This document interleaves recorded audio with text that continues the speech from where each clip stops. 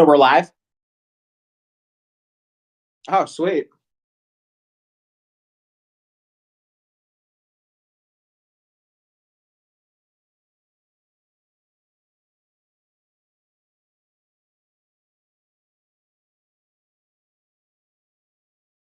Well, here, I can go on YouTube and sweet. We're up? Sweet.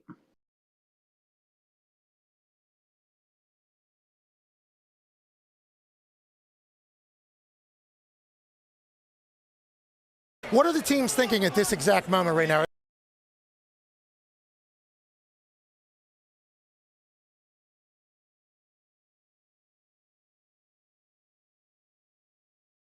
Okay. Oh, nice.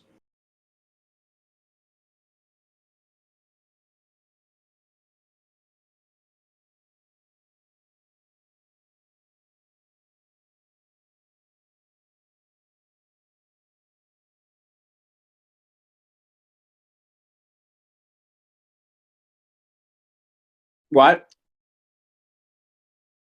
Oh, great.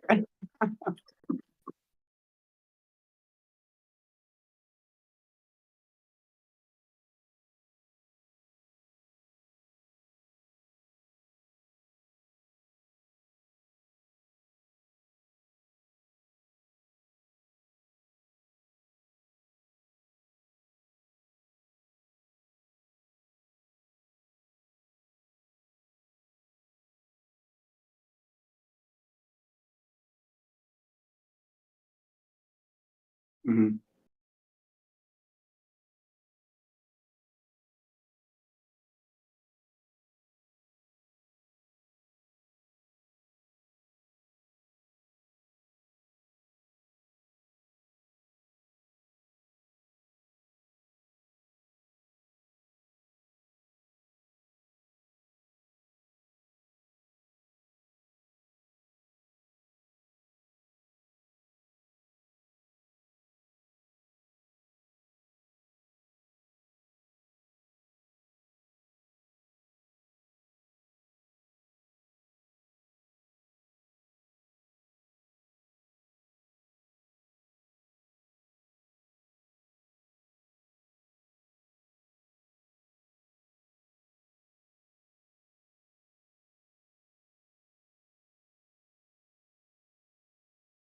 Here, actually, I think I'm going to switch to um, my computer for Discord. So how do I get like back in here?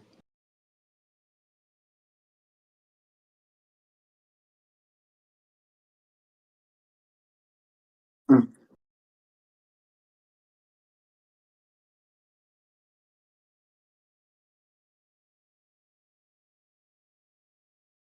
Okay, so here, should I get off the phone and then how do I do it on the computer?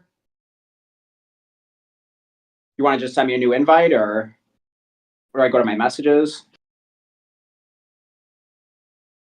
Oh, I think I got it. Here, let me try it.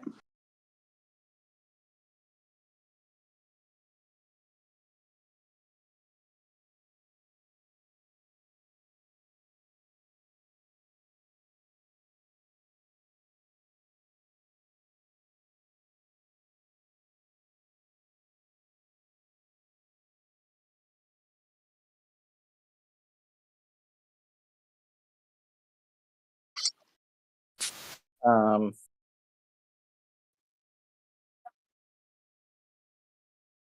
Hello?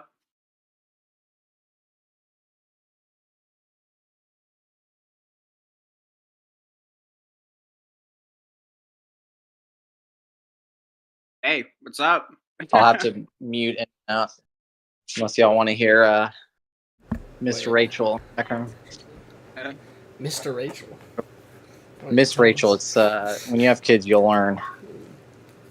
Oh, is that a YouTuber? Yeah, it's like kids songs and Yeah.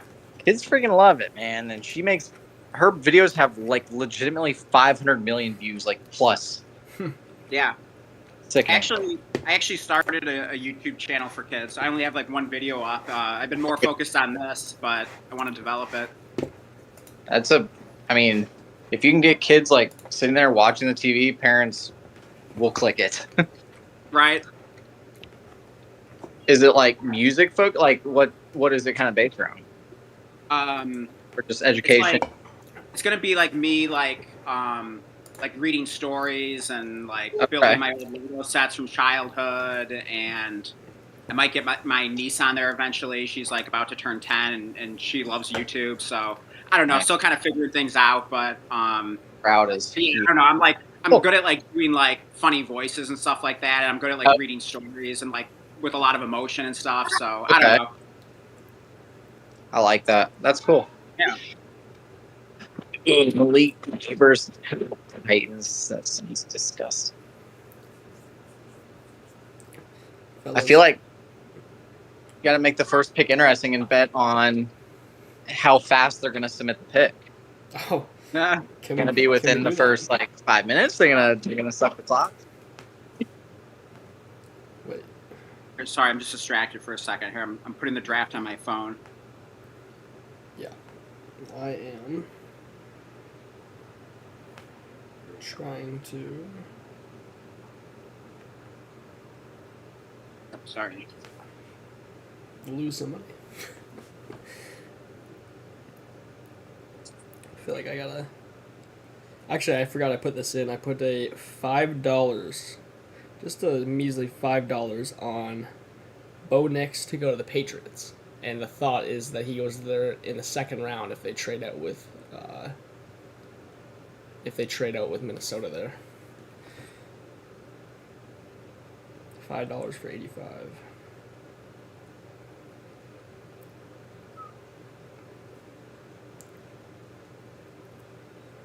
All right, I think I'm all set up now.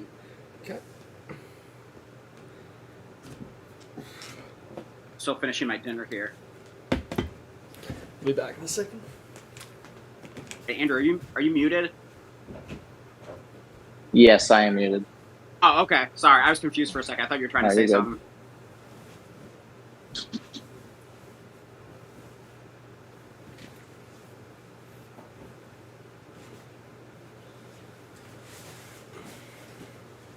Andrew, are you going to be like in and out, or what's your situation?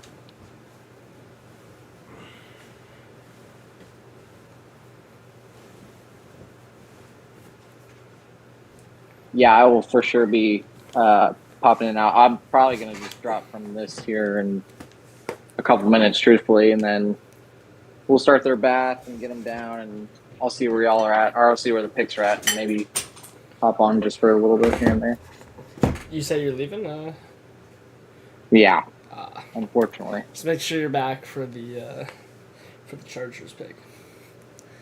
Oh, because it needs to be neighbors. No, I don't know what happened. I thought I put 50 on him, and then I put 50 in alt. But the neighbors one didn't go in, and then I ended up actually putting 40 on alt because there was like a bonus thing, so it didn't let me put 50 for the bonus. So I'm getting like a 60 Dude, pay. like I'm hearing, or I just listen to random things where they're like, they might pass on alt just to get, was it Fashion New? That's like a dedicated right tackle. No, is it him? No, I forget which one. I don't know why they wouldn't just trade back at that point, though.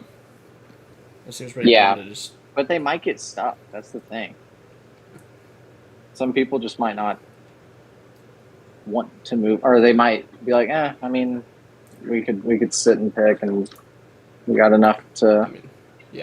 I mean, we got 5 guys. Someone's gonna want that pick, though. Like, there's no way that they get stuck there, though. Like, there's no way no one wants that pick. If the Cardinals trade out, then I could see them getting stuck. I could see one of them getting stuck. I think that's what could happen. And I don't think the Cardinals are going to move out. I think they're going to pick. I think they're going to pick. So then it should be easier for them to trade.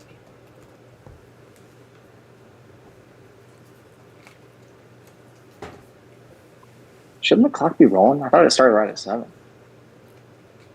Triangle rewards and Petro points have come together.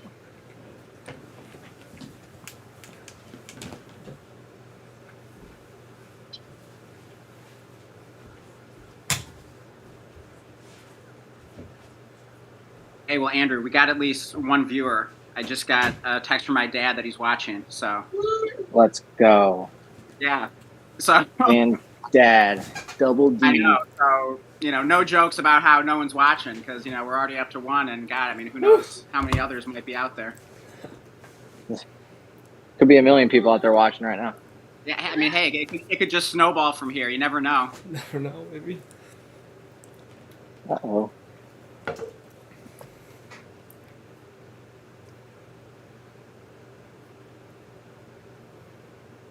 All right, so is there any chance of a surprise at the 101 here? Don't think so. I mean, I would love it if we just saw the Vikings on the clock right now. that'd be sweet. 0 shot. And that's okay. Maybe we're seeing Chicago actually try to set a quarterback up and actually have a good quarterback for once in their franchise. Yeah. Right. Yeah. Andrew, what team do you root for? I live in Dallas, so Cowboys, and then I grew up with the Texans. And I've absorbed the Lions over the last couple of years too. So yeah, let's go. That's what I like to hear. Yes, sir. Honestly, it started off as an Amon-Ra fan, and then it just became the whole team. I love it. Smart man. Sun God effect. I restart my computer and my laptop.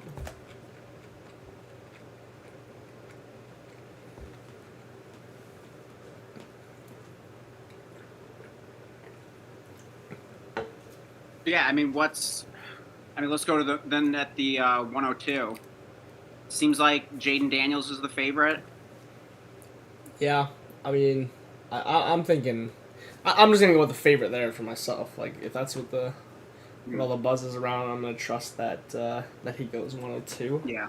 But again, I mean, I don't know. I wouldn't. The thing is, I wouldn't be surprised if May went there, but then I also wouldn't be surprised if somehow McCarthy leaps May, based off of.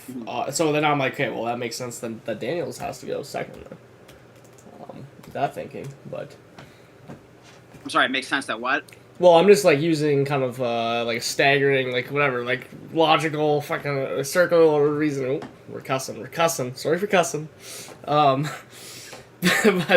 I'm like, well, I could see May hopping Daniels, but I'm also can see McCarthy hopping May. Right. So if I can't see McCarthy hopping Daniels though, so that just tells me all I need to know about my quarterback draft order. So. Okay. So you're thinking the first question starts at 103 then, whether it's May or McCarthy? Yeah, I mean, I still think it's going to be May, but I mean, there is. Yeah, okay. I think it's which team. Yeah. Hey, Eminem, let's go. I think it's which team, and I think Minnesota goes for it, and I think they just sell the Patriots on needing depth and continuing this rebuild. Yeah. But I could there's part of me where I think the Giants could just do a little flip. It's you only have to trade back a couple. Yeah, I don't know. Feels like I really don't know what the Vikings are gonna do here. Odds are they do trade up somewhere. I just don't know where. Because I could see them.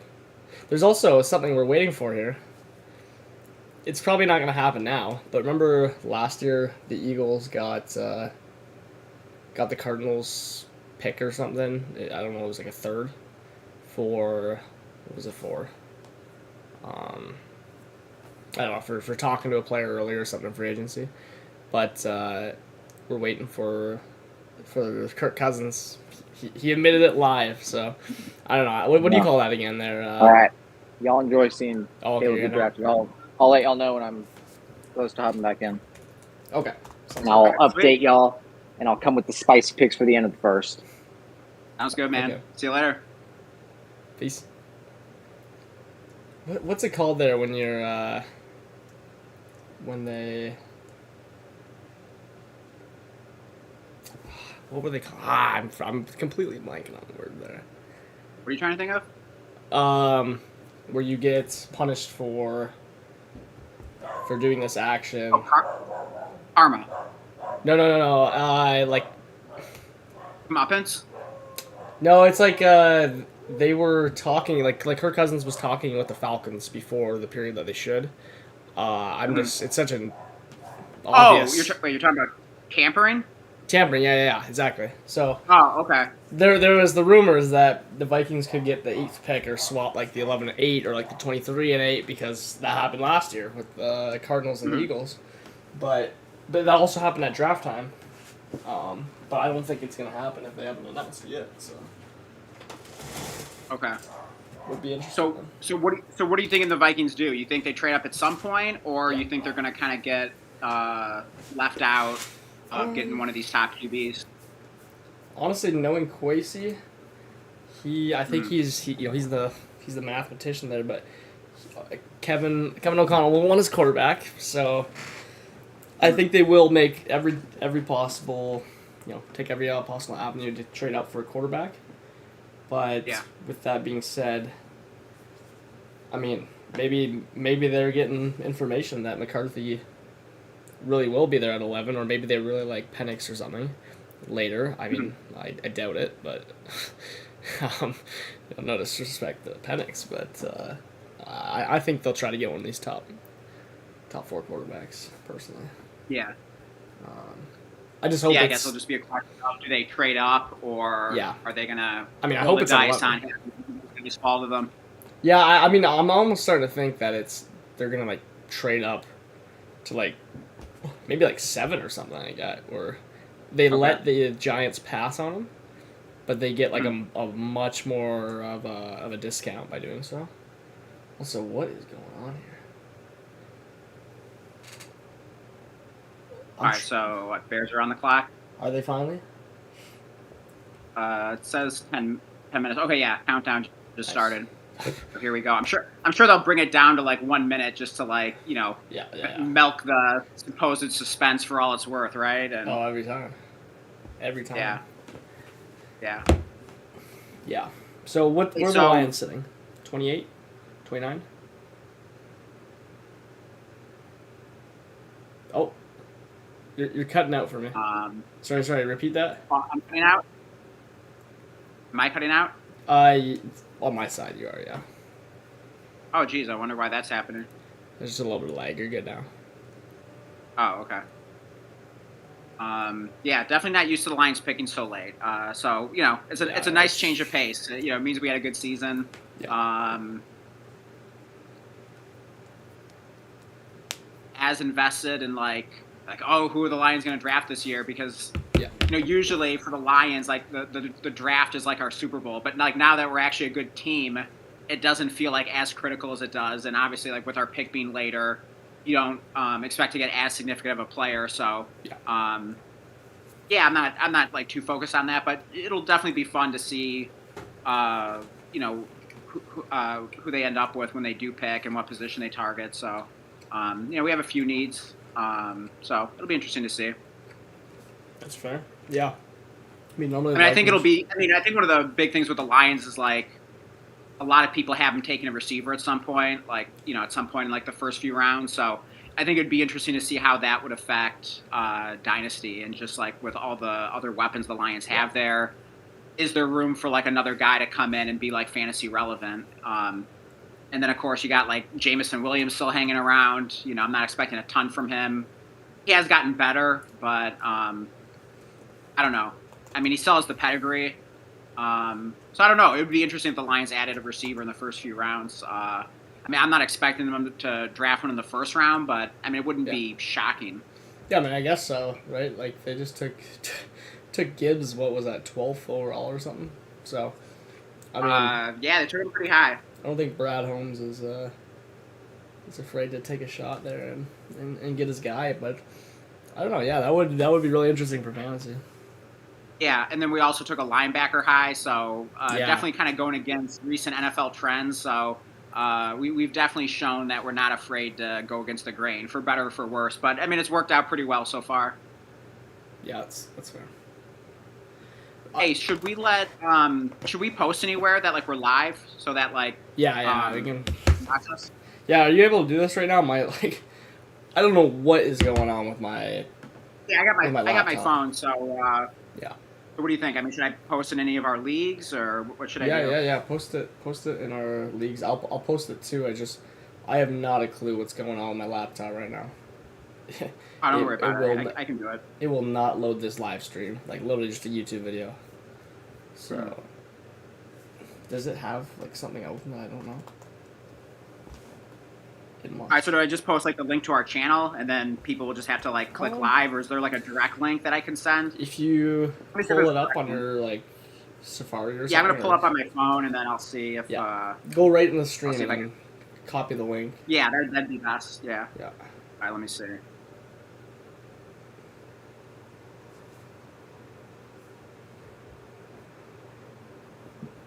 Let me know if the Bears make their pick, because I took the draft off my phone for temporarily. I can't even get the draft up just yet. I don't know what is going on here. It's annoying. Oh, you don't even have the draft up? No, I'm trying to get the Pat McAfee version up, and okay. It just won't load. It's just I click on it and it's infinite loading screen. Oh, jeez. On my laptop. Need a new battery. Copied the link. Okay, yeah. So I think I got what I need here. All right. So what league should I post it in? Should I just like post it in all my leagues? Might as well. Okay. Yeah. Let's see what happens. Oh my goodness, this is brutal though. I'll have to pull up on my phone or something.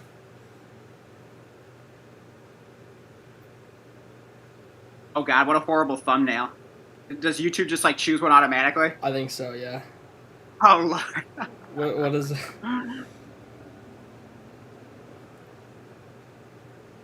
Yeah, I mean go to the D-Gens League and look at it. Yeah. My God, we could have picked one any worse. That is true. All right, so I don't think I need any explanation, right? Yeah, because the title pretty much says it all. I'm just gonna literally post the link and nothing else. Yeah. I mean, I would love. Oh yeah, there you go. Copy. I'd love to have the stream up so I can react. Are you are you posting in leagues too, or are you just letting me do it? I'll put it in Greaseball here, and I'll put it in the sum that you. Yeah, I'll do it. I already got it, so don't even worry about it. You got it? Okay. I'm about to do it. Oh, was there a trade in Greaseball? Yeah. I that? think Holy JP Beeson crap. got a pretty good deal. Holy cow! Wow, did he ever? Live trade reactions too, going down. He just got Purdy, Ayuk, and the 108. Oh my god, for nothing, for 105. Interesting. Yeah, here, wait. I'll break down that trade in a second. Let me just finish posting this real quick.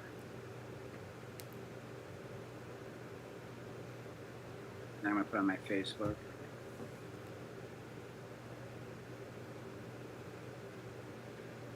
I'll throw it,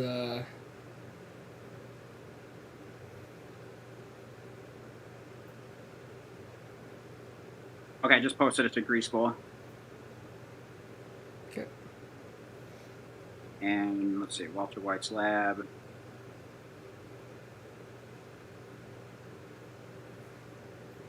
Okay, it's there. And then I'm just going to post it on my Facebook, and then I think we'll be all set.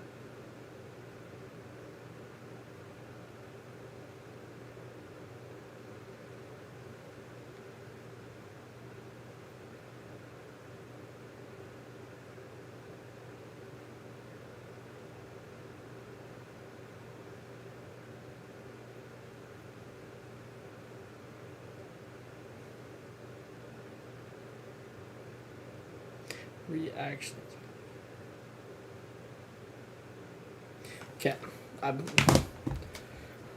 I'm gonna have to pull up temporarily the draft on my phone here while I'm waiting for this thing to work again. Have the Bears picked yet? I don't know. I gotta go back and check. Yeah. Pat.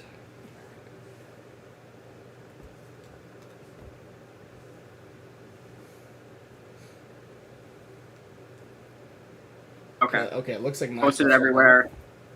Now I can okay, get the draft back on. We can it looks, actually focus on the draft. Yeah. Yeah, it looks like the Bears officially have picked, according to Sleeper. You pick Caleb Williams. Oh yeah, here we go. All right, I got it back on. Maybe they got the pick in. People are saying that they select Marlon Mack. Yeah. That's a good one. Yep, Caleb Williams just hugged Roger Goodell, so it is official. Okay. So wait, were you able to get the stream of the draft on? We're working on it. I don't know, like, every time I pull it up on my laptop, it just freezes on the ad. I couldn't. I've never seen this before. And what timing? It's just on YouTube, right? Yeah. Oh, okay. I don't know. My Mac's been deteriorating. What's that? My Mac's just been deteriorating here. It's like the battery. Gotcha. Yeah. Let's see. Well, anyways, I will keep you apprised here. But yeah, Caleb Williams is holding up the jersey. So, yeah, what's your reaction? I mean, now that it's official, obviously we've been expecting this, so it kind of seems like a foregone conclusion. But Caleb Williams on the Bears is official. What's your reaction here? How do you like that fit? Reaction is we're throwing him at the 101 in our. We're actually gonna throw we're gonna do a little. I'm gonna pull it up on the stream here. A rookie draft. From Sleeper, and we're throwing him the 101. Yeah, I mean, I hope he sucks for the Bears, and I know you probably do too. Oh yeah. That's my reaction. I mean, I think he's probably one of the most hated prospects coming out. And in fact, actually, just talking to random people on the street, I was actually at the Winnipeg Jets game there, and I was wearing a Brett Favre jersey for the whiteout, where you're supposed to wear a white jersey. I just don't have a Winnipeg Jets one. And long story short, people kept talking Vikings to me.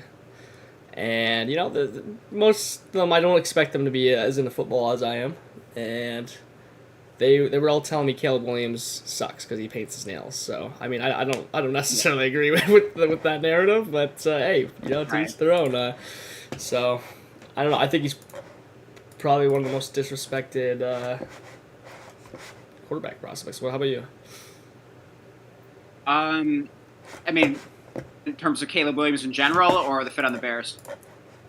Both. Okay. Yeah, I mean, it's so hard with quarterbacks.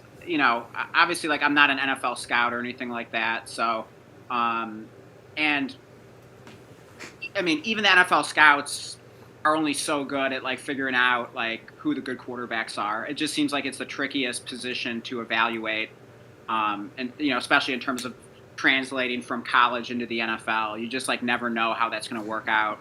Yeah. So I don't try like too hard to like figure out like, oh, I think this quarterback's going to be good or this one's going to be a bust or whatever.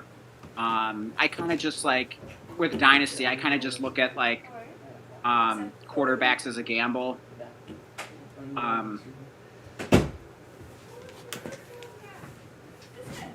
Yeah, that's why I'm busy. Sorry. How are you telling all the viewers of what's going on? I missed it, but got distracted there. But oh yeah, you're good. I was just saying, even for NFL scouts, it's tough to figure out like which quarterbacks are going to turn out to be good and which ones are going to suck. Yeah. So I don't try like too hard to figure that out myself. No. I think I just kind of look at quarterbacks as a gamble. Basically, I mean, as much as I can, just kind of trust the evaluations and just kind of look at them as a gamble. So I really don't know whether Caleb Williams is going to be good or not. But in terms of how he fits in with the Bears, I mean, it seems like a pretty solid situation. I mean, he steps in there. He's got two really good receivers right off the bat with DJ Moore and Keenan Allen. You got at least, solid-ish tight end in Cole Kmet. They bring in DeAndre Swift. So, I mean, he's got pretty solid weapons around him. Also, do they even add to that further here in the NFL draft? A lot of mock drafts have the Bears taking a wide receiver at some point early. So it seems like a pretty good situation. So, I mean, if I was picking, high at the 101, I mean, in Dynasty, a lot of people expect Caleb Williams to go at the 101. It's kind of been between like him and Marvin Harrison of like, who's the best prospect. But yeah, I don't know. I mean, I was gonna say like if I really badly needed a quarterback and I had the 101, would I take Caleb Williams?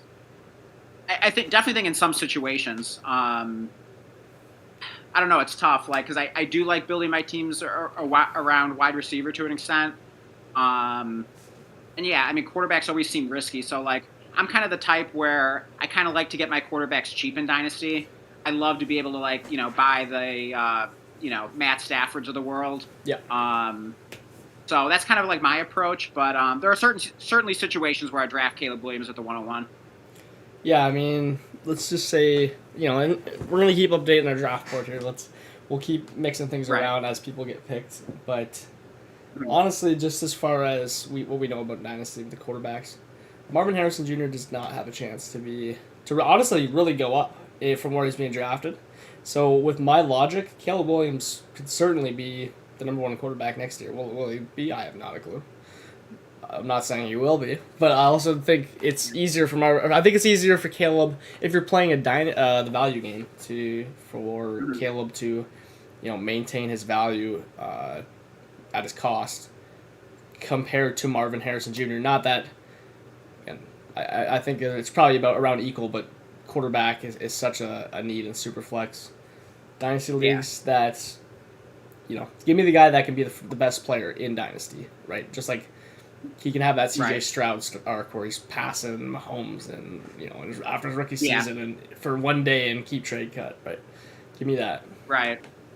Yeah, I mean, I think CJ Stroud is kind of like the perfect archetype for like what Caleb Williams could be. I mean, after one really awesome rookie season, look at where CJ Stroud is right now in Dynasty. Yeah. I mean, what's the consensus for Stroud? I mean, is he the consensus like, what is it, like 102, 103? And I guess like 103, right, in startups? Pretty much just behind. Stroud, yeah. I mean, I would stop Hurts there, but people seem to have Stroud. But I mean, I wouldn't fight you on that for sure. I love Hurts, but I mean, I'd take Stroud for trade value more, but. Well, right, exactly. So yeah, in terms of market value, in terms of the consensus, if I wanted to trade, it seems like. Washington just took Jaden Daniels. Yeah. So. Yeah. There you go. Okay. No surprise there. All right, from what we're talking about. Yeah. I mean, definitely no surprise there. I mean, that was definitely it seemed like he was the favorite to go there to Washington. Yeah. I don't love it for my Jahan Dotson shares. I mean, I don't know. I guess I should be happy that they get a quarterback, but and again, like I'm not a expert, NFL scout, so I mean, I don't know how Jaden Daniels is going to be, but I guess just kind of looking at it from a very like simple perspective, he's a mobile quarterback. Yeah. And so I'm kind of thinking of it in terms of like, like how the perception was about like Anthony Richardson, like going to the Colts. Yeah. It's like, how excited are you for the pass catchers? I mean, certainly there's enough to like support one, Michael Pittman. And yeah, I mean, it's unfortunate that we had such a small sample with Anthony Richardson last year that, we couldn't see more in terms of like how he would affect the pass catchers. It's definitely sort of a situation where the jury's still out on that.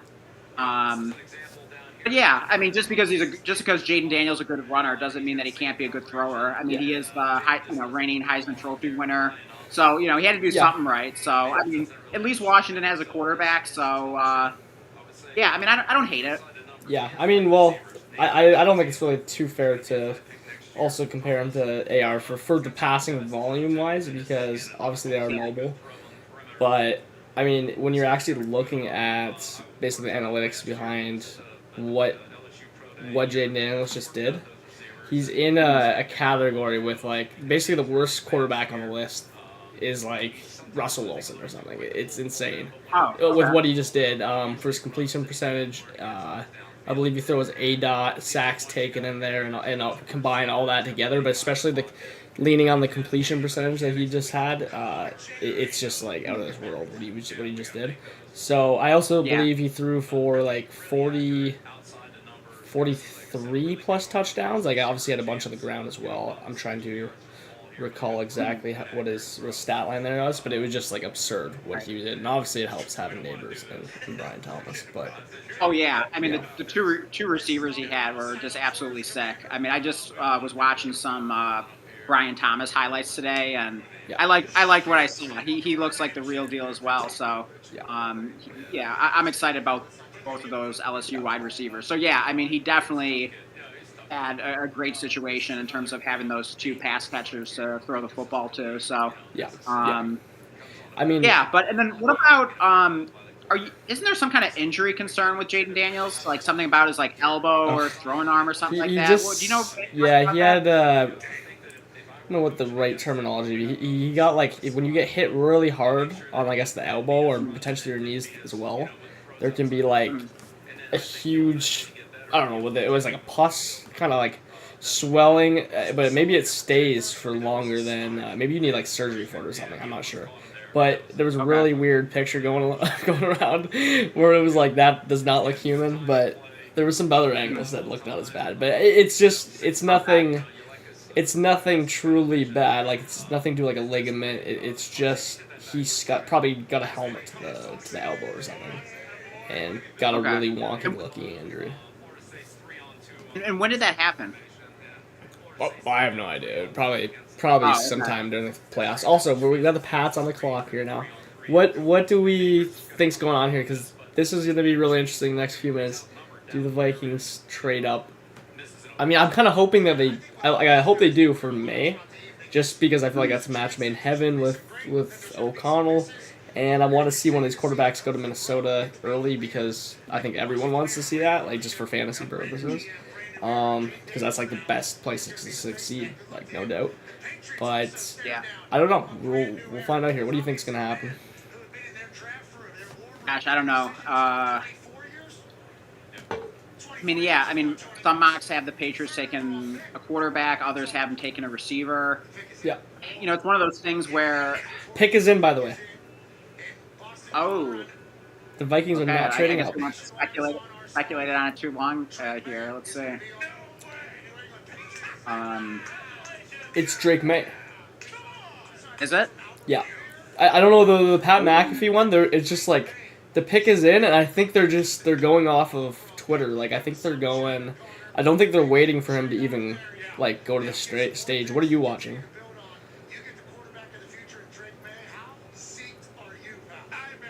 Oh, you're cutting out. Okay, hold on. Yeah, I borrowed. Can we here? I'm gonna redo this call because, like, your voice is lagging, and let's just reset it.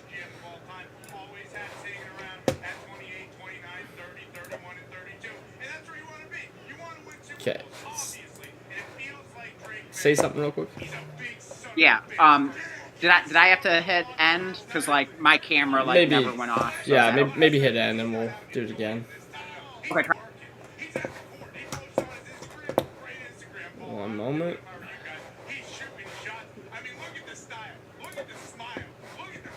Drake May is a.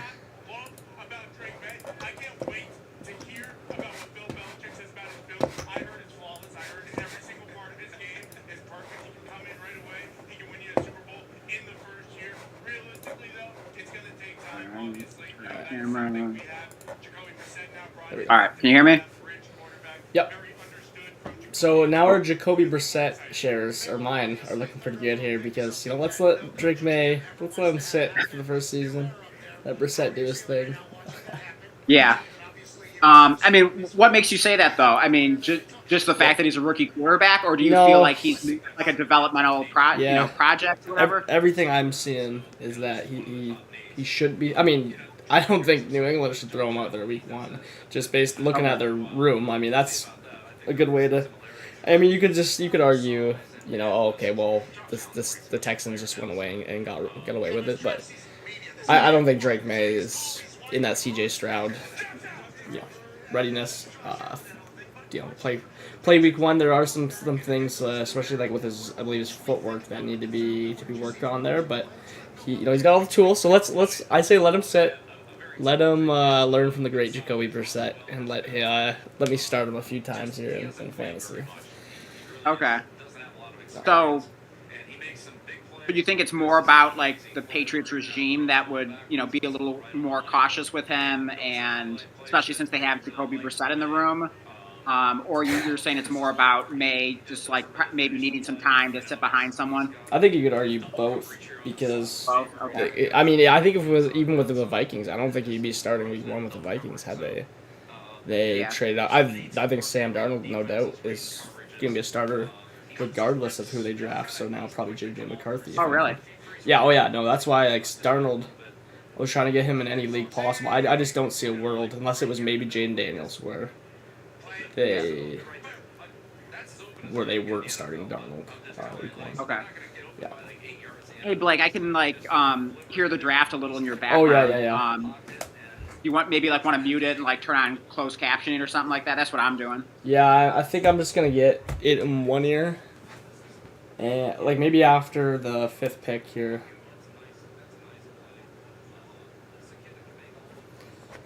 Yeah, I would do that too, but you know how wait, do you have an iPhone? Yeah. Yeah. So you know how Apple they removed the headphone jack? Yeah, that was just my problem here too. Yeah, it's so annoying. Yeah. And so I had the dongle or whatever to convert it. Oh, okay. But I'm pretty sure that I left it in the glove compartment of my car, which long story, but needed some work done. So I ended up trading cars with my parents, and so long story short, I'm without headphones that I can connect with this stupid iPhone. But what are you gonna do? Yeah, I need to go down and see if I can get one. I have just some wireless ones if I can get it. But I'll wait till pick 5 here to see what happens for a possible trade out. I think the Cardinals make the pick here. I think they take Marvin. How about you here? Okay. Here, I'm gonna turn on some lights because I see that I'm getting kind of grainy here. Yeah, this isn't a very good voice chat or whatever, video chat. It's terrible quality. But I think it might just be about the light getting low. No, it's your video's lagging behind your voice. I don't know what's. I can see you're talking right now and I can't hear you. Sorry. Oh jeez. Yeah, I don't. This is not a very good.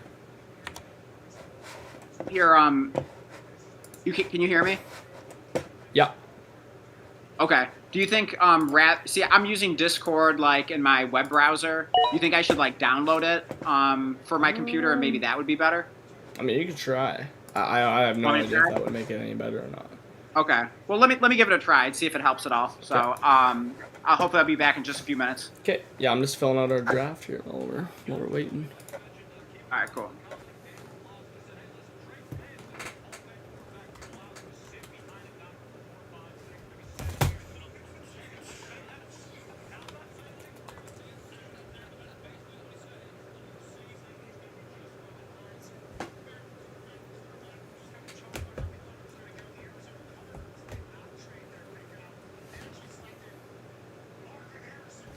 Uh-oh. And Marvin is a Cardinal. No surprise there. Maybe. Trent Dolan in here.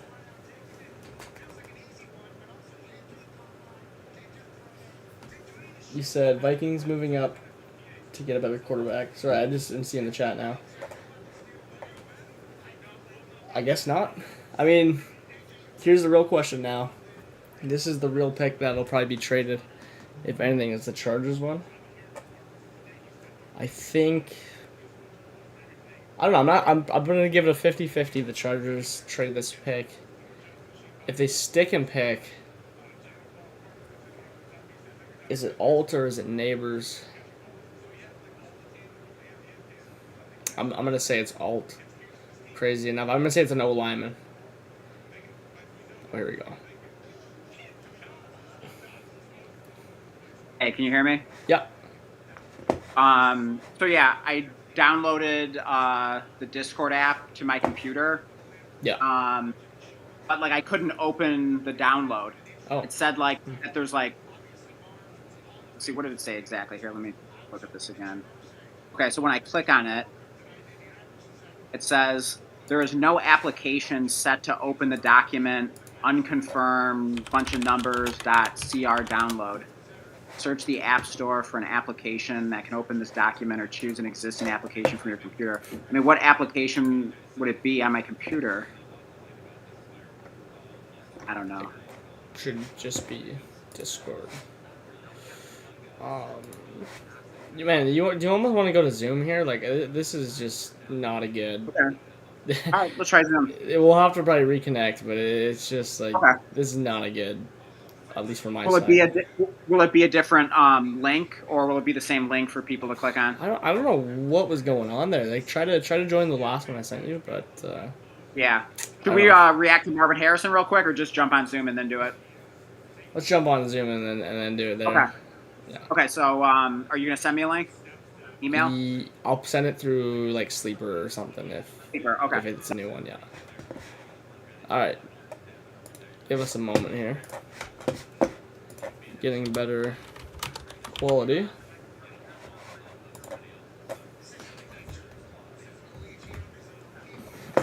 Marvin Harrison. Gonna have to throw him into our mock draft rankings in a second here once we get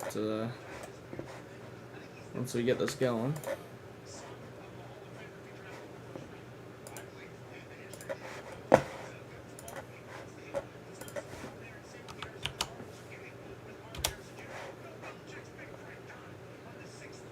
Oh, that's not even Sleeper.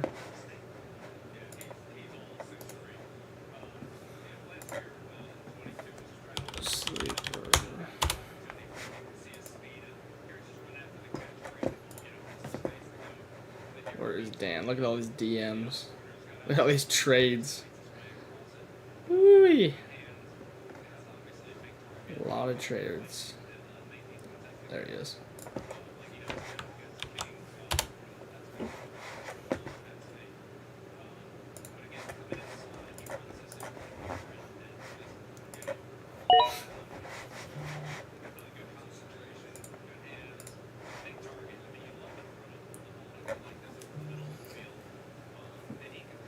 On the clock, the Chargers, baby.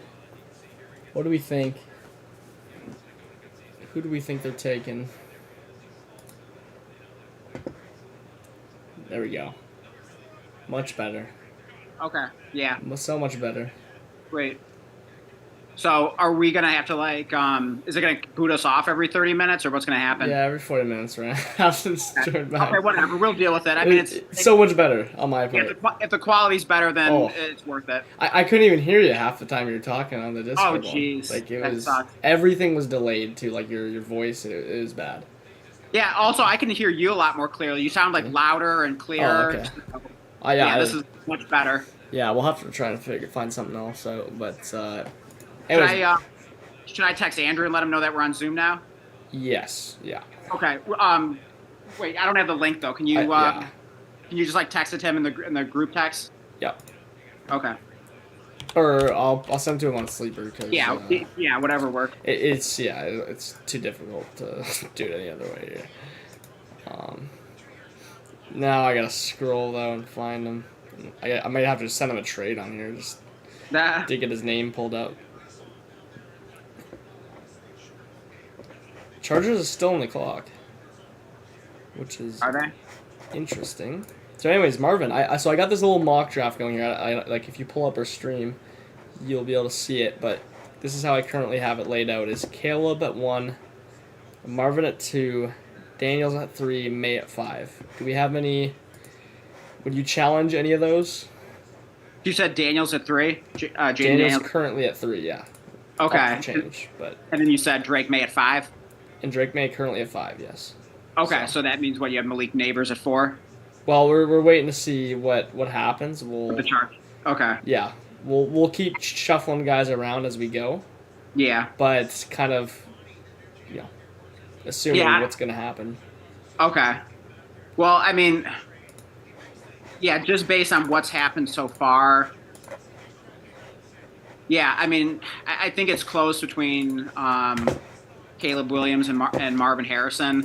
Yeah, I mean, first of all, just reacting to that landing spot with the Cardinals. I mean, that's obviously a fantastic landing spot. We had a feeling he might go there, but there was still some uncertainty. But I mean, with that being official now, I mean that's pretty awesome. I mean, you got Kyler Murray at quarterback. There aren't a ton of other players there to catch the football. It's pretty much just Trey McBride that you're really worried about. So, I mean, I feel like Marvin Harrison should probably get like all the targets that he wants. Also like it's in Arizona. I kind of like that it's like warm weather. Like you don't have to worry about the weather there. So in terms of like half their games, half their home, all their home games. Yeah, that's kind of nice too. Because I mean that's something I think about too sometimes is like with those players that go to like those cold weather teams where like the weather's getting bad in like November, December, January. Yeah. It's kind of nice when a fantasy player goes somewhere that's either warm or playing in a dome indoors. Yeah. Do kind of like that as well. So definitely think it's close between Marvin Harrison and Caleb Williams. And then after that, in terms of Jaden Daniels and Drake May. So, I mean, neither of the landing spots for those two really excite you too much. Yeah. Although, as I've talked about a lot with the Patriots, we don't really know whether that's landing spot's going to be good or bad. I don't want to just assume it's going to be bad. So it's kind of a mystery. And then with the Commanders, I mean, you at least got, one good receiver in Terry McLaurin. We think they have a second good receiver in Jahan Dotson. You and I are both Jahan Dotson believers. Yeah. So, yeah, I mean, it's not a terrible spot. So, yeah, I mean, I would definitely say if your league is 4 points for passing touchdowns, I don't think, there's too much question you're going Jaden Daniels there. Yeah, I don't think that's a no, Yeah, but if it's 6 point per passing touchdown, and I don't know about you, but every single league I play in, every dynasty league I play in, all 7 of them, all of them are 6 points per passing touchdown. We made money, baby. What happened? Joe Alt. Joe Alt. Pick us in, baby. $200. Oh my God. That's such a Jim Harbaugh pick, isn't it? Yeah. So it was pretty funny. I won't. I was getting out of the shower and I was looking at my phone, and I was going through what Andrew was saying, and he was saying, I'd be really surprised if they picked Joe Alt, but his reasoning was because he's a true left tackle, and they have Rashawn Slater, who's an all-pro left tackle. Yeah. But, I don't know. I mean, I think if you're that good, you can just... Why not just flip one? I don't know. I mean, it doesn't seem that big of a... Right. When you're that good at playing the position. So, I don't know. I was just thinking in my head, I'm like, yeah, you know what?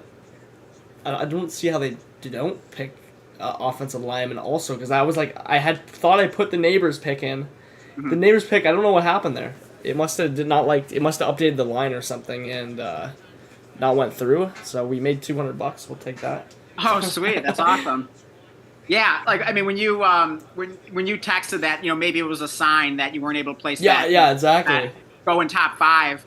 I reacted with the exclamation points that are on iMessage or whatever. So yep. I definitely think that was the sign. So that's awesome, man. Congrats. Yeah, no, it was pretty funny because, I thought I picked the Neighbors one, and then immediately when I put the Neighbors one in, I was like, okay, we need to kind of like hedge this with the Joe Alt pick, because I don't think J.J. McCarthy's going to go at 5. It just doesn't make sense that...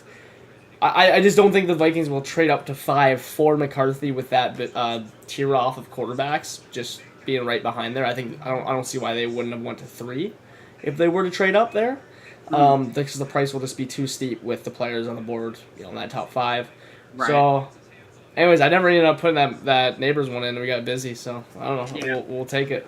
Now I just need Knicks to go to the Patriots in the second round now.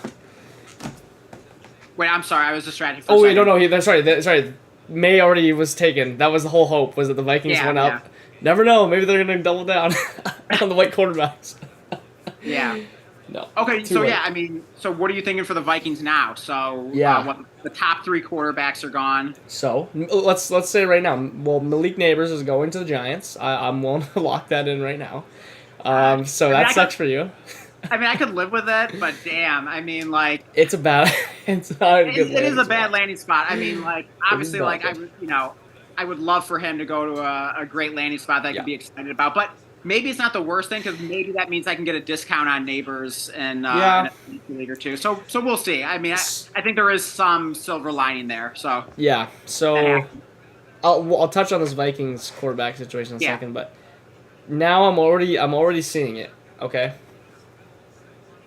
Now I don't know where Odunze is gonna land still because it's probably most likely the Jets now, right? If Neighbors goes here.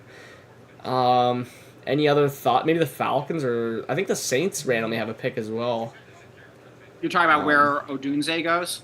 Yes, I haven't heard him linked at all to the Raiders, but now I'm just remembering. I mean, like they don't really have. They have Devontae Adams and Jacoby Myers. I mean, I haven't heard any smoke around that pick, but yeah, I feel like it seems like most mock drafts had Odunze going to either like the Giants or the Bears. Oh, the Bears, that's right. Yeah. Okay. So I don't know. Or I mean, what if the Giants like Odunze more than Neighbors? You know what I mean? Well, that's what I'm. Yeah, I don't think that's unrealistic. Like. Yeah. Oh, they say the pick is in for the Giants. Here we go. Okay. I'm really interested to see who they pick here. So where are you watching this on again? The real NFL draft? Yeah, I'm watching like the So yeah, I'm using like my parents' like Dish Network login. So I'm watching it like the ESPN broadcast of it on my phone through Dish Network. I'll stop spoiling it for you here with the. With are you ahead of me? Are you ahead of me? No, I'm just watching a different broadcast completely. So, I'm watching the Pat McAfee one, but they, they're not showing the players on the stage or anything. It's just like Bill Belichick and Pat McAfee and stuff. So. Oh, okay. But you did finally get that to work, though. Oh yeah, I just got it pulled up on my phone. Oh yeah, that's right. Because I was hearing in the background earlier and everything. So okay, yeah. You can't hear it anymore. Like barely. I don't think it's an issue. Like it was earlier. I'll turn it down one more there. Hopefully you can. Okay. Yeah, I can barely hear it at all now, so that's perfect. Okay. All right. Okay, they're showing Malik Neighbors. Does this mean that they're picking him? It is Malik Neighbors. Is it official? It is official. Oh, jeez. Now, hear me out. That hurts a little. Does hurt a little. Do we do a bold take here, and do we temporarily bump up May to 4? Drake made a 4. What do you think? You're saying ahead of Malik Neighbors? Ahead of Malik Neighbors. What would you think about that? Yeah, I mean, I wouldn't fight you too hard on it. I mean, certainly I hope that's the way... I mean, that's probably the way most people will look at it. I mean, I'm thinking like Neighbors... I'm not saying he's going to like tumble down draft boards in Dynasty, but I mean, he could definitely fall back a couple spots or so. I wouldn't be shocked. I think Odunze has a chance now to pass him. Funny enough here with all this. If he goes to a better landing spot, but I mean, what if Odunze went to the Bears though? I mean, would people be excited about that because it's so crowded there with Keenan Allen and DJ Moore? But you do Caleb Williams throwing him the ball, so I mean, what if Odunze went to the Bears? Which receiver would you have higher? that is difficult. I think you're going off first year. In the way I want to pick these players would be, I want whoever's going to be the most valuable after the second year. Like you have to, like unless you're really going to play it like, oh okay, whatever. I picked this guy, I'm going to stick with him for his entire career, which is not really the good way to play fantasy. Yeah. I'm actually probably going Neighbors there for sure. I think because I mean no target competition. They might get a quarterback. If not, let Daniel Jones or Drew Lock just hopefully throw to him every play. I don't really care how bad the offense is in that case. Yeah. And, Odunze is going to be just... I mean, I don't really see a scenario where... I mean, I guess best case he gets, like, almost Tank Dell, like, snap usage, but that was because there was no one there, though, so I don't really see that. But yeah, I mean, we don't know where Odunze is going yet, so let's just focus on what we do know. So Malik Neighbors is a New York Giant. Yeah.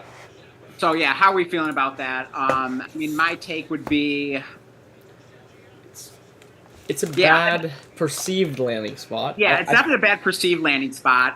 How Bennett. that's in reality? Okay, so the quarterback is going to be either Daniel Jones if he's healthy, which would be an upgrade from what was it, Tommy DeVito last year or whatever. Yeah. Or maybe Drew Lock, starts a few games, or takes over that job at some point. That would still be an upgrade from last year. There's still a possibility the Giants get a quarterback somewhere in this draft to add to the room. Yeah, exactly. Yeah. And yeah, in terms of like target competition, I mean, I would think Neighbors can pretty much get, as many targets as he wants. I mean, I don't know if Darren Waller's retiring. I mean, I don't feel great about it, about him returning because, he still hasn't made a decision. And I mean, once you start like talking about retirement, it's not far away. You know what I mean? And clearly he's not like sure if he's like 100% in.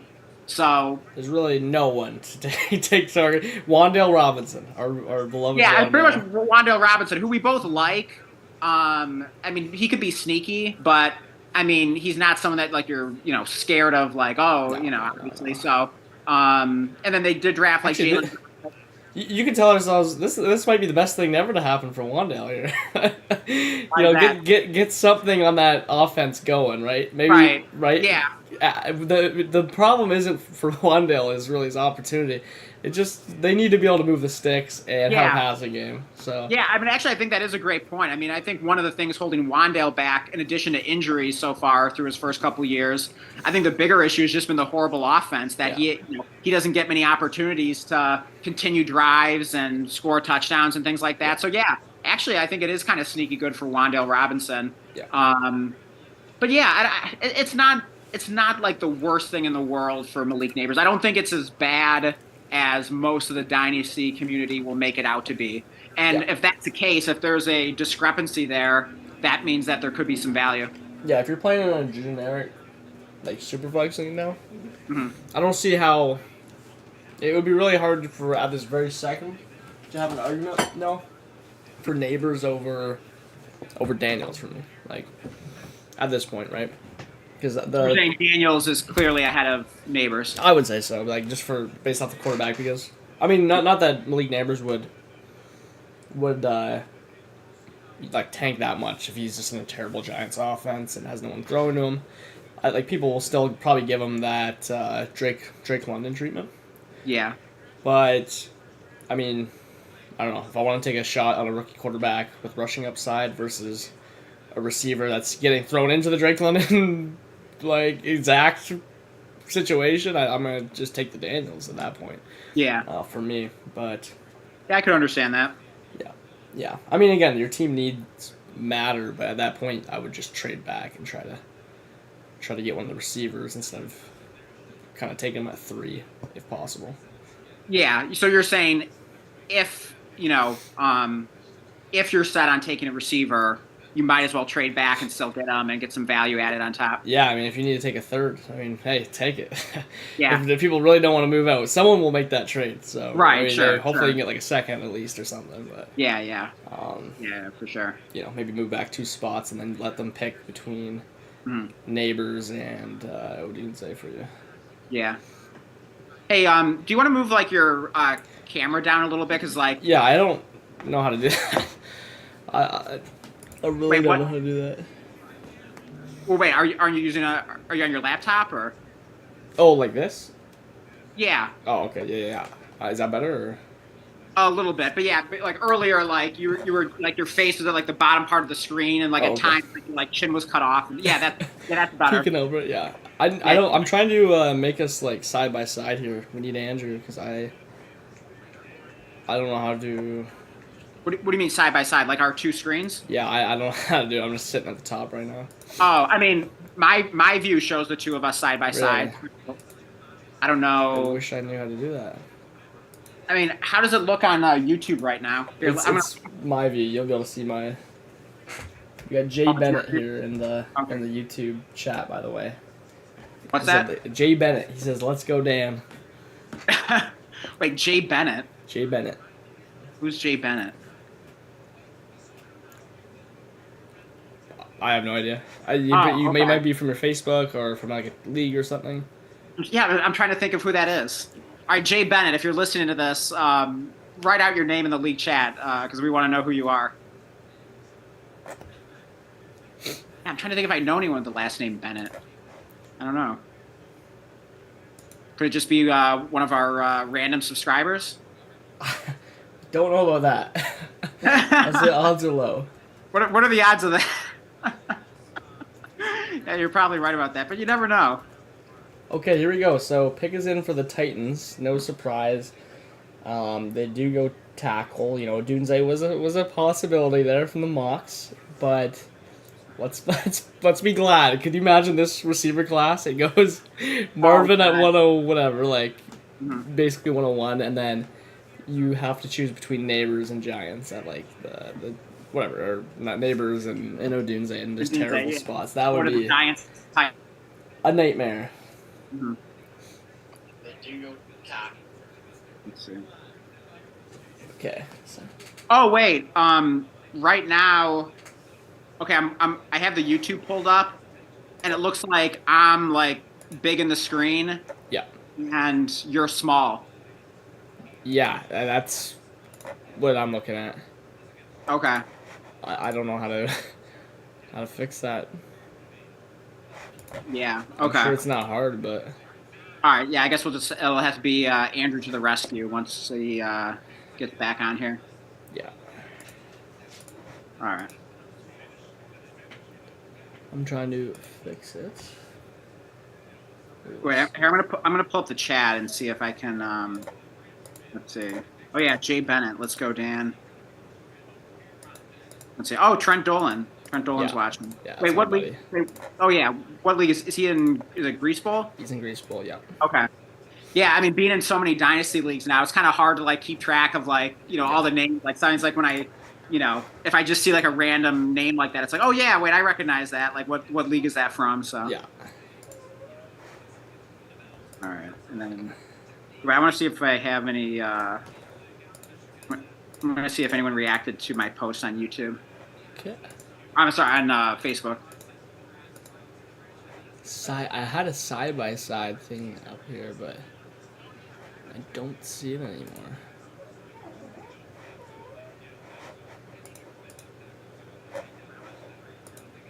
So the Falcons are on the clock. I guess they get to keep their 8th pick, those bastards. Would be really nice. So yeah, man. Okay, so this is interesting. I think the Vikings. I don't want to jinx it, but if the Vikings do get McCarthy at 11, I won't be mad because I didn't want them to trade up for him, like not into the top 5. If they wanted to bump up a couple spots, then I'm fine with that because it's probably decently cheap. Mm-hmm. But I think the Raiders are the only team that actually have a pick that might pick him. I just don't think they will, though. I don't know. I think they'll just go for like a Penix or something in round 2, Knicks, something like that. Yeah. It does kind of feel like Penix is just like destined to go to the Raiders, doesn't it? Yeah. Yeah, I mean, it feels like Knicks is destined to go to the Broncos, so I don't know. Maybe they'll flip, but... Yeah, and then is J.J. McCarthy destined for the Vikings? I think so. I was watching his interviews and stuff. If he interviews half as good as he plays, I mean, I think he'll be just fine. But yeah, I don't know. He is pretty hated amongst all NFL and fantasy people. But I think it's a perfect. Yeah, but I think it's perfect for a rookie draft. Send that pick 8. Right. Yeah. So, yeah, could he follow us there? Because now it's between McCarthy and May, right? People still have to make that choice. I would probably. I don't know.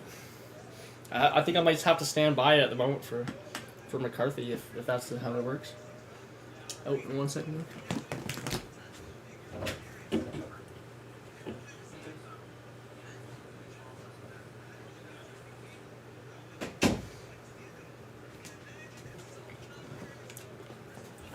I don't know. What do you think about that, Dan? Vikings, McCarthy, or May, Patriot? That's tough. I mean, I feel like, gosh, I don't know. Like, how would the dynasty market react to that? Because I mean, we know that the market hates the Patriots, and that according to the market, that's a terrible landing spot. Yeah. And on the other hand, the Vikings seem like a great landing spot. The market certainly believes that. And I think it is. I mean, I'm not, I think the market's correct about that. I think that's pretty obvious. Yeah. You want your quarterback going to the Vikings. So what's going to win out there? Is it going to be the landing spot, or is it going to be who the dynasty community liked as the better prospect, which would be Drake May? I think you got to go. I think you got to go landing spot. Like, call me crazy. It's not that. It would be whoever would land with the Vikings would be for me. And I'm a little biased with the with the Vikings. Yeah. But it's how can a quarterback truly fail in that system where Nick Mullins was throwing for 400 yards? I mean, come on, right? I believe. Yeah. And almost beating the Lions that were on fire, right? I mean, actually Mullins threw an absolute duck to the 1 yard line. I think it was picked off by Melifuanu or there. Fetu, whatever his name is there, but I don't know if you remember that game, Dan. I think it was like week 15 or 16. But okay. When the Lions and Vikings played basically back-to-back weeks there. This season, and Mullins was going nuts. Oh yeah, also shout out to Wyatt Smith for showing me how to fix the camera. I think that's Wyatt from my startup. I could be wrong. If that is you. Wyatt? I think that is you. Comment if that is you from, what's that league called? The one with Josh Lipp's startup. We're getting so many Dans. People are loving the Dans. They're hating me. We got the Dan fan base out here. We got like 3 people. David Burke. You know that? You know him? David Burke? David B-R-Y-K. B-R-Y. Oh, David Brick. Yeah, that's my uncle. Oh, okay, there you go. Yeah. And then Andrew Critchell. Oh, that's awesome. Yeah, shout out Andrew. One of my very best friends since pretty much like pre-K. Okay, there you go. What's up, Andrew? I'm so glad you're watching. They're flooding in. You gotta taste them to subscribe here now. Oh, heck yeah. Yeah, Andrew, please live stream, subscribe. This is a Dynasty channel. Andrew was thinking about joining a Dynasty league like a couple years ago to work out, so maybe this channel will inspire him to get into a Dynasty league. Yeah, so he was even saying JJ following is the best thing for ME thoughts. Maybe he meant to say Minnesota, unless he's like, unless there's something else there I can't think of. But I'm assuming he meant to say Minnesota. Okay. Like MIN or something. So if he's, here, maybe let us know what you meant. Yeah. We always call him Critchell. That's his last name. So we'll say that to avoid confusion with our co-host Andrew. What? Did you just see who the Falcons picked? No. You will not believe it. What? No. That can't be right. All right, lay it on me here. Thanks, Mike. No, seriously, it's a quarterback. You won't guess who. You won't guess which one. Don't tell me it's like, a Bo Nix? The other one. Penix? Penix just went 8. I didn't think he was going to go top 20. To the Falcons? To the Falcons, who... Oh my God. Okay, Critchell said Minnesota. Yeah, I mean, it's probably McCarthy at 11. I wonder if the Penix selection says anything about McCarthy now. What if he goes down to 23? McCarthy? I cannot believe. I was gonna joke about McCarthy going to the Falcons, like with the Kirk Cousins, but I'm like, that's that's not even a good joke. They're not gonna take there's not even a chance they take a quarterback, right? It's insane. I mean, like, after signing Cousins, I can't believe they just took a quarterback in the first round. I mean, not even in the first round. I mean, why? Yeah, this high at 8 in this draft class. I mean, they could have had a Dunze. Wow. They could have they just passed on a Dunze to throw. Yeah. I mean, that is insane. What do we got 7 in the chat here, so. Okay, I'm looking at the chat now, so let's see. Okay, so here, I'm going to read Critchell's comments, because I want to respond to these. All right, so Critchell says, J.J. McCarthy falling is the best thing for Minnesota. Thoughts? I I definitely think Minnesota is a fantastic landing spot for him. So yeah, if McCarthy goes to the Vikings, I would definitely love that for JJ McCarthy. So, and yeah, in dynasty leagues, I definitely think he would be an intriguing pick. Blake, like we were talking about, we're picking at the 108 in the league that we're co-managing. That's the Walter White's Lab Breaking Bad themed league. And yeah, I would like McCarthy at the 108 if he was there on the Vikings. Yeah. Yeah. Let's see. Critchell says he already subscribed. Let's okay, go. Awesome. Hey, what do we do? What do we do now with Penix in this mock draft? We still haven't. We still have the 106 available. Where is Penix gonna go in drafts now? Is he? Okay, so you're gonna be 212. You're talking about our dynasty rankings now. Of these rankings. I'm throwing Penix at the 212, baby.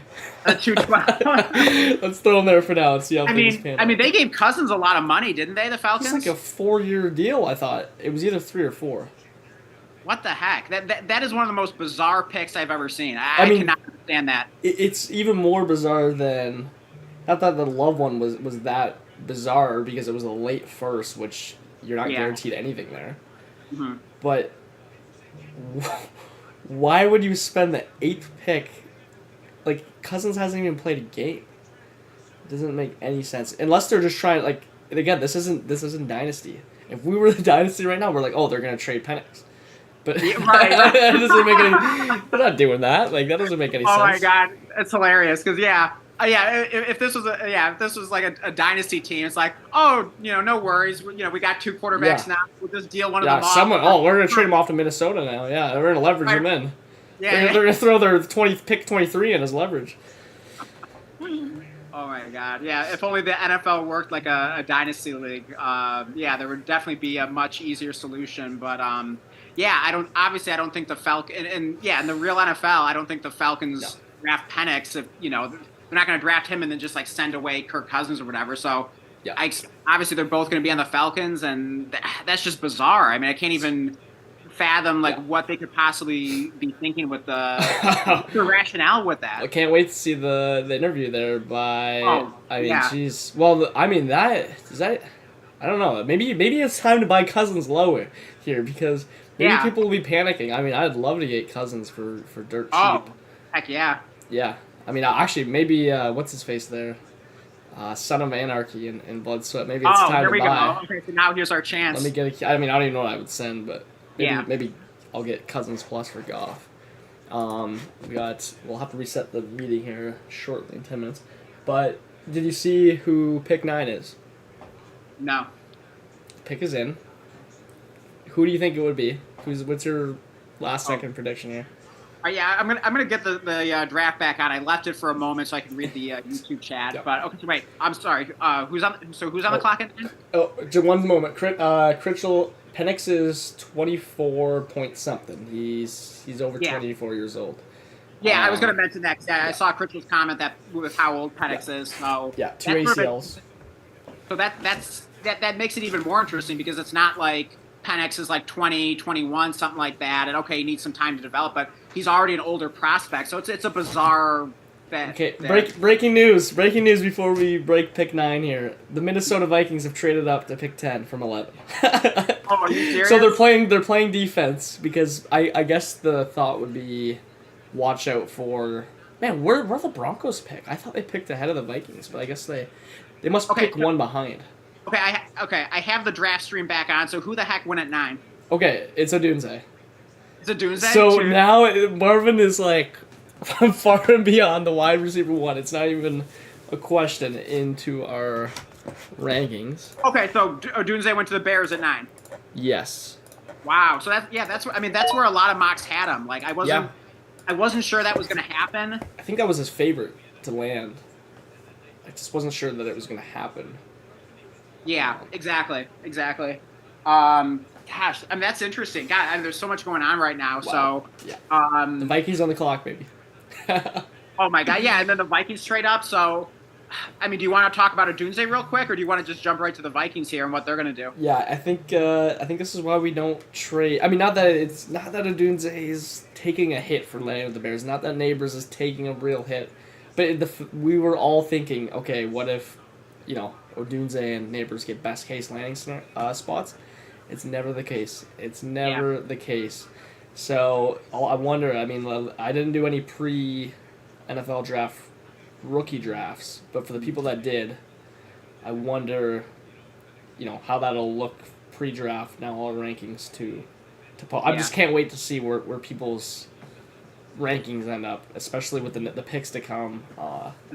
Do you think anyone, if Brian Thomas gets picked in this stretch here, do you think he can pass either of those receivers? Probably not, because the skill, people will still bet on the talent.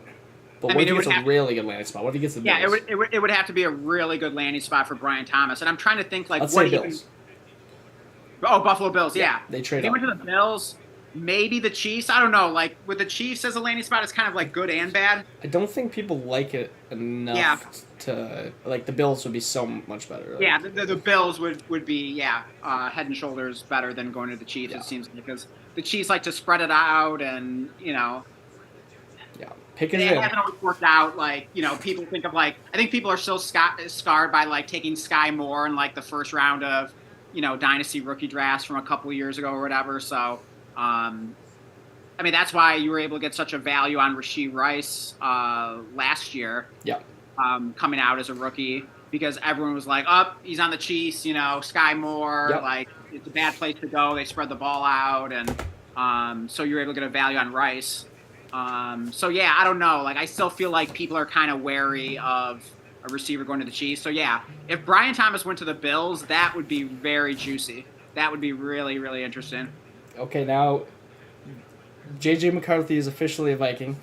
Are you serious? He is officially a Viking. You know what? I'm even more happy though, because I don't know what we gave up to go up one spot and play defense, but I'm happy with that, because I truly would have been disappointed that we got him and had to trade off pick 23, pick in the 2025 first. That would have been just not a great trade in my opinion, but we get him at pick 10. That's pretty exciting. And then for fantasy purposes, I think it's going to be all conversation between McCarthy and the 108 to now possibly the 103. Call me crazy.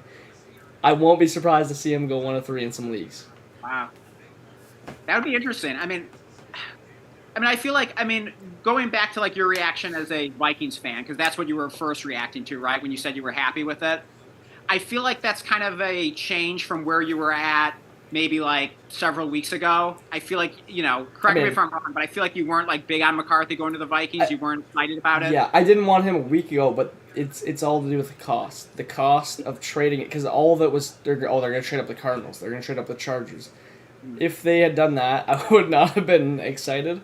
But they basically, I don't know what they gave up, but to go one spot. But let's just say it was nothing, or whatever. It's just some random pick later. I don't mind that at all. They get to use their first. They get a chance at QB here, and again, we don't even have enough tape on them. We're so bad at evaluating quarterbacks, anyways, that I'll just trust Kevin O'Connell to get his guy. Clearly, it wasn't worth trading up to the top 3 picks for them. So. Yeah. They got so they got him at pick 10. So so it seems like they didn't have to give up. Well, how many spots did they trade up? 1. Just 1 spot. Okay. Yeah. So I'm not sure what it was, but I can't imagine it was too much. So no. So that seems like that's pretty good for your Vikings. That'll be exciting. Yeah, obviously, me being a Michigan fan, I like McCarthy. Obviously he didn't have the greatest opportunity at Michigan to show all what he could do. Yeah. But I always had the feeling when I was watching Michigan that we were in good hands with McCarthy. So I think it'll be interesting to see what kind of NFL quarterback he is. I definitely think there's a chance that he could be a better NFL quarterback than college quarterback. Because he goes to a great situation, great weapons around him. Justin Jefferson, Jordan Addison, T.J. Hawkinson. You really can't ask for much better than that. So I love the landing spot for him, and I think he should, get the chance to throw the ball more than he did at Michigan. I mean, obviously that's not a hot take at all. I mean, it's pretty obvious. So, yeah, it should be a good opportunity for him, and I'm excited to see what he can do in the NFL, getting a chance to really hopefully throw the ball around. So I'm excited about that Minnesota landing spot for him, and I definitely think he's a intriguing pick in dynasty rookie drafts. And yeah, to your point, it'll be really interesting to see could he go as high as like the 103 or something like that. I mean, like, I don't think that'll be the consensus, but I still wouldn't pick him there, but I'm just saying, like, yeah. If people were in a spot where, again, for some reason they're picking their guy and not trading, maybe in some crazy leagues. Yeah. I mean, it's a real argument. Do you want, like, who do you think's going to have the better fantasy career? May or McCarthy? I mean, I'll bet on McCarthy at this moment.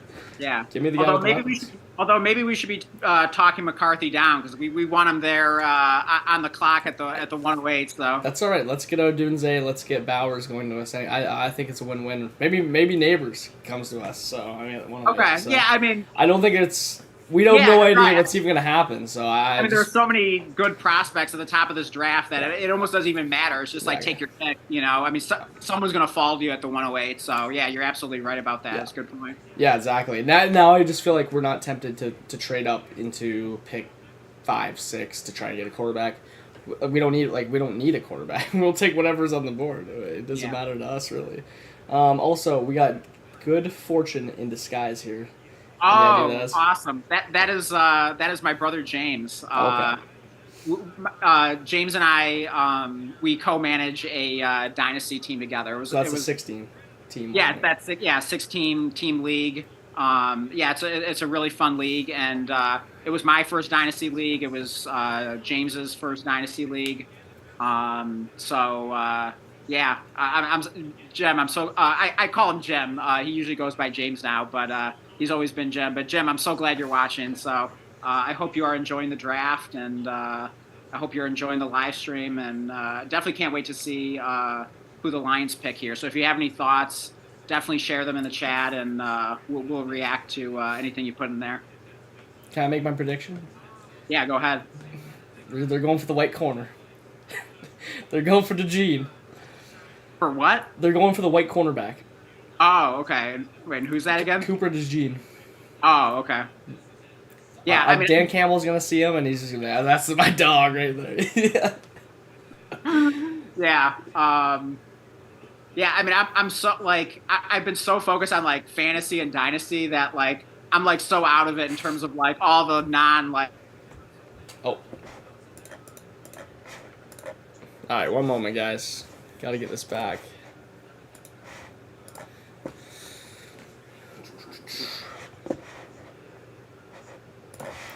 Stupid Zoom. One moment.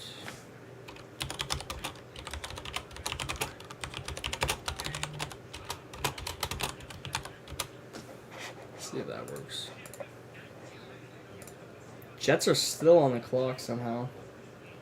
Not sure how. I swear it's been 10 minutes.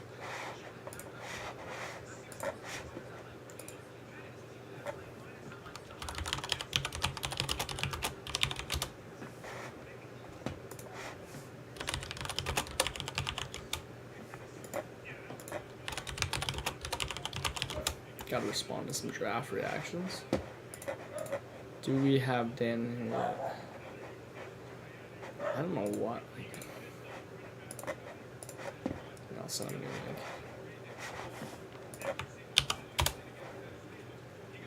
I guess that's not the same link, yeah. What do we got here? Alright, so we updated our board. There we go, there's Dan. Hey. So I've been updating our board here. Mm-hmm. I mean, I still don't even know what to think about the Michael Penix pick. I can't wait to get all the reactions and interviews on that. That is insane. Jeez. Yeah. Why would you pay that money to... It's not like Kirk Cousins is a bridge quarterback either, right? Like, by the time Penix... his age, by the time Cousins' contract will be done, will probably be like 27, 28 years old.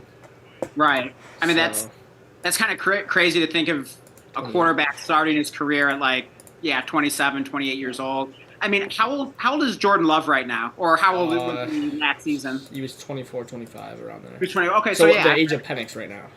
Yeah. Oh gosh, that's crazy. Yeah. I mean, again, like you would think that if you were gonna make the move of drafting a quarterback that early, even while having just signed Kirk Cousins to a big contract, you'd think you would go for a younger quarterback. So that seems very strange. I'm definitely will be interested to hear like what their thought process was on that, but that's baffling. Yeah, I mean I mean, I just don't think the Vikings were going to take Penix there, but maybe I'm wrong, right? Like I'd love to hear the actual, like inside conversations, like if Penix was actually the top QB there on the board for the Vikings there, but I guess we won't be able to know that just yet. Yeah, I'm gonna grab my pizza. I just threw it in the microwave.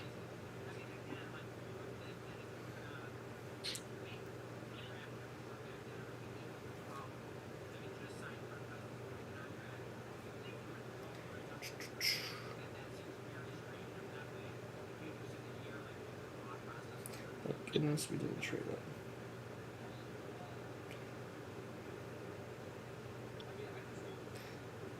More than one pick, yeah. I mean, JJ McCarthy, a Viking.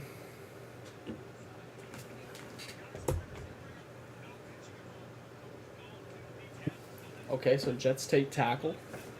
Breece Hall shares going up. You said the Jets just drafted a tackle? Yep, Breece Hall, baby. There we go. Oh yeah, here we go. Let's officially go. RB1. Oh my god. The Falcons. I really do think Breece Hall could have a monster season. I mean, of course, we made the trade in what was it, Grease Bowl, right? Yeah. So yeah, you sent me. I sent you Breece Hall, and let's say I also threw in the backup Banaconda. Yeah. And I think it was the rookie 212. 212, yeah. And then I got back Chris Olave, the 201, and then what was it, like a couple thirds or something like that? Yeah. Something like that. Something like that, yeah. But yeah, I mean, it was definitely a nice return. I'm definitely thrilled with the trade, but yeah, there is a part of me that's like, ooh, like, Breece Hall, like, I mean, this could really be his year. Like, I mean, I think he's gonna have a great career, obviously, and I feel like this coming year could be his best year of his entire career. So, I'm definitely excited about him, and yeah, definitely not a bad thing at all to get some additional help on the offensive line, and then plus, like, I mean, what's the alternative that they took like a receiver, tight end, and that just takes opportunity away potentially from whether it's Breece Hall or if you have like Garrett Wilson shares or whatever, but I mean, there's probably room for like one more like fantasy producer in that offense. So, but yeah, I wouldn't mind if they got that in like round 2 or 3 or something like that. So I like this pick for the Jets from a dynasty. I think this is good for our like later, because I'm trying to think about how these picks now work for our dynasty like rookie drafts to now follow in the later rounds, because now the Chargers, the Chargers still do need a receiver, so that's good. That's gonna push someone up. Right. The Bears already took a receiver early, so that's good for like landing spots for other guys to not go to the Bears, hopefully. And then now the Jets have a possible receiver coming soon. Right. It's just not going to be, again, it's not going to be a Dunze, it's not going to be Bowers. So we're getting better landing spots for these later guys. And kind of, maybe these higher guys are taking a bit of a hit, this top 8. It's not top 8ing anymore.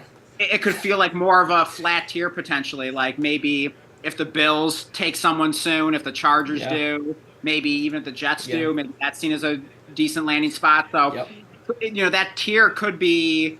I think it's stretching. I think it's stretching out. It could be bigger and a little flatter than it once seemed. You know what I mean? So just like we were talking about. Exactly.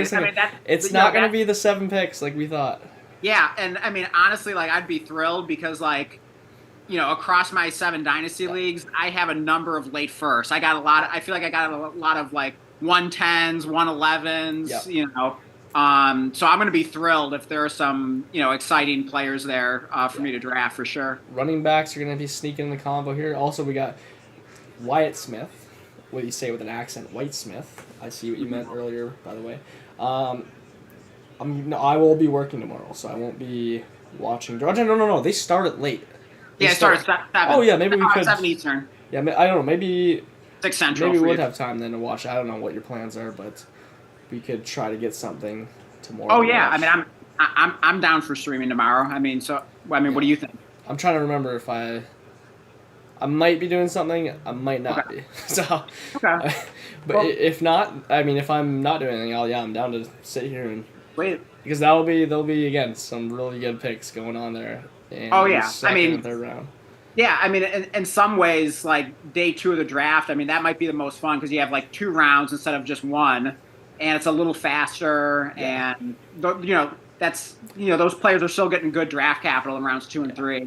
Yeah, I think normally it probably is better, but with this, like, so many fantasy, I think this year the first round is. Yeah, I mean, you're right. I mean, probably most years, the first round is still probably the most interesting, but. I guess all I'm saying is that like day 2 is still pretty damn exciting. Oh yeah, no doubt. I mean, the running backs start coming in too, right? Yeah, so, exactly. So that's the thing. Like we don't have to worry in about NFL, like you rarely have running backs going in the first round. So like rounds 2 and 3, like basically like round 2 is like the new round 1 for like running backs. Like if you get a running back in round 2, it's like, oh my gosh, like it's like a huge deal. Yeah, exactly. You know what? Like with this Penix pick, somehow this makes me feel like Jonathan Brooks is going to be the first running back off the board. There's no correlation. It just, if someone's willing to take 24-year-old Penix at pick 8, I don't see why they're not going to take the injured ACL Brooks there as the first running back. So that's my prediction now. Okay. For day 2 is that he's the first running back off the board. Interesting. Again, probably everyone's saying Cowboys, so I mean, I guess that makes sense. I don't know who else would. Actually, but I was hearing the term. There's a new term rolling around. You're going to get Charbonnet. Someone's going to get Charbonnet. I forget where I heard that. But that's the new term, is someone here on day 2 or day 3 is going to get Charbonnet. So. Oh, I see. We'll have to keep an eye out who that might be, and I hope I don't own them. Yeah, so obviously you're alluding to what happened to, Kenneth Walker last year, or dynasty owners that own Kenneth Walker. They got Charbonnet. Drafted back Charbonnet. Let's hope it isn't Brees Hall. No, I don't. I mean, hey, they were like in dynasty rankings. They were really close last year, pre-Charbonnet. Because of the ACL, but they were still pretty close. Mm-hmm. I think K9 was going 2-3 turn in Superflex pre-Charbonnet in all my drafts. So he was really going high. Did you say Kate Otten? No, K9. K9. Okay. I'm going to say Kate Otten. Yeah, no. He was going. I remember seeing him go that high, and it wasn't that I didn't like K9, but there was no pass catching there. Yeah. So that's why I was like, Brees Hall by a mile there, especially with what we saw, even with the ACL. But also the Broncos, like, what is going on here? This is taking forever. These last 2 picks, like, they must be trying to wheel and deal here. Yeah. And also, just for my dad watching, K9 is the nickname for Kenneth Walker. So I know sometimes, like, when my dad watches, like, my videos, he's like, he doesn't understand, like, all the lingo and everything. Yeah. So, I figured I'd throw that out there for any of our more casual viewers out there. Yeah. I got all the nicknames for the people. Exactly. You're like inside baseball for for the masses. Yeah, I don't even think about it. I'm just saying I'll be throwing out. Say it probably won't even be a guy's nickname. It'll just be some of my own nickname for him, and people will be like, right. What do you mean by that? So that's a no to watching the Jets get their ass kicked. Okay. I don't know. I mean, I'll probably be. Yeah, well, it sounds like we're probably gonna be watching Wyatt. That's from Fantasy Football. Okay, so that must be where I heard it from, the Charbonnet. That's where they were throwing it around, I think. I was listening to that the other day. So they were saying someone will get Charbonnet, and that's probably true. Mm-hmm. In the top, probably be in the 3rd round this year. Right. But I don't know. Is there a good enough running back in the 3rd round that it'll really impact someone like it did Kenneth Walker? I'm not sure.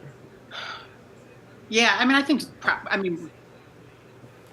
I think for any running back that goes in round 2 or 3 of the NFL draft, I think that there will at least be a conversation had about the impact of that on the incumbent starting running back of that NFL team.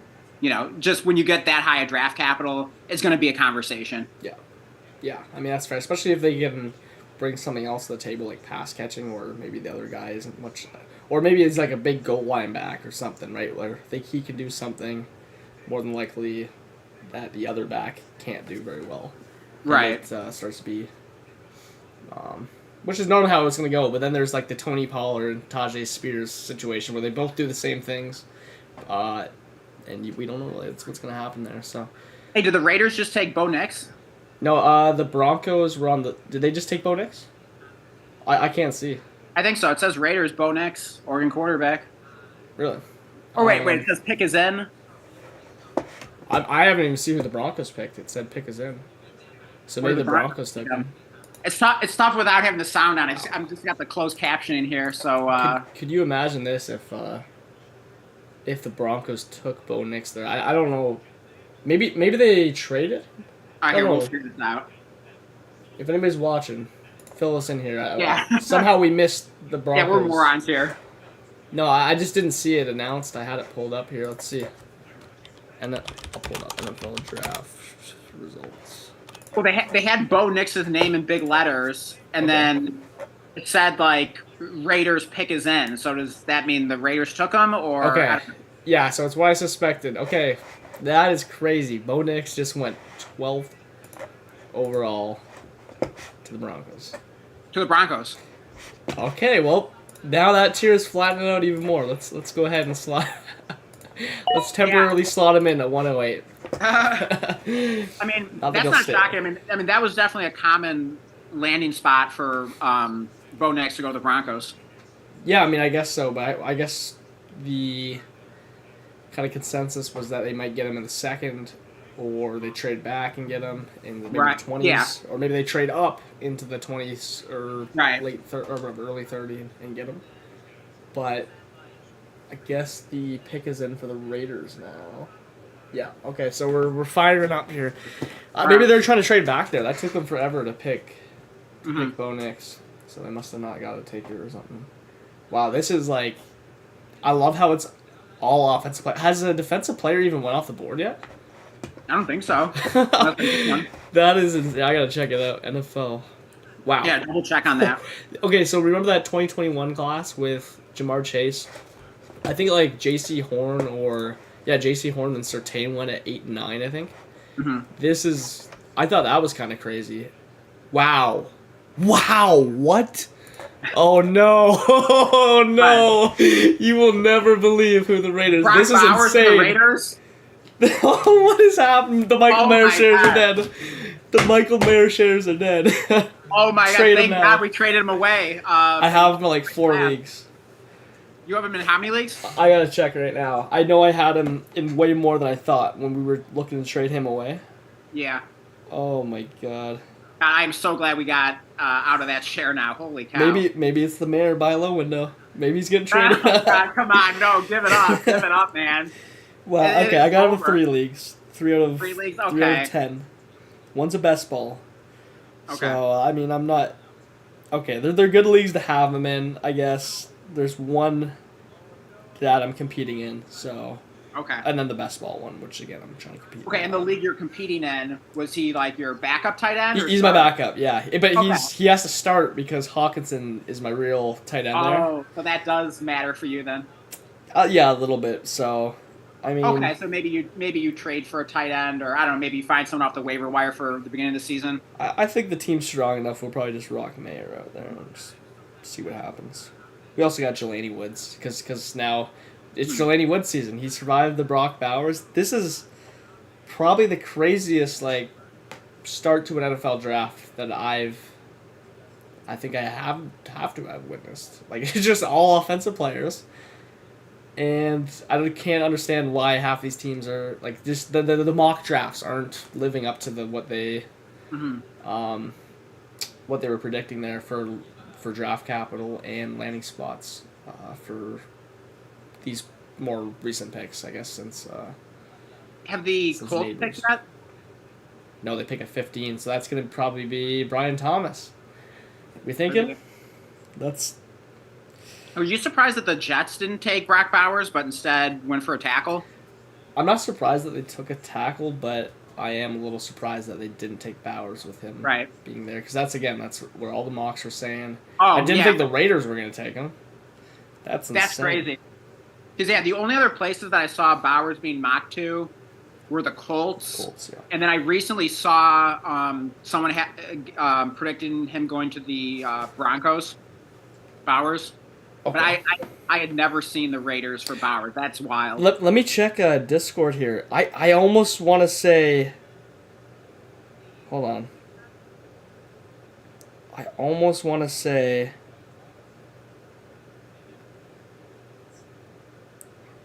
Give me 1 second. Okay, no.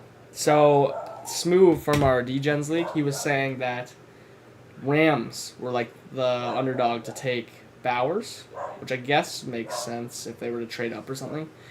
But I thought for a second it was the Raiders that he had Bowers for, and oh my god, the payout on that would have been just insane. Oh yeah, because nobody had that. I never saw that in a single mock draft. No, I mean it just didn't make sense. Yeah. So I mean, what's your reaction to that as like a Michael Mayer owner? I mean, obviously, in my opinion, that just seems like it's pretty much like a death sentence. But like, isn't that weird that they would like kind of give up on Michael Mayer after a year? Or are they planning on running in like 2 tight end sets, like all the time? Maybe if you can buy him for some thirds, I'm in. Give me him for some thirds, baby. Come on, but what's the upside? That Bowers that they trade him. That they trade him. They trade away or whatever. Or maybe I don't know. Yeah, I don't know what the upside would be on the Raiders, but I guess they could. That would kind of seem like a dynasty move, but it's not crazy. They could do that. Maybe they just saw the value in Bowers. Maybe they didn't even think they were going to take Bowers there. Probably it was probably just like too good to pass up. Well, think about it. Think about what just happened. Penix went, McCarthy went, Nix went, all in front of them. I highly doubt that they assumed that was going to happen. Mm-hmm. Yeah. Because none of those, they know more than we do as far as where these players were. Yeah, I'm sure, like, at the worst, they thought, okay, well, the Jets are going to take them. They need another offensive weapon. Every mock has Bowers going to the Jets. So, they were probably pretty surprised to see him sitting there for them to pick. Yeah, this has been, we got some more comments here from Wyatt. Kind of fun draft right before the rookie draft to see if your roster survives. Yes, this is... Mayer and DJ Moore shares dropping. Okay. So, I don't know about DJ, though. I was never too big into DJ Moore. I do have him in one league. And I like the price at him. And like at that time. But I don't really know why he would drop. Again, just for this season, like his redraft value, I guess. But probably Keenan Allen's out there in 1 year. So, I'm not too worried about it. But... And you got Caleb coming in, so I don't know. I think he'll be okay. I don't know. I'll have to think about it more. It definitely is a lot of mouths to feed, but yeah. Gosh, I don't know. It's sort of hard to say. I guess it sort of depends on how good Caleb Williams is. Could he come in and throw for over 4,000 yards his rookie season and really kind of funnel targets to? I don't know. Could he make all three of those receivers relevant? That would seem to be kind of a stretch as a rookie. Yeah. But I don't know. Maybe he could. Maybe he can kind of focus on Keenan Allen and DJ Moore, and then maybe when Keenan Allen gets hurt, then maybe Odunze that kind of thing. Yeah, when he does. Yeah, exactly. Not if, yeah. I don't know. I can see the world where two of those receivers are pretty valuable. Yeah. And then, I think two of them can be, yeah. And then even in Dynasty, Stroud had like 3 receivers that were viable in his rookie season. Not to call him Stroud, but I guess that would be the expectations, is that he's going to be Stroud-like. So right. I don't know. Hey, that'll be interesting for redraft. I guess I'll probably be betting on Odunze. Because he'll probably be like dirt cheap in redraft. Yeah, he could be for sure in redraft. I don't know. I probably won't be making the bet on Keenan or DJ unless they're also kind of got the major discount there. Saints on the clock now. they're looking to trade back probably. I don't know. I guess that all of them would be willing to field offers. It's like when you're on the clock in the rookie draft. You're just gonna ignore every offer. Like, come on, you gotta check it out. You gotta see what people are willing to pay up, especially us. I know we would be willing to do that, but even the people that are locked into taking their Marvin Harrison or whoever it might be. Mm-hmm. You gotta look for the trade back first. Yeah.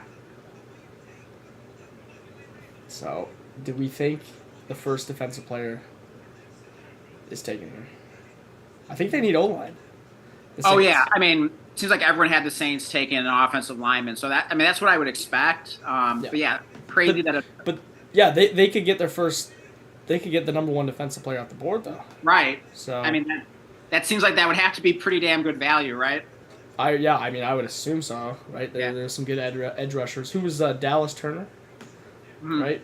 I think they need edge because they lost Davenport a year ago, which not that he was like a huge impact, but I don't really think they have an edge guy anymore. I can't remember who their other edge was. Cameron Jordan. So I mean, he's getting up there. So yeah, I don't know. I wouldn't be surprised if they took an edge here also. Edge or tackle. Yeah, it could be like the Bowers pick where they just say the value's too good to pass up. Yeah, I mean, you can never have enough edge guys, right? So yeah. Actually, the Jets were doing that. The Jets made an interesting pick. They took what's the name? Josh Johnson, the edge rusher, after taking. No. They took Willie McDonald last year. Was that his name or no? What was that guy's name last year on the Jets? I gotta look it up. Jets. Oh, I think the Saints just took a tackle. Did they? Okay, yeah. So they took the third tackle off the board. I need to look this up now. All right, so that's good for our Kendry Miller shares, right? Oh, baby, yeah. Here, let's go. Now we're talking. They didn't draft a running back. That's good. Yeah. We got no lineman. Help out Condre. All right, so it's Kendry Miller season now, right? You know what's so funny about that is that the way I've been like doing every team. Okay, it was Will McDonald last year, who was the Jets, but they had just taken a bunch of edge guys and signed a bunch of edge guys, so it made no sense for them to take Will McDonald. And I don't even think he was any good last year. I think he was like a healthy scratch. But so I wouldn't have been surprised if the Saints took an edge. But going back to Condre, I'm all in on the James Connors, who hopefully survives this draft. I'm all in on all those players, those older running backs this year. But the only young one I'm in is Condre Miller for some reason. I don't know why that is. It's probably because he was like the youngest running back in the NFL, and he was good the one game that he played. So there was no reason to not say. And he was kind of hurt, so like he didn't really get the opportunity. So there's nothing to say that he wasn't good. Right. He's like the one running back there that I think could actually go to a first round pick value in like 2 weeks, right? Like if for some reason Kamara was a cut, or like we'd have to see some points out of him. Yeah. But maybe like in the season he could just skyrocket. He's the only one I see the path for. It may be Charbonnet, but like that, you need some things to happen there. But like, what is the situation with Kamara? I mean, like, is he expected to be off the Saints this year? I mean, and like, if so, when is that going to happen? He's expected to be off next year, sadly. Oh, really? But there is rumors of a post. It's not 100%, but the post June first cut designation is a possibility, because he's being paid a boatload of money. But the argument against that is that his cap hit is so much. But that's why you do the post-June first designation, so it spreads over 2 years. And the Saints are notable for that. They just keep throwing money into the future there. So Right. I don't know. I mean, I'm not expecting it to happen, but Kirk Cousins was not given a heads up about the Michael Penix Jr. pick. That's a good way to start off the... Did you just read that? Yeah, the sleeper put that out. So, hey, maybe we'll trade for Cousins back. We'll give him a 4th round pick for Cousins. We'll take his contract on, and we'll let him develop J.J. McCarthy there. How about that? Oh, we being the Minnesota Vikings, you're saying? Yeah, I say we send a low ball offer there. Oh my god. Rub some You're salt thinking like in a the wound. dynasty manager. Yeah. Let Kwesi cook there. It's like, hey, can I throw in some fab? You know, with some fab. Yeah, we'll throw in some salary cap dollars. Yeah, maybe a 26th fourth. Yeah. Yeah, we'll take, I don't even know whose contract you could take off. We'll take Calais Campbell's contract. Okay. we'll leave some cap off you. Okay, so the Colts are on the clock. Another interesting pick here. Wow, so I think there's... I don't know. You never know with the Colts what they're gonna take, but I never really understood the whole receiver thing for the mock draft. I could understand the tight end because they just have a room of tight ends, and Jelani Woods being hurt at the top. But the only argument is, they want to put more people around AR, 15, right? So Anthony Richardson, but I'm not really convinced that you would do that in the first round here. Am I crazy?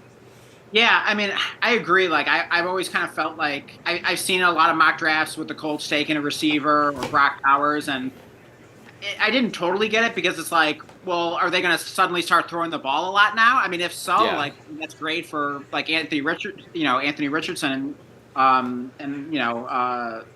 all the dynasty managers that own him. But I don't know. Like, I guess the fear would be that they like draft a receiver, but then they just keep running the offense the way they were planning on running it anyway. So that would certainly stop. But hopefully, if they make this kind of investment in a receiver, and add that to Michael Pittman and Josh Downs, I mean that'd be if they took like Brian Thomas here, that would be a great trio wide receiver. So I mean that would be like criminal if they took Brian Thomas here and then it was just like ground and pound, like Baltimore Ravens type offense. Like, I mean, that would be so depressing. Yeah. Well, the argument I've been seeing about if Brian Thomas went there is that, again, he's not... Maybe he's like a best ball receiver that you would want. He's not really going to be a guy that you're going to be that excited about. We did the mock draft where we think we took him at the 201, 202, which is... I mean, I'd be happy taking him there, but not really in the top 10 of our rookie drafts. Especially with like all this quarterback draft capital. I mean, hey, all these quarterbacks are alive now statistically. With them getting the first round draft capital. Hey, who knows? Maybe Spencer Rattler is going to slip in here at pick 32 or something. No, but highly doubt it. But I don't know. I mean, it would be the best for AR if the Brian Thomas pick, like for fantasy. Yeah. I just wouldn't understand it because they signed Michael Pittman. I just feel like there's no way they don't need another position here. I mean, again, they have Kwity Paye, who's been pretty disappointing. Why not take an edge here? I mean, I can't think of who their other edge would be. I haven't been playing enough Madden recently to remember all these rosters off the top of my head. Right. Well, they say the pick is in, so what do you think? I mean, you think this is going to be Brian Thomas or? I don't know. I'm still not going to be surprised if it's Brian Thomas's, just because all the rookie mock drafts there. But I'm going to say it's going to be the first defensive player out the board. Will be my actual guess. Okay. What do you think? Yeah, my gut's kind of telling me Brian Thomas. I kind of hope I'm wrong because like we already got Malik Neighbors on the Giants and Odunze on the Bears. Like, I'm kind of hoping we don't have like 3 of the top 4 receivers go into like borderline depressing landing spots. I mean, maybe that's exaggerating a little bit, but I don't call it depressing, but not I was good. right. It was an edge. Thank God. Latu was the first one. So I didn't think he was going to be the first one off the board, but I know he was basically kind of consensus top 2 edge. Yeah. I think this guy had like a career-ending injury basically with his neck, if I'm correct, and he ended up recovering. So good for him. Good for him. Yeah. And good for Brian Thomas. So there's still hope. So I'm excited about that. Well, Bill's Brian Thomas now. My God. I would love that. That would be so exciting. Yeah, I would absolutely love that. Yeah. I don't know. I was going to say this is kind of almost like the boring part for like Dynasty. Mm-hmm. But also, there's always the trade-up potential here. So, I don't know. We'll keep our eyes on the Bills, and then getting into these like 20s, though it'll definitely be exciting to see. Because also the Jaguars They might be up next. I can't remember. They're going to be up soon, though.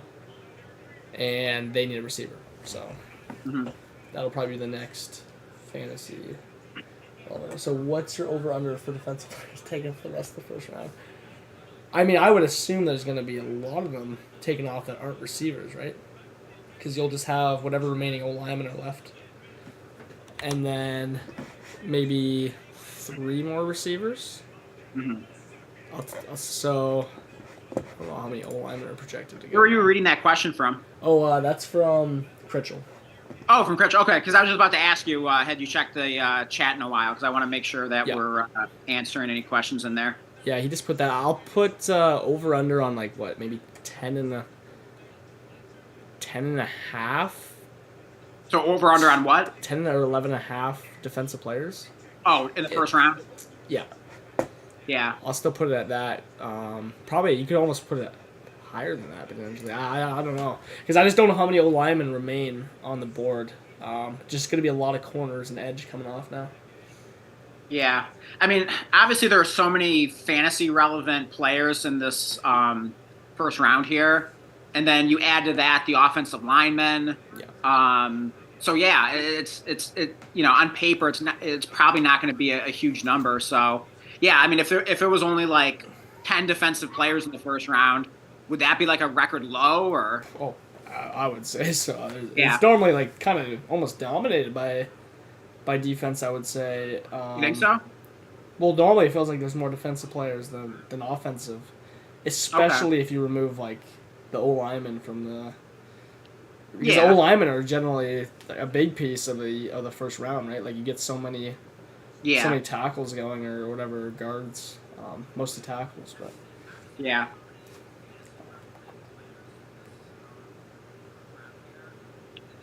But yeah, so wait, what pick are we on right now? We're on pick 16. 16. Okay, so we've had 15 picks go off and only 1 defensive player?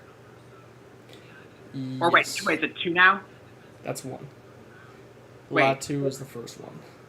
Oh, that was the first one? Yeah. That's right, okay, because Crazy. The Saints went tackle. That's right, okay, yeah. Yeah, I was thinking for a second the Saints went defense, but no, they did go tackle, so. That is crazy, yeah. I'm already trying to give out offers for the 402. Just send me Michael Mayer right now. I'm willing. God, you're already wheeling and dealing, trying to take advantage of what's happened in the draft here. Yeah. Unbelievable. Look at Mad Chaos. Just jumping out the moment there with Gardner Minshew. Do I have any Minshew? I don't even know if I end up. Well, I didn't even end up with him in any league because we traded him off for a second. Yeah, in Walter White's lab, we co-managed. We traded him for a second, but I mean, that was a no-brainer. I mean, I don't regret that for a second. Oh yeah, no, absolutely not. I mean, I actually just had a chance to take him in a startup at like round 15, but I'll have to see what I took instead. Does Andrew know that we're in Zoom? Did he get your sleeper message? Let's see. I'll text him in the. Okay. Yeah. You sent him a text there.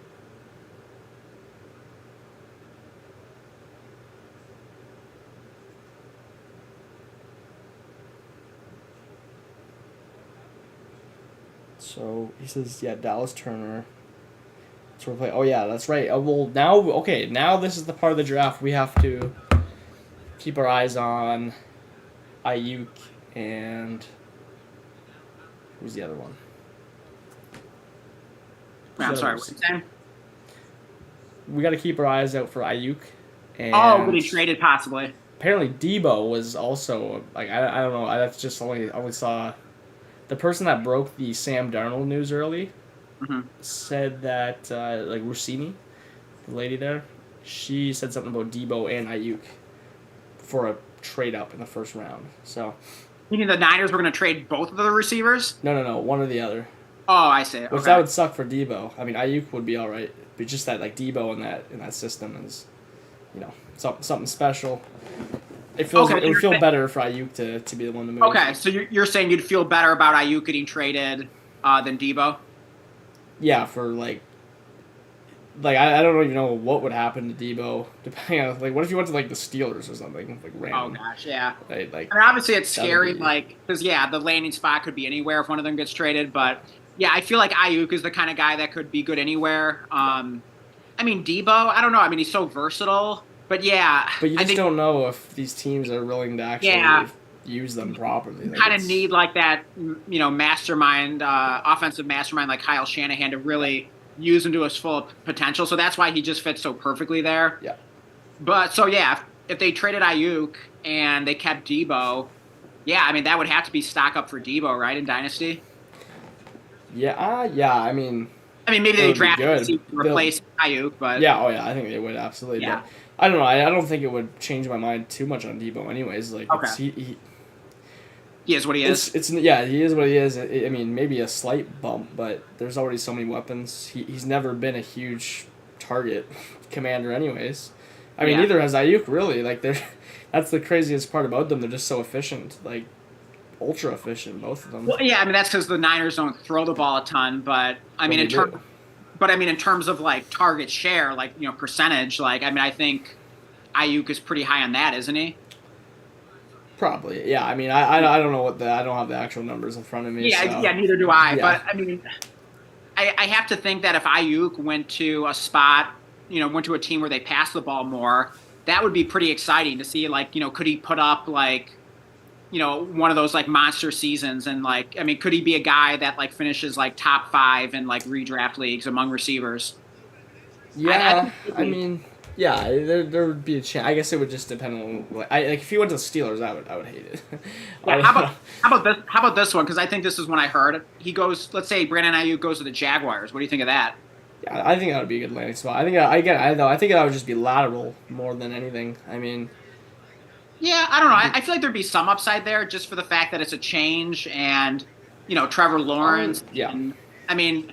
They could definitely air it out. I mean, they signed Gabe Davis to a big contract. You got Christian Kirk in the middle, along with Evan Ingram, Travis Etienne. I mean, it'd be a pretty exciting offense. So I'd be pretty excited about Ayuk there. No doubt. I just think that while maybe his targets will go up, yeah, I just the efficiency will come down. It would have to. So maybe. I don't know. The math would tell me that it's not anything to really be truly excited about. Yeah, I mean, you're probably right. I mean, that's probably like a realistic outcome.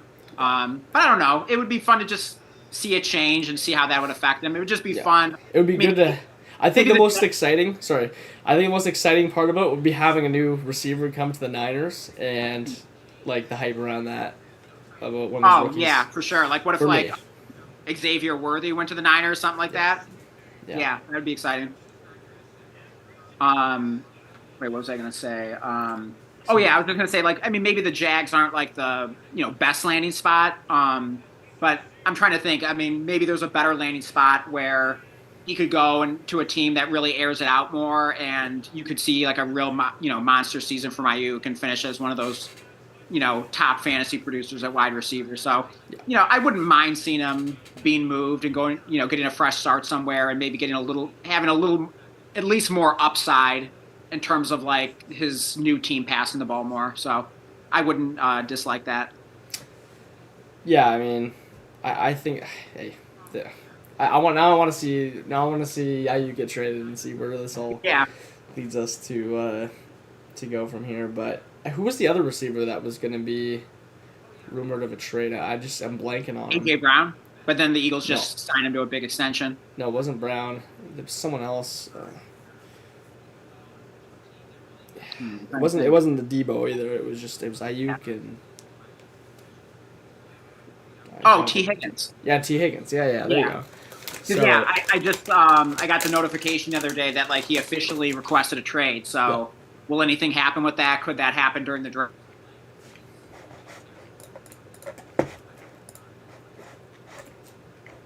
We're back. One moment.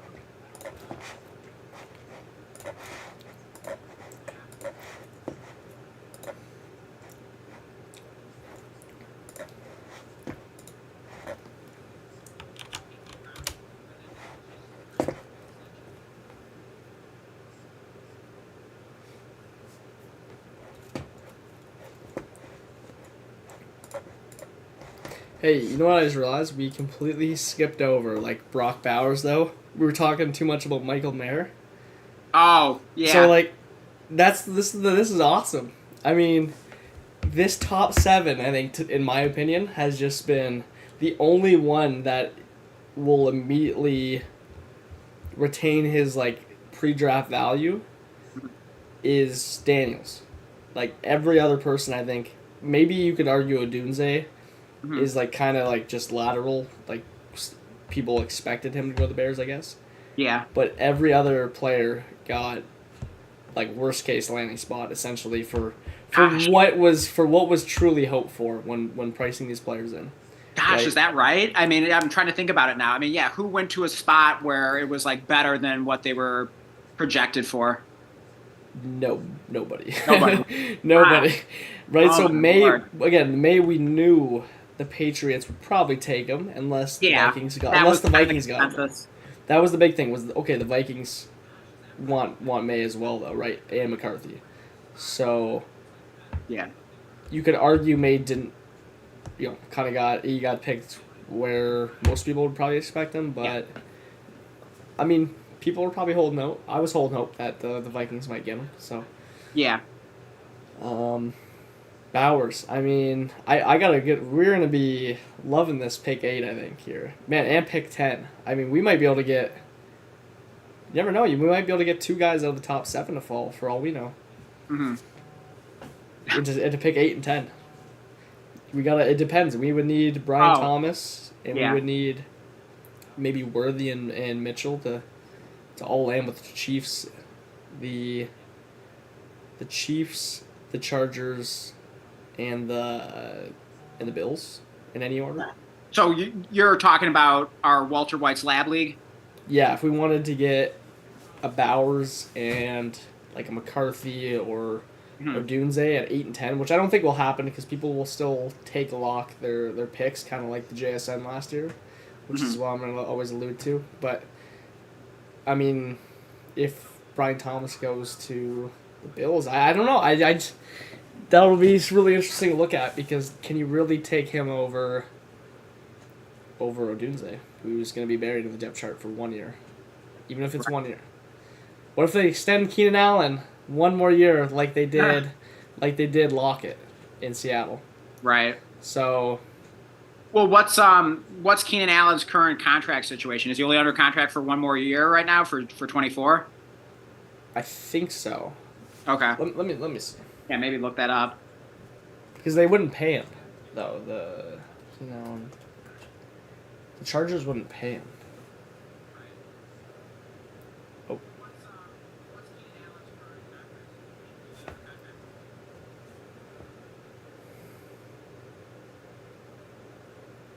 Okay. So he is on 1 more year left of his deal. Okay. So Keenan Allen is just under contract for 24. Yes. Okay. So you're saying, yeah, what if the Bears extended Keenan Allen? I mean, do you think they would be likely to do that given they just drafted Odunze? Okay, what are you reacting to? Whoa! I guess the Seahawks traded with the Vikings, and I actually saw this happen in a mock. Like I saw this exact same thing happen in a mock at 10, but it was at 11 and 23. Where now it's 10 and 17. But the Vikings just got Dallas Turner, who is projected the number 1 edge. Oh, wow. So that's exciting. Oh, my God. So that's really like exciting. That. Oh, yeah, absolutely. Yeah, I mean, we lost Hunter. So getting an edge in the first round is pretty exciting. Also, the Vikings went out and signed a bunch of guys on defense. Like, people were calling them rebuilders. But really what they did was they just went and loaded up their terrible defense to give Flores some weapons there. They got that Grenard guy from the Texans. We got Cashman from the inside linebacker. Oh, yeah. From the Texans. And then Van Ginkel from the Dolphins. So a bunch of edge guys, a bunch of interior linebacker. I mean, hey, pretty exciting stuff. I have no idea what the Vikings are going to do, but... Yeah, actually, I know Cashman because in that one league I play in with, like, the crazy tight end premium. Oh, okay. The league is called Chase the Bag, and it's also an IDP league. Actually, you have to start 4 individual defensive players each week. And when I saw that the Vikings signed Cashman, I picked him up for that league. So yeah, Okay. good. Like he had a crazy game last year. I could look it up right now, but he had like an absurd amount of tackles in a game. I want to say it was like Yeah. 18 tackles or something crazy, and he scored like damn near like 50 fantasy points or something. Like yeah, he's a good IDP guy. Okay. Okay. So by the way, I messed it up. Byron Murphy was the pick. Like I think Andrew was saying, would be for the Seahawks. It was the Jaguars that traded out. They must have just traded out before they were even on the clock, or just as soon as they were. When the pick was in, Dallas Turner goes to the Vikings. Jaguars are now sitting at 23, and they're probably not going to get a receiver at 23. Don't you think? Like they passed up on their defensive player that they maybe were going to select. I mean, I have no idea what they were going to take. The Jaguars you're talking about? Yeah. So now they're in prime position to get this next tier receiver. They might even get their first picking. Okay, so their next pick is at what? 23. 23. Okay, and what pick are we on right now? 18. 18. Okay. So I mean, there should be a good receiver there for them, I would think. Exactly. Yeah. Maybe they haven't gotten Brian Thomas. Oh. Yeah, because that was a place I'd seen him mock to. Yeah. I mean. Yeah, I wouldn't hate that. Yeah, I think that would be. I mean, it would definitely be better than the Colts. So I wouldn't hate it. Yeah, that's definitely better than Colts. I guess the only thing about the Jags landing spot is, does Brian Thomas seem a little like redundant with Gabe Davis? I mean, do they seem like? I mean, not to put them in like the same category in terms of talent, but don't they kind of have similar roles? I don't know. I think if I recall, Brian Thomas can play X. I would assume Gabe Davis is more like a flanker. So, like as far as their actual positioning on the field, like I think it would fit. Because obviously Kirk's just literally plays every like snap in the slot basically. Right. But I believe it would. I mean, yeah. I get what you're saying though. Deep threat. Yeah. Although actually, I can't remember where I was hearing this or reading this, but it was talking about how like Christian Kirk, when he was on the Cardinals, played more on the outside. Really? No, he was like a vertical slot guy on the Cardinals, but maybe because. Yeah, he was always like a vertical slot guy, but maybe. I think they were saying he played more snaps on the outside. Really? Earlier in his career on the Cardinals. I don't know. Maybe there'd be a way to look that up. Maybe with their personnel or something, he ended up doing it. But assuming that's true, and that he increased his his slot snaps when he went to the Jaguars. I mean, obviously that's when his career kind of took off. So that's definitely been better for him. So yeah, I mean, I guess the point is, would they ever consider like putting Kirk more on the outside if like what if, for example, like Ladd McConkey, like he's considered a slot receiver, right? Yeah, but he can also line up outside though. Okay. But my point is, like, if the Jags were really high on like a slot receiver in this draft, and that was like the top receiver on their board, would they consider like taking that player and like moving Kirk to the outside? I mean, I hope not for the sake of my Christian Kirk shares, because I think he's better in the slot. But I don't know, just a thought based on something that I had heard. I don't think so, honestly, because so 2018 looks like he was running most of the routes on the outside. Okay, there you go.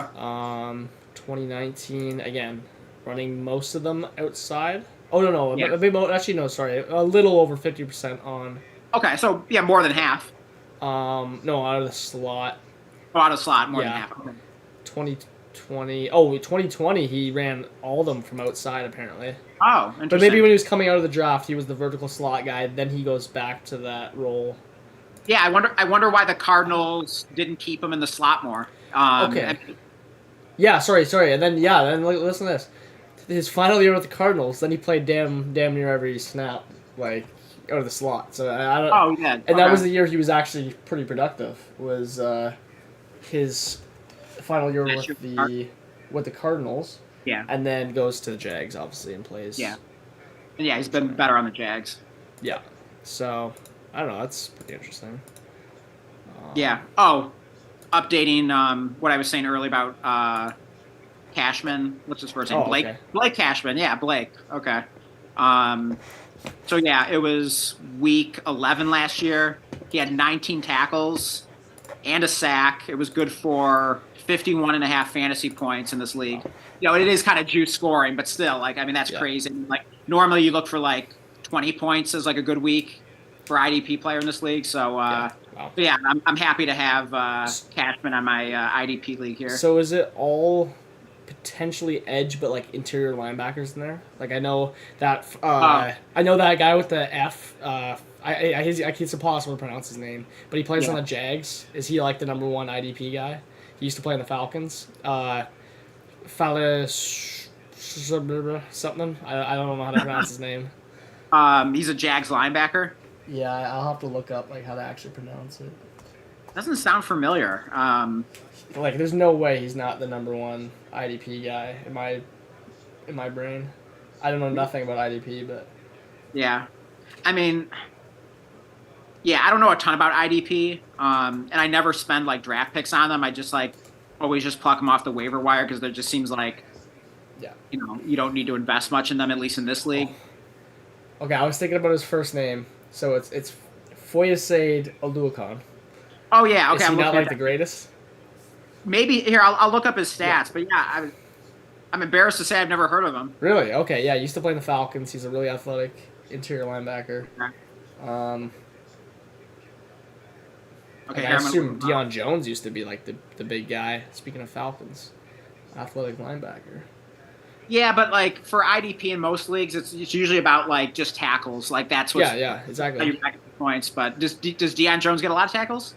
Well, I mean, he's like probably retired now, but like back in the day, he would just be flying around all the place. Like I assume Eric Kendricks and stuff were like pretty good. Just Kendricks around, is good. Yeah. I don't know about it anymore, but like on the Chargers, he's getting older. I think he's cut by the Chargers. But in fact, Kendricks was on my dynasty team when I took it over. Oh, was it? Okay. Yeah, I think I ended up trading him away. Yeah. So. Okay, yeah, I pulled up however you say this guy's name on the Jaguars. Lucan. Yeah, we'll go with that. All right, here I'm pull up his game log. Oh yeah, he looks like a pretty good player here. Oh my. Yeah. A lot of big weeks there. God, how have I never heard of that guy? That's crazy. That's what I assume. Like, the only thing I know is that if you're an interior linebacker, especially if you're really athletic, so look up Ivan Pace Jr. then on there. Oh yeah, I've heard of him. So how was he doing in fantasy there in your IDP league? Oh gosh, he's on the waiver wire. Maybe I need to pick him up. Yeah. Okay, I mean, there you go. There's a little waiver wire. Give me a good tip here. I would pick him up. I don't know anything about IDP, but I would definitely pick him up. I mean, if sacks are good too. I mean, he's like the only. They help. They definitely help. He's the only interior linebacker that's going to be consistently getting sacks and hits and whatever. So, I mean, by the way, he had Aaron Donald's success rate from the middle linebacker position while interior rushing. Believe it or not, yeah, he is. He was also an undrafted free agent. So, oh wow. Yeah. I mean, he had some good weeks here. He had a 38-point week. Yeah. Yeah, he was a little inconsistent. Did he struggle with injuries? It looks like his snap percentage is kind of all over the place. So maybe he got banged up. It would just be snap percentage scheme because he was a rookie, number one. Number two, he's not like a coverage linebacker. That's like the weird thing. I mean, he can drop back, but like literally his usage is on, especially on third down. Yeah.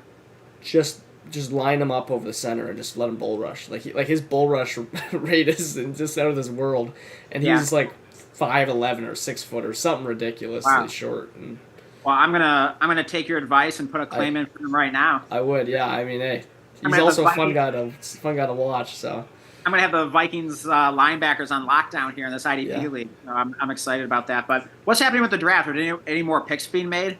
The Bengals run the clock forever. It feels like they must have lost their pick. Like how long they're on the clock. All right, so they go ahead and they take a guy I've never heard of. Amarius Mims, tackle. Okay. Yeah. All right, so we didn't miss any fantasy relevant picks then. Yeah. Have you heard of that guy before, Mims? I've heard that. Can't say I have. Yeah, I couldn't tell you anything about him. I can tell you one thing. He's on the Bengals. Okay, there you go. That's about it. Yeah. All right. I'll be back in a second here. I'm just going to grab some water. Oh, yeah. Go ahead. Yeah, I'm just trying to figure out who I drop in this league for Ivan Pace. Always a tough thing in Dynasty to figure out who you're going to drop for whether it's incoming rookies or free agent pickup. Maybe I'll drop Trent Merwin, Bengals receiver. All right. I put in the waiver claim.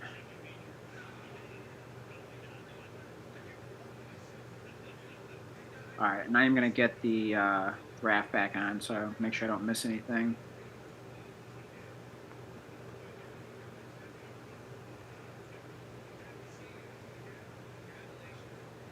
Oh, I'm going to check the chat too, make sure I didn't miss anything in there.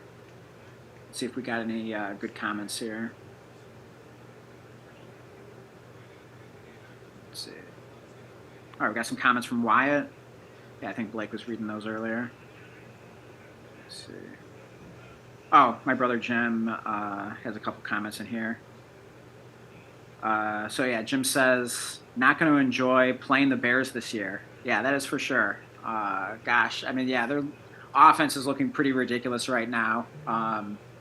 You got those trio receivers, DJ Moore, Keenan Allen, Roma Dunze, Cole Kmet at tight end, DeAndre Swift at running back, and then Caleb Williams running the show. That's going to be pretty scary. So, yeah, that's going to be some interesting battles in the NFC North. So, yeah, but those will probably be fun games to watch, and certainly fun games for fantasy. So, yeah, maybe we get some good NFC North shootouts this year. Of course, the Packers are pretty loaded as well. I mean, they're loaded receiver. Jordan Love's looking good. And then you got the Vikings, you just got J.J. McCarthy, and they got great weapons. I mean, Justin Jefferson, Jordan Addison, T.J. Hawkinson. So, yeah, all of a sudden the NFC North is looking pretty ridiculous right now. I mean, that could be 4 powerhouse offenses right there. All right, what did I miss?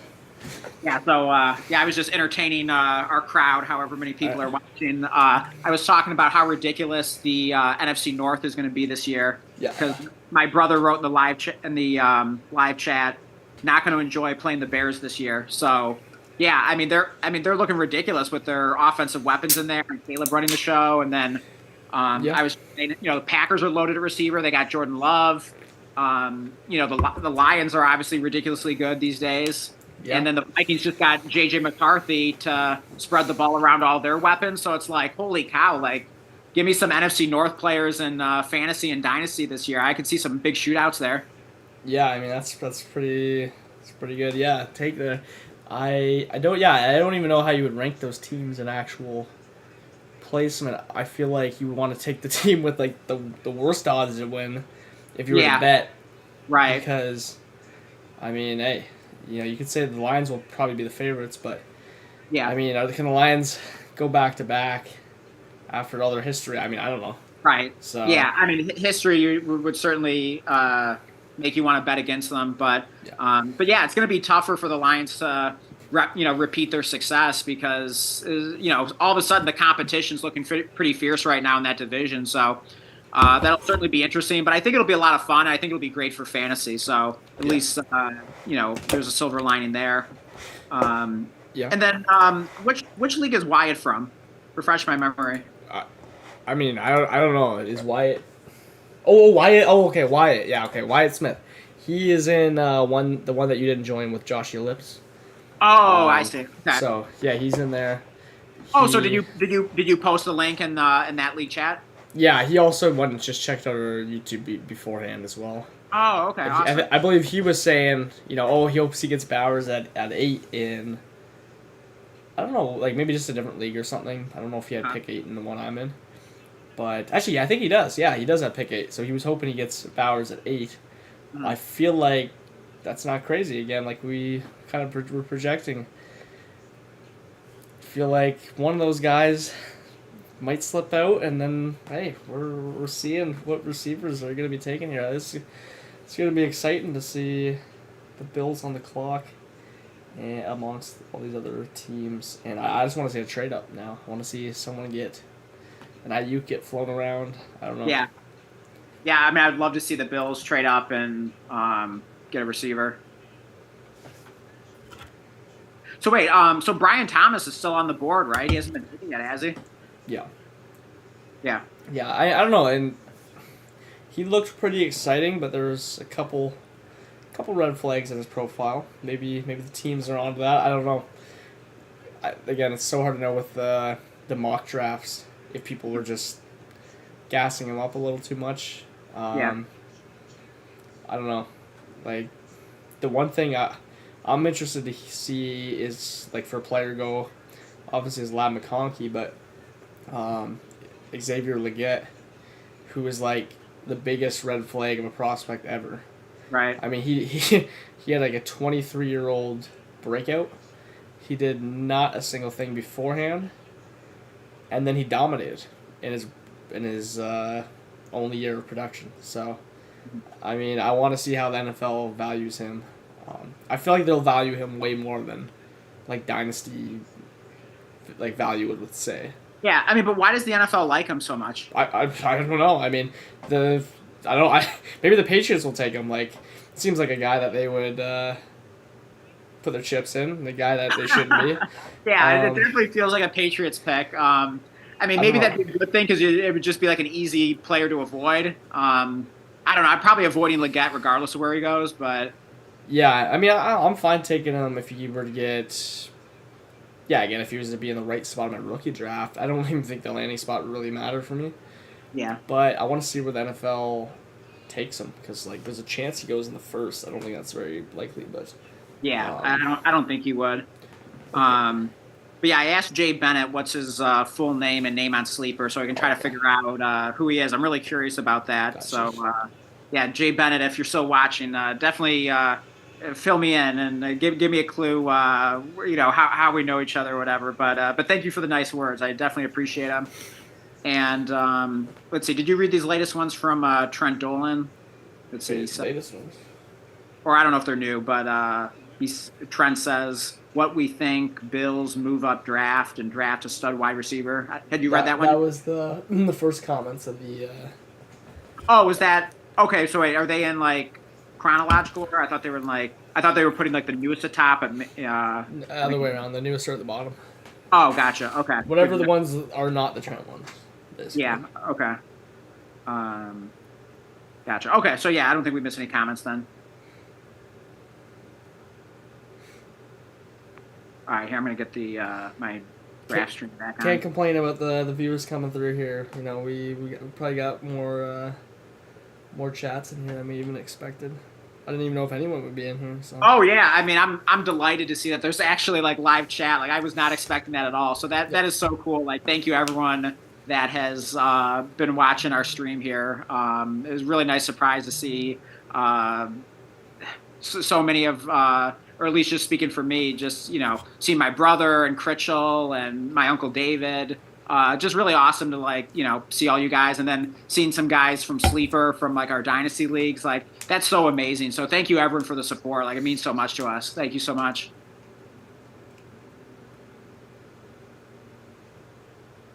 All right, so I'm getting the draft back on now. I had it off for a bit to look at the YouTube live chat. All right. Yeah, I'm trying to see. Who is on? I gotta catch up on my Sleeper. All my leagues are going crazy here. Yeah, I know. It's like so much is going on right now. It's like impossible to like keep up with everything and like focus on our stream here. But yeah, we're doing the best we can here. Yeah, I feel like, man, I can't wait to see all these landings. I want to see I need to check Twitter tonight. I want to see where people have things ranked because I'm not gonna put my rankings based off consensus. It might help me know when to trade back or something, but I don't want to completely follow people's consensus opinions. Yeah, because it's never right anyways, so I don't know. But see, that's the tricky thing in Dynasty though, is like how much do you go against the consensus, because like market value is like dictated by the consensus, so it's like. But you gotta, that's what I mean. Like you gotta get the right pick then. In that case, so you gotta trade back to the right spot and get your guy. You're not gonna just go pick your guy, even a couple spots. Really, I wouldn't. I mean, and once we're getting back to late first, I'm fine doing it if I can't trade back, and people might be thinking the same thing as me. But Right. It'll be interesting. Yeah, again, I want to follow. I want to know what consensus is, so I can follow the draft order and know where to sit for the players I want. But you know. Yeah, but I mean, it'll be really interesting to see how these landing spots in the NFL draft like affect not only the tiers, but then like the impact on like the trading market in our dynasty leagues. Yeah. Like, because like for instance, in our D-Gens league, although now they renamed it something different. Did you notice that? Yeah, they changed the I'm not name. sure of this. Yeah, I'm still gonna call it D-Gens. So Yeah. in our D-Gens league, and that's a league that Blake, Andrew, and I are in together. And in that league, I traded for the 101. I gave up Baker Mayfield, the 110, and the 111. Oh, okay. Yeah. Yeah. Now it's. Ooh. Yeah, Oh. so yeah, I felt pretty good about that, but it has been kind of a tricky spot to be in. So when I got the 101, I traded back a spot. So I traded the 101 for the 102, and then I got a 26 second and Joe Flacco. Wait, let's see. I think the Steelers just made their pick. Pick is in. Yeah, okay, let's see what this is. So this could be a receiver here. Yeah, so it's kind of like It probably is because they didn't trade for Ayuk, right? so who's going to draw the short straw here and go to the Steelers? No one wants to see a receiver go to the Steelers with Arthur Smith and everything. Okay, so yeah, Jared Verse went to the Rams. I saw that, but I didn't see like even what player really it was. Yeah, I don't know. I mean, whoever goes to this landing spot is automatically taking a hit in my rankings. And not that I won't draft them, but I mean, maybe it'll be a good discount. Yeah, I mean, maybe it'll be someone you take later, but it's just not someone you're gonna. Wait. Okay, they took a tackle. They took a tackle. Okay. Yeah. Oh, well, awesome. Dodged a bullet there, then. Yeah. Hey, Najee Harris shares, baby. Or one. Oh, there you go. Yeah. I got one. Jalen Warren. Speaking of the D-Gens league, I got Jalen Warren in that league, so that's I guess that's good news there. Yeah. But finishing my point, so I was able to trade back from the 101 to the 102 in that league. Got a future second and 26 and Joe Flacco, so I was happy about that. But but yeah, there hasn't been like a huge demand for either the 101 when I had it or even the 102 now. I think I've had a couple of inquiries from other managers. Let's see. I think today I just got a message from JC Ballers, I believe it was. Yeah. And he asked me, basically asked me like, what would I want for the 102 or for the 102. He doesn't have any high picks though, so I guess he would pretty much either have to trade me like players and or future picks. So yeah. I'm not sure if something like that would make sense for me in that league. I guess maybe more so players if it was someone that could help me win now, because that's more of what I'm looking to do. Yeah. But yeah, I mean, but I guess my main point is that I haven't been like flooded with trade offers for either the 101 or the 102. So it's been tricky because everyone kind of perceives this like kind of top 8 players in the draft. That's kind of like a tier. And, kind of like where like the big fall off takes place after that. And so people don't really want to trade back within that top 8. So it's kind of a tricky spot to be in, to be honest. So I'm wondering how the results of the draft will change things. Yeah, I don't know. I think people are going to be changing their minds after this, after tonight and after tomorrow nights. Like I think they're going to be a little more willing to get out of that top 8. And by the way, I mean I made that 107 to 110 and 201 trade. It helped me get that was not a league you were in, but again, this was a trade you were a little bit suspicious on. And I was like a little bit like, should I make this move now? But I'm like, everything that I'm like, my whole thought process. Again, we'll see how it pans out. But I did trade the 201 into Breece Hall. I went from JT to Breece Hall and got Zach Moss back. Yeah, I like that trade. So I mean, so that was like a great thing. And then now I'm just 107 to 110. I mean, I might get the player I want now, for all I know, at pick 10 or whatever. It's it might be valued really similarly to what we once thought. So again, I don't know. We'll see how that works out, but Yep. that was definitely an exciting trade. And then I have picks 9, 10, 11, 12 in a rebuild because I actually traded AR. Like I might be like the biggest AR truther technically, but you know I'm like you. If it makes sense in the league, I'm trading the player away. I traded away picks 9, 10, 11, or whatever. I got 9, 10, 11. I had pick 12 because I traded Tank Dell for a first straight up in season to a manager that had a weak team. Mm-hmm. And Tank Dell got hurt. I'm like, yes, I have the 106. Yeah. He won the league. His team sucked. There was nothing even good on his team but Trey McBride. I don't know how he won. I'd have to look at his team again. It was insane. He had Jalen Warren in his starting lineup. It was just. He won the league. Yeah, Tank Dell was one of his best players, and he got immediately hurt. Yeah, it was a week later that I've traded him. Wow. So. Yeah, you probably thought you were going to get a high pick, and then it ends up being the 112. I mean, I made the pick because he was the 107 at the moment, like projected, and he was in a huge tiebreaker. There were so many good teams outside of playoffs in this league, including me. But I scrapped my roster because it was just a bunch of Mike Evans, Cooper Kupp. So I down tiered off for first and the player and all those guys. So now I have picks 9 through 12, a couple seconds, and 425 first. So that'll be exciting to see what I can do now with those picks. I mean, who knows?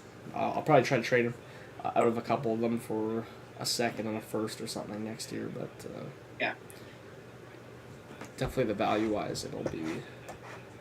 I feel like Prep H in that league, but I actually have picks outside of my 20, and I actually have a team like Burrow and stuff still. Yeah. But so you actually have some future picks. Oh yeah, I mean I have 4 firsts and 2 seconds actually exactly in the next 2 draft, this one and next year, and I have Garrett Wilson, Joe Burrow, Kincaid and stuff I still have I could literally make a lineup this year if I wanted to if I made my picks. It's just that, I mean, I'm not gonna win probably, so gotta play the long game. It's more of just kind of a fun team to not one I'm expecting to win with. But. Yeah, it sounds like maybe you're kind of a house money situation where maybe you have a chance to compete, but you also have some future picks. So that's a good spot to be in. Yeah, it was I love AR, but I mean he's not gonna help my build for just trying to dominate this league. There's not really a team that's a favorite. Normally there's a favorite team in my leagues. Yeah. But that's one of them. The team that won, I said it was terrible. So. Yeah. So wait, that's the league where you traded away AR? Yeah. Okay. Yeah. And that's what you got. Remind me what you got for that again. It was a bunch of picks. Picks 9 through 11 and a projected early second next year. Okay. So the guy got the 101 this year. Okay. I get his second. Okay, so you got the 109, the 110, the 111. Yeah. And an early second projected in 25. Yeah. So I mean, it was close enough to 4 first to me. Basically 4 first. Yeah, exactly. I was oh, I mean, it could be 4 first. I'm that's the price I would need to move off AR. Yeah. It is late, but we know it was the stat class, and I own the 12, so it was okay, I own that literal entire part of the draft. Oh yeah, that's awesome. I love having picks in a row because you just control that part of the draft. Yeah. It's nice because it's kind of when you're doing a snake draft, and you're you're picking at one of the ends, and you get the 2 picks in a row, and it's kind of nice because my favorite thing to do in those spots. I mean, my preference is to pick in the middle because I feel value falls to you more. But if I'm forced to pick on the end, I do like how you can double tap one position and then kind of maybe start some panic and then teams start reaching and then value falls to you. So I do like having picks in a row. Yeah, and especially in the rookie draft, right? You get to it's fun. Control Looks just made a pick. Who? Chop Robinson. What position? He's edge. Yeah, edge guy. Okay. Okay. Yeah, they had to replace Van Ginkel. Yeah. Well, I'm glad they didn't take a wide receiver there because that'd be another landing spot that you just would not be excited about. I mean, I guess so. I wouldn't mind it if like a third round receiver or something in there. Like people were saying that they would hate that landing spot, but I mean, there's only 2 players that catch the ball in that offense. I mean, I could see Jonnu Smith. Come on. Yeah. I mean, he still has yet to catch a ball in that offense, but I mean, I think I was like crazy enough to tell you that hey, there's a world where I think one of the first conversations we had was like, hey, what was his name there? Durham Smythe. I'm like, Durham Smythe is the Dolphins tight end. Like I got him off the free for the waivers, and I'm like, there's no world where he's not like catching some balls. I know he's a blocker and whatnot, but I'm like, there's no competition. Like he's got to be catching. He never did anything. And you said you were like if that was the conversation with you, you said you like watched Durham Smythe or something in college. Was that you? I have no idea if that was you or not. Sounds like something I would say, but I definitely did not watch him in college. But yeah, I mean, he wasn't really a tight end. Yeah, you could count on. I mean, he had like a random decent game once in a while, but yeah, I mean, you would think there'd be room for like a third pass catcher in that Dolphins offense, but maybe they just haven't had a guy there talented enough to like warrant that. So like, I mean, and all jokes aside, could Jonnu Smith be that? You know, I think it's possible. Oh, yeah. He could be like a, from a redraft perspective, I think there's a chance he could be like a low-end tight end 1, maybe a high-end tight end 2. Yeah. You never know. But like if the Dolphins drafted, what if they drafted Lad McConkey, and he played like their slot, like there'd be a chance. I mean, I wouldn't like completely hate it, and then Tyreek Hill could retire after. Exactly. So like, I guess it wouldn't be the worst landing spot. I mean, you could talk me into it. Yeah, I mean, again, I'd probably be even better with like the Dolphins discount then if people didn't like it. Right. So I could see myself liking it. Yeah, I mean, I would. Like, let's say a receiver who's like talent and profile I like. Yeah. Goes to the Dolphins in like second or third round or something like that. I would love picking a player like that on one of my rebuilding teams, like Blood, Sweat, and Beers, for instance. Yeah. That'd be the perfect kind of pick because even if I get like not much in year 1, well, then that just helps my first round pick be higher next year. So I would love that for my rebuilding dynasty teams. Yeah. I mean, I don't know. Yeah, I can see that's certainly a path. Yeah, I mean, also that was what my Rashee Rice pick last year. I was like, I mean, hey.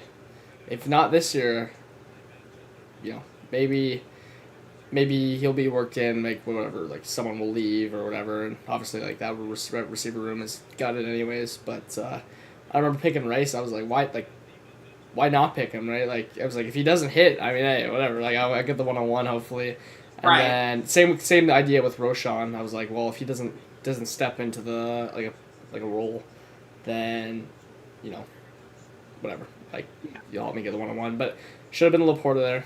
Stupid non-tight end premium league.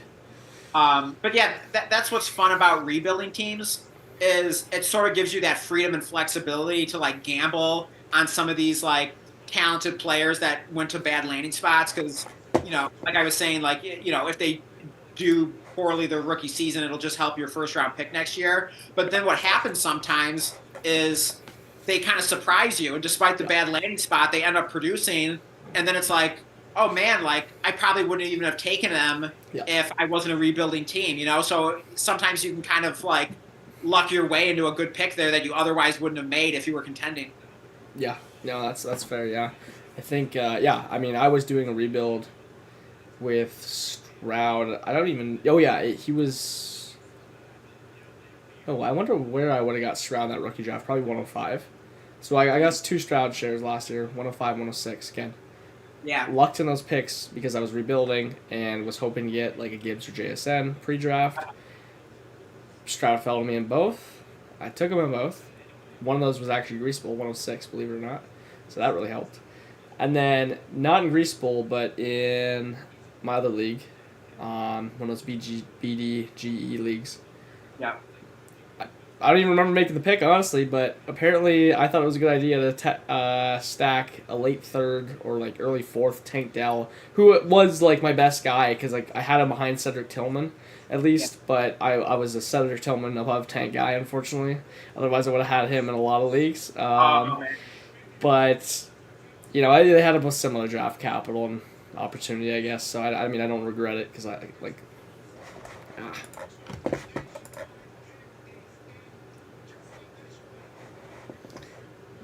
All right. Stupid Zoom.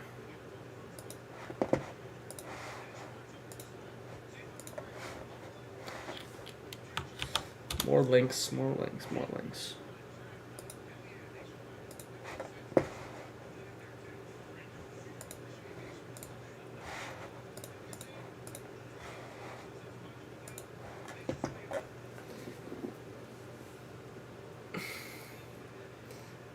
That'll never get old, man.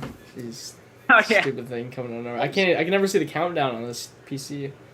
Yeah. So it just, yeah, we'll get that figured out eventually. So to all our viewers out there, bear with us. But yeah, it's just kind of we need recommendations. Yeah, yeah, for sure. If you have any good recommendations for apps or platforms or whatever that we can do our chats on and our live streams on, definitely let us know. We were doing Discord earlier, and terrible. For whatever reason we were lagging in there. So I don't know if it's always like that or what the deal is. But yeah, we're definitely looking for a good place where we can do our live streams from. Yeah. Yeah. What was I saying there? I don't even know. You were talking about how you picked. Tank Dal versus. Oh, okay. Then yeah. Yeah. I wouldn't take that back just because the size there, but I was thinking when I saw that pick, I was like, oh, okay, they want him to be the punt returner or something like, and just like whatever jet sweep guy or something. I didn't know that he could. I guess he was actually really productive in his final year of college, but I just didn't even realize that he was capable of being that dude. But luckily enough, I ended up getting him in a stacked league with Stroud, and I still have them. So. Oh, awesome. I mean, he's kind of like my wide receiver 5 or 6, actually, Tank Dell in there, so it's perfect. Yeah. But yeah, I mean, what's your feeling now? I was pretty high on Tank Dell. I only ended up, I think, drafting him in one league, but I'm kicking myself why I didn't take him in my 16 team league, because he like. The rounds are, 16. There are 16 picks each round in the rookie draft. Yeah. And he fell to, I swear, the middle of the third round, which is, crazy late. I mean, do the math on that.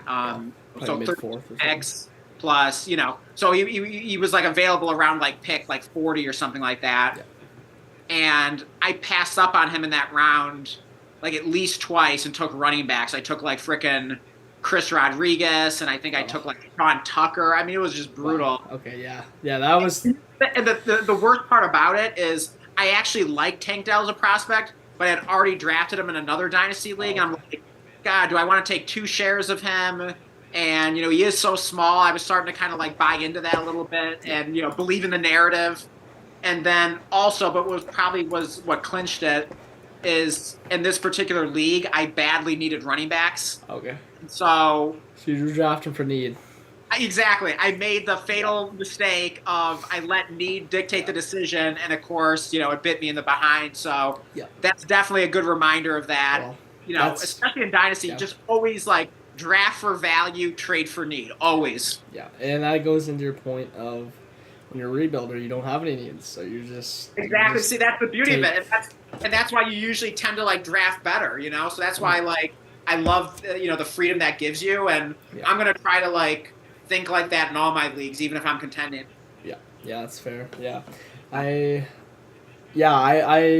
as far as my rankings, it's really funny. I had set in stone rankings beforehand. I was so because that was my first real process for going through the rookie draft and the dynasty rookie draft stuff. And like I said, I had these sleepers. Tank Dell was not one of them actually, who obviously jumped up. But yeah, it was the Jaden Reeds who were so slept on. It was insane. I just remember listening to JJ Zacharysen's that he was you gotta have Jaden Reed on your he just he stands out of his model so much and whatever. Yeah. So I was putting a pin on him, and then I was seeing the Sam Laporta hype about the Iowa tight end, and so I was putting a pin on him, and then Domingo, where it was all the AJ Brown comps and all that stuff. So I was putting a pin on him, and all these guys were third, late third, basically at highest pre-draft. Yeah. Unless you had someone that was really high on them. But then I was like, I couldn't believe it. They were going like the one, like Andrew and Greaseball ended up. We drafted probably a little bit later because the startup was probably after the NFL draft. But like Andrew drafted Laporte at like 108 or something, like crazy. Oh my god. Extremely high. Wow. I never saw him go that high. Exactly, because it was a little bit later. So I think on Underdog. Yeah, so it was crazy how much because he was going in the late second of all mine or mid second earliest. Okay.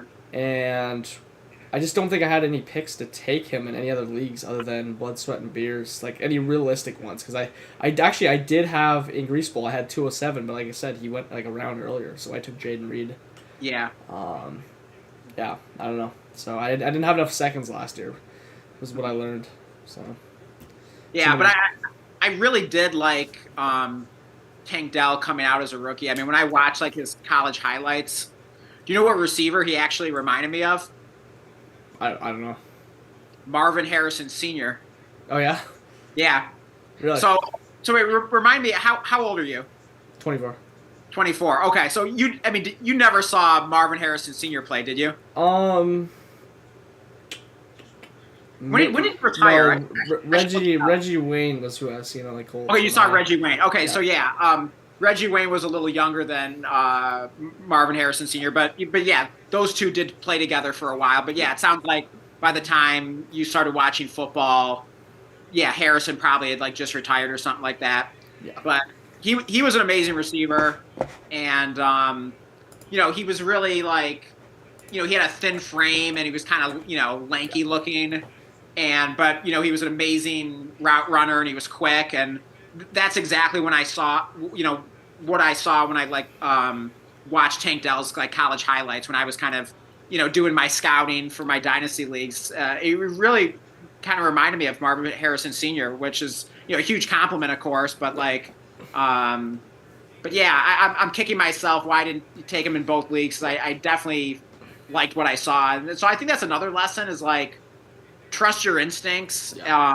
And when you see someone that kind of jumps off the screen, like even if you're hearing like all the narrative saying he's too small or he doesn't do this well or it's a bad landing spot or whatever, like go with your instincts, because I feel like, at least for me, like when I follow my instincts, usually good things happen. Yeah, that also went into my Sam Laporta pick. Like, again, I liked him pre-draft, and I was like, like tight end 2 off the board, right? And I'm like, and then I was doing like, again, I took probably the best course I've ever taken was critical thinking, because then you get all these like logic paths, and it just works way too well for Dynasty, like interesting, way too well, right? So it's like if X is whatever, like if X is A, then Y is B, right? And so like you can use this for anything in Dynasty, and that's how my entire like. That's what I was saying with Shane from like Dynasty Trends 5. Like he needs to take that course. Like he has no like rhyme or reason behind what that guy is saying. Like when he's like giving, like obviously there is some, but like he's so all over the place. And especially when we're looking at cross comparing players, we're always like, especially in startups. Also, it really helps in startups. But again, in rookie drafts, you're still having to make these choices. I was like Michael Mayer or Laporta. I'm like, people are still drafting Mayer at the early second, but Laporta's at the back of the second. So, like, something's not right there. But I don't know. I guess I just, the one choice I had to make with him, I was listening to Brett Coleman. You know him? Hey, I got to stop you for a second. Yeah. Brian Thomas just got drafted. To the Jags? Yeah, did the Jags take him? Yep, Jags just took him. So that's a pretty good landing spot for him, huh? Wait, did the Jags pick twice in a row? Because I thought they just taken a cornerback. No, that was the Eagles that took... that was the Eagles that took the corner. Okay. Quinyon Mitchell. So the Cowboys are on the clock here. Interesting, yeah. Okay, but let's talk about Brian Thomas to the Jaguars. We were talking about him earlier.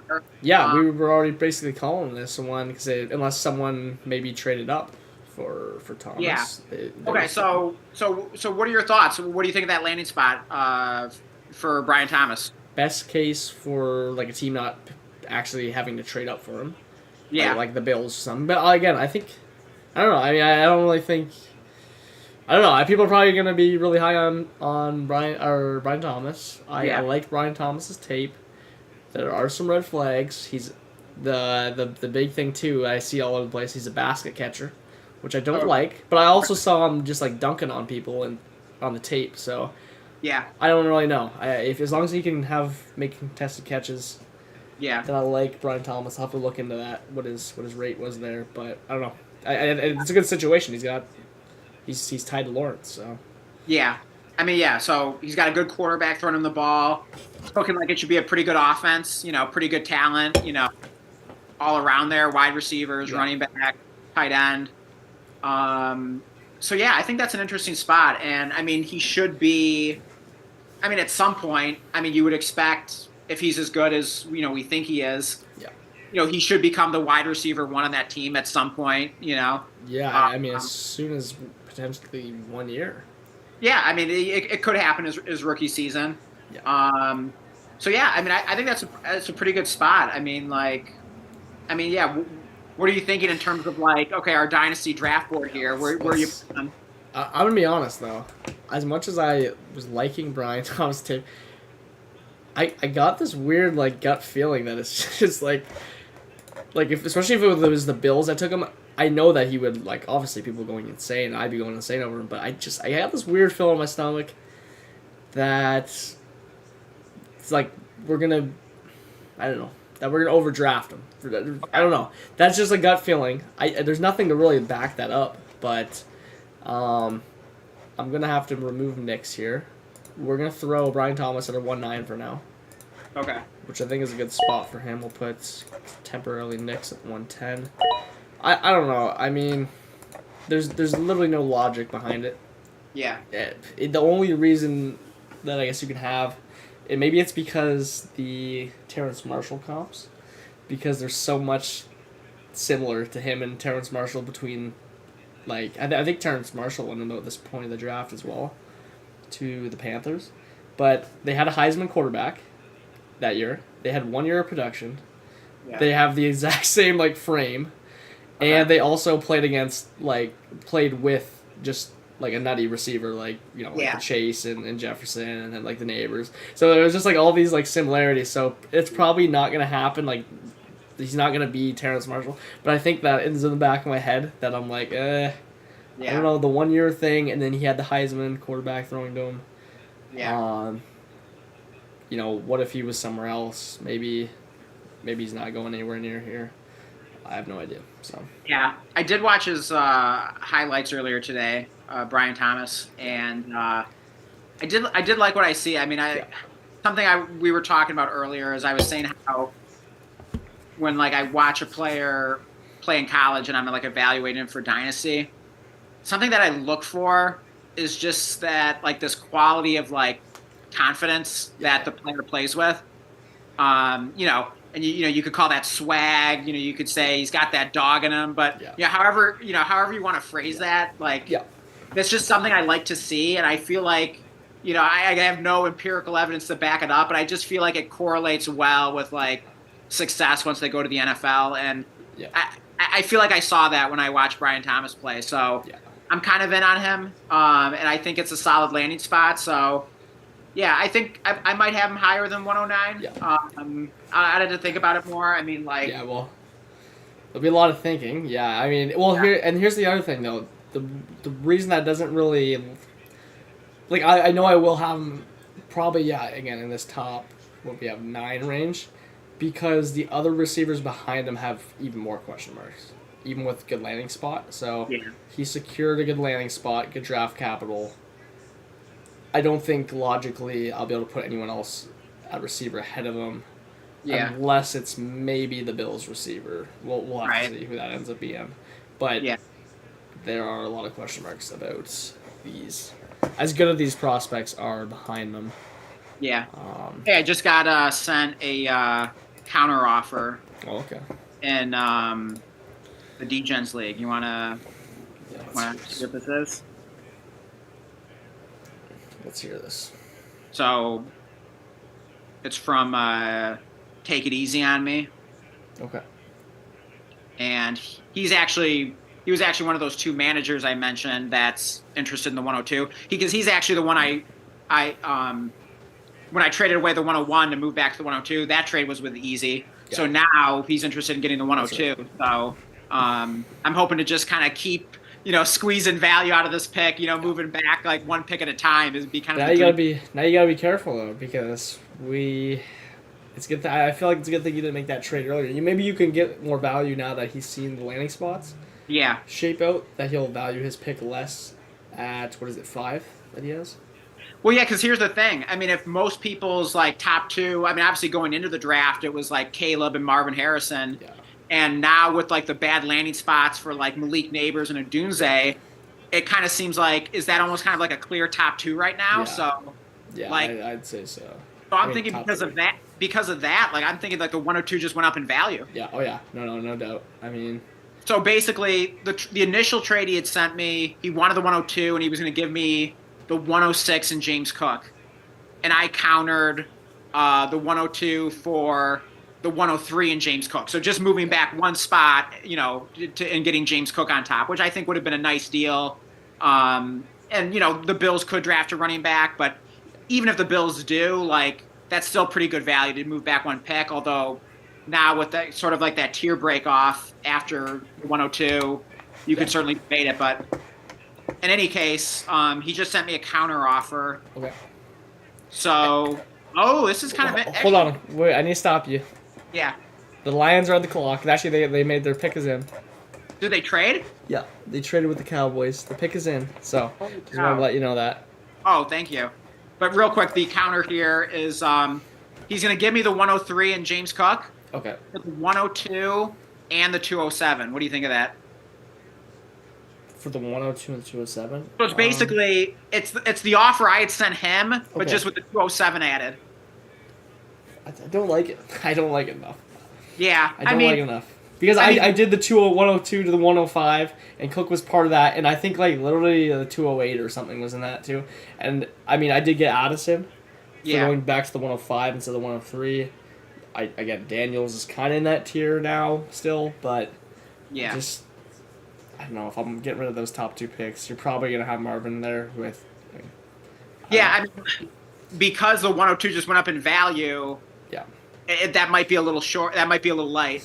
Yeah, I think it's light. Especially, even if you weren't even giving... Like, not that James Cook wouldn't be enough, because, like, I guess if you can flip him into, like, the pick or something of adjacent value, then it's good. It's not a James Cook guy myself, and I don't want him to be holding him because he's such a hard guy to trade.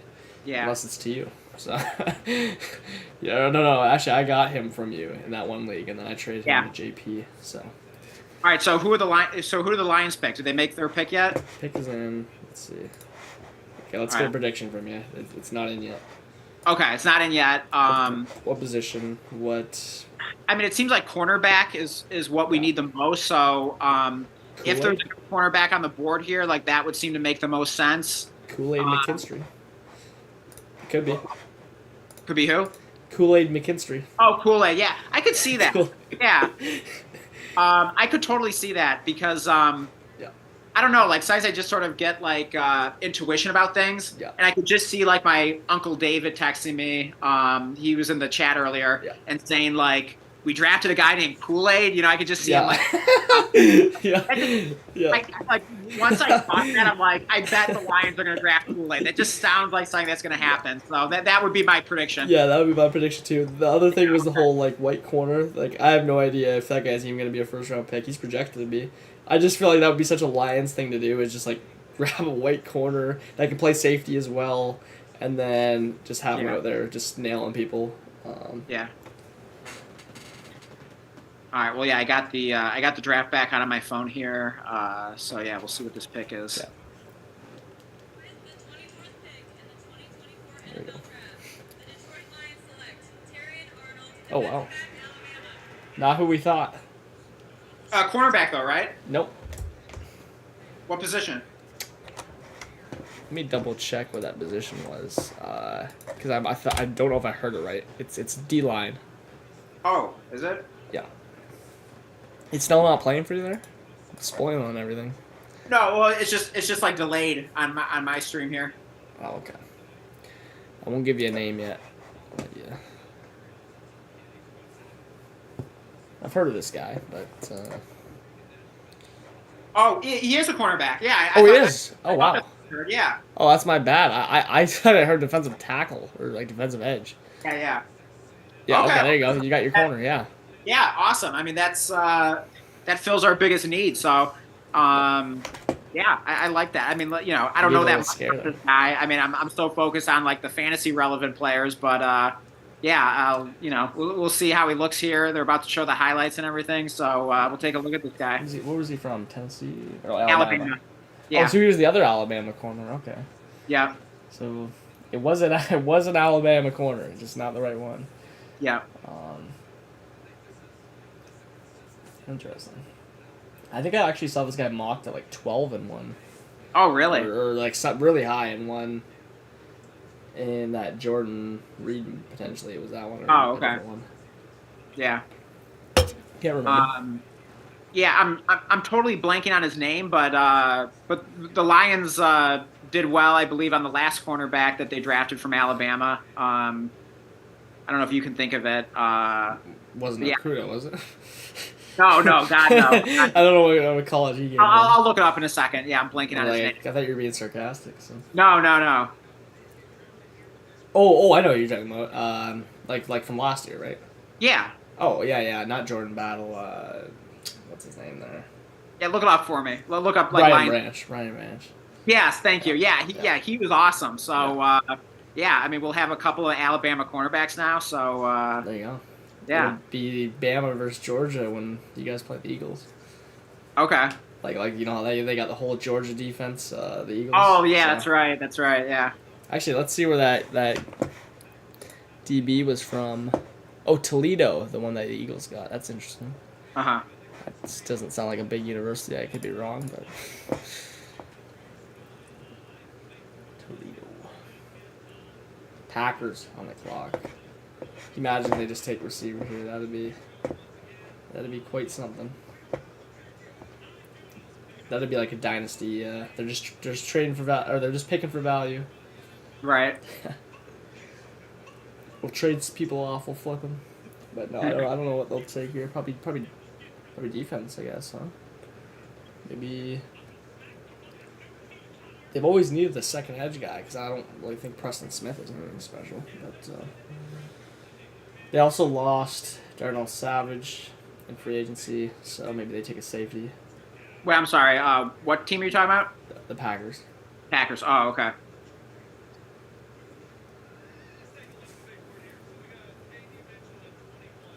It's gotta be defense. I mean, I can't imagine they would pick anything. Yeah, they were just saying the Lions have taken a lot of Alabama players recently. Jahmyr Gibbs, Jamison Williams, Brian Branch. So right. There you go. Yeah, I mean, 2 out of 3 ain't bad. So hopefully it'll be 3 out of 4 now with this guy. Yeah. Cool. Yeah, JMO. Yeah, that says a lot about you. At least you're realistic, knowing JMO. Yeah. Isn't gonna probably pan out because you just trade him away for like Mostert, which is pretty surprising, just because like that playoff game that he had garbage touchdown in, so the stock was up. Right. Yeah, I mean, that first touchdown he had in that game, like it was the first touchdown of the game, and it was the end around, and he looked awesome. It was like, oh my god, like where has this been? And I mean that was so huge for that game. I mean it got us off and rolling, and God, I mean I don't know if I'll ever get over that loss. I mean that was such a missed opportunity. They should have won that game. Yeah. But, yeah, I mean I still think like Jamison Williams could be like a solid NFL wide receiver. He has improved as his time in Detroit has gone on. I just don't have much hope as like a dynasty asset or even just producer, So there's a difference there. But I'm hoping he can at least be like a solid NFL wide receiver. I still think there's a chance of that.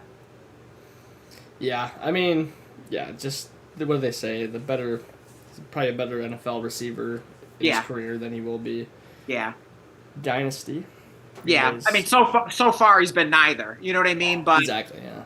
But he did look noticeably better in the second half of last season. And I mean that wasn't a high bar to clear because like prior to that, I mean, he kind of just looked like a clown out there at times. I mean, like I think I said that before that like there were times where like the ball was going his way and it looked like he had like never played football before. I mean, it was just like comical, you know. So it's like, yeah, he's come a long way from that. He definitely looked better. So we'll see. But yeah, not much hope for Dynasty.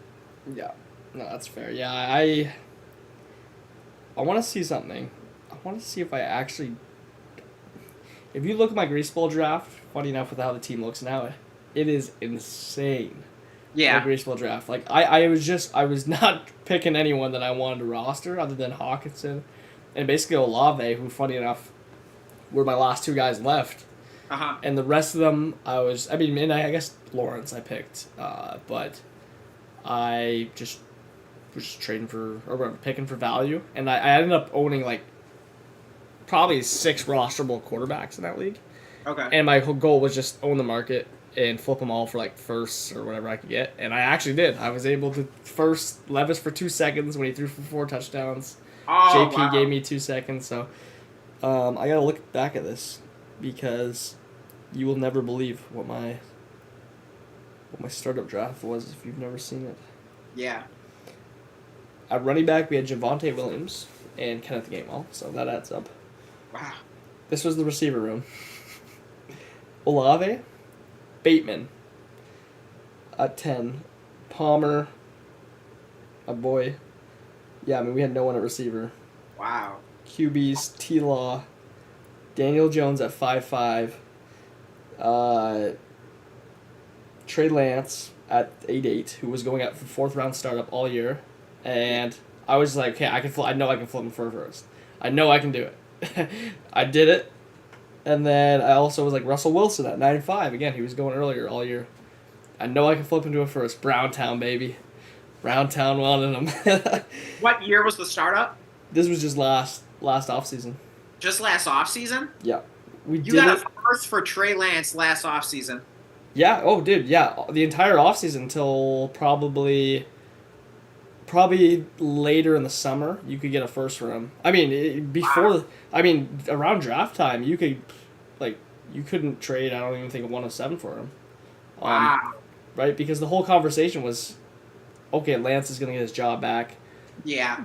Purdy, whatever. Yeah. It's crazy how quickly things change. I mean, that seems like an eternity ago.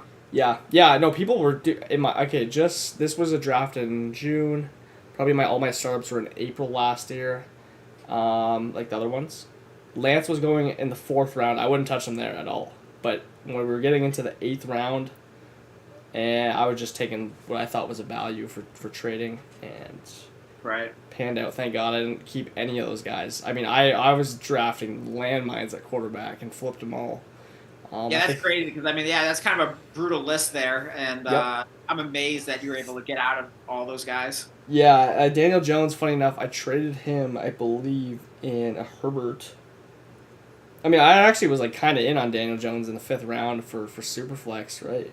Last year, just because that season he put up. Yeah, so in 2 leagues last year, I turned Daniel Jones into Justin Herbert by just throwing a bunch of crap at the wall. 2 different leagues, yeah. Wow. So that's crazy. Yeah. I mean, how much did you have to add to Daniel Jones at the time? Because he was coming off a good season. One of them, I made a mistake of not asking for anything really back. Okay. But I had to throw Engram in, who actually that was probably one of the best assets in it now. Madison immediately after the Cook trade kind of thing, and then Cook cut. Because I drafted Madison 11th of damn near every draft. I think the only one I didn't get him in was Greasebolt because we did that one too late, where Cook had already been cut. Okay. And then let's see this one here. This was a great trade. So I threw Daniel Jones and Trey Lance in the same trade. Did you? To JP. Sorry, JP. I threw my boy Jahan Dotson in, also dodged a landmine, and I threw Raider Heroes 2024 first, which ended up being the 110. And my 25 third. Okay. For Justin Herbert, A-Chain as a throw-in, and Malik Davis as a throw-in. I mean, oh, Lord. A-Chain wasn't really a throw-in, but he was also a good piece to get that first in there, I think. Dude, I mean, take A-Chain out of it, you still robbed them, and then you throw freaking Devon A-Chain in on top? Holy cow. Yeah, I mean, that was a good trade for sure. I'm glad I sent that one out. Yeah. Also, We missed the Packers. They just took a tackle. I didn't think they would even take an offensive player, but I was wrong. Oh, yeah, they always take defense in the first round, so that is a change. Yeah. This is crazy, though, to look at like a startup and then see how a team... I guess your startups just don't matter. Just pick for value, baby. I mean, I don't know how many other managers, though, would have gotten out of that startup draft better than you did. You know what I mean? Like, I mean, you really... I'm guessing, like, you grinded sending out trade offer. Yeah, yes. You got out at the perfect time on a lot of those guys. So, like, I mean, that was kind of like a Houdini act there. I mean, like, you just kind of, like, disappeared out, out of that horrible startup. Yeah. Well, I can confidently say the plan was, when I was drafting, is to trade literally everyone. Again, except for, like, I liked Olave. I drafted him at 3-1. And I felt like, I remember Hawkinson falling at 4-8 felt pretty good, just because I was willing to take him, like, kind of in that earlier 4th range. Basically, it was like my tight end 1 last year as well. Maybe behind Pitts, but again, I got on Javonte too, but I only picked him because he was at the 7-1. Like, I was just looking at where people were going all off season, and I was like, hey, if you're following me, I'm taking you. I don't care if you're the dustiest quarterback ever. We're gonna own them all. I actually went in the season with Will because I drafted him. I took the value on him as well in the rookie draft. I believe at like 2-3 or something, or 2-4, 2-5 maybe. Yeah. And people were taking him in the late 1st, early 2nd. And I don't know. That's amazing. I was able to flip all of them. But when you were looking at people's rosters, because I took every quarterback, everyone needed a quarterback. Yeah, I mean, I'm almost kind of surprised that, like, quarterback hoarding worked that well. You know what I mean? Because, like, it doesn't I wouldn't do it now. I wouldn't do it now. Yeah, I mean, it doesn't always play out that way. I mean, sometimes, like, you just kind of get stuck with them, and the rest of the league says, hey, like, we'll just let you, that be your problem, because, like, you got to figure out a way to how to get rid of them, and we'll just kind of manage our way with what we got, and even if it means only having one quarterback in our starting lineup. So yeah. Well, yeah. I wouldn't do that same approach now, especially with the. Yeah. I didn't like the quarterbacks I was picking in the first place. I had seen what they were traded for in my other leagues. Yeah. And I knew there was like a market for them and what they were picked at before. So I felt pretty confident if I couldn't get a first for the players, I could throw something in. Yeah. And that was the goal, was just turn every one of those players into a first, regardless of where I picked them. Right. But hey, so just for fun, I'm falling off the wagon here. I pulled up Keep Trade Cut, and I plugged in that trade offer. Yeah. So it does say that I would win that trade by like 1,000 points, but obviously that's not going to dictate my decision. But interesting to see that. So yeah, the 103 and James Cook, it has it about 13,300, and then the 102 and 207, it has it about 12,100. So it has about a 1,200 point difference between the two. I mean, I'm sure that'll adjust. Yeah, I don't care enough about when trading those picks because it just doesn't know. But I just think now you got to really, unless you get, I mean, I would trade the 102 before the draft if you get the right deal. But that's not the right deal to me. And if you're on the clock, or even if you pick your player, I mean, you can still trade it then. Even if it's a player everyone's going to want, Marvin Harrison, obviously, or Caleb, whoever. Yeah, I think that's a case where, like, that pick could peak in value on the clock. Yeah. So I might just be better off waiting until then. Yeah. Even if I am going to trade it. But here's my question, though. What if I remove the 207 from that? Because that was my last offer to him before the NFL draft. I had offered the 102 for the 103 plus James Cook. So would I even do that now? I mean, what are your thoughts on that? In the scenario where, I mean, I'm confident you could trade the 103 as well, but again, you're lowering your chances every time you trade back. Would you be confident taking Jaden Daniels at 103 then? To fill at quarterback would be my question. Yeah. Which I would be, like, just with the quarter. I mean, he's got Dotson. Actually, we were talking about this earlier with Dotson. I actually love this for Dotson. Not that he's gonna even really be useful for fantasy. Who knows? But this is probably best case scenario. Just with the deep ball from Daniels. Okay. Hey, if he's gonna go throw it up to Dotson, that's really all he needs. I mean, I believe the reception perception on on Dotson was pretty good. Like he was out there getting open, just Yeah. no chances to get the ball. And when you saw Carson Wentz play with Dotson, I mean, I don't even know if Dotson was open. He was just getting the ball every time and. You mean his rookie season? Yeah, before he was hurt there and stuff. Yeah, and then also when Brissett came in for a game, all of a sudden McLaurin and Dotson went off. So I definitely think there's hope there. I definitely think it was a Sam Howell issue. He wasn't even in there for a game. I don't think he was in there for like a quarter and a half. Right. It was like not even. That was like the exact same thing with Olave, and this is why I'm such a I can't give up on Olave even though I did just trade him to you. Right. Olave was so frustrating because he'd have a great half, touchdown, whatever, or no. He actually was just scoring like no touchdowns at first. Mm-hmm. And I'll have a quick story about my redraft after this, but Olave would just be like the most consistent 15 points ever. It was so annoying. He couldn't win you a week. He was just like the safest player in your lineup for redraft, especially. Right. And the game against the Vikings, Winston came in like halfway through the third. Olave literally had 0 points in that game. And he ended up with his best performance, I think, of the year. As soon as Winston came in. Because Winston just started chucking it to him in like triple coverage. It was awesome, and Olave was catching him. So but see, I mean, those are the kind of receivers I like to buy in Dynasty. Jahan Dotson, Chris Olave, because it's like they have talent. They played well, but their quarterbacks were holding them back. Yeah. So if they get a change of quarterback, it could be wheels up for those guys. Yeah, exactly. Like Olave's actually, it's just too bad they couldn't go get Kirk Cousins or something some way, because if they did, I mean, if you look at his start to his career and CeeDee Lamb's, they're like identical. Their fantasy finishes and everything.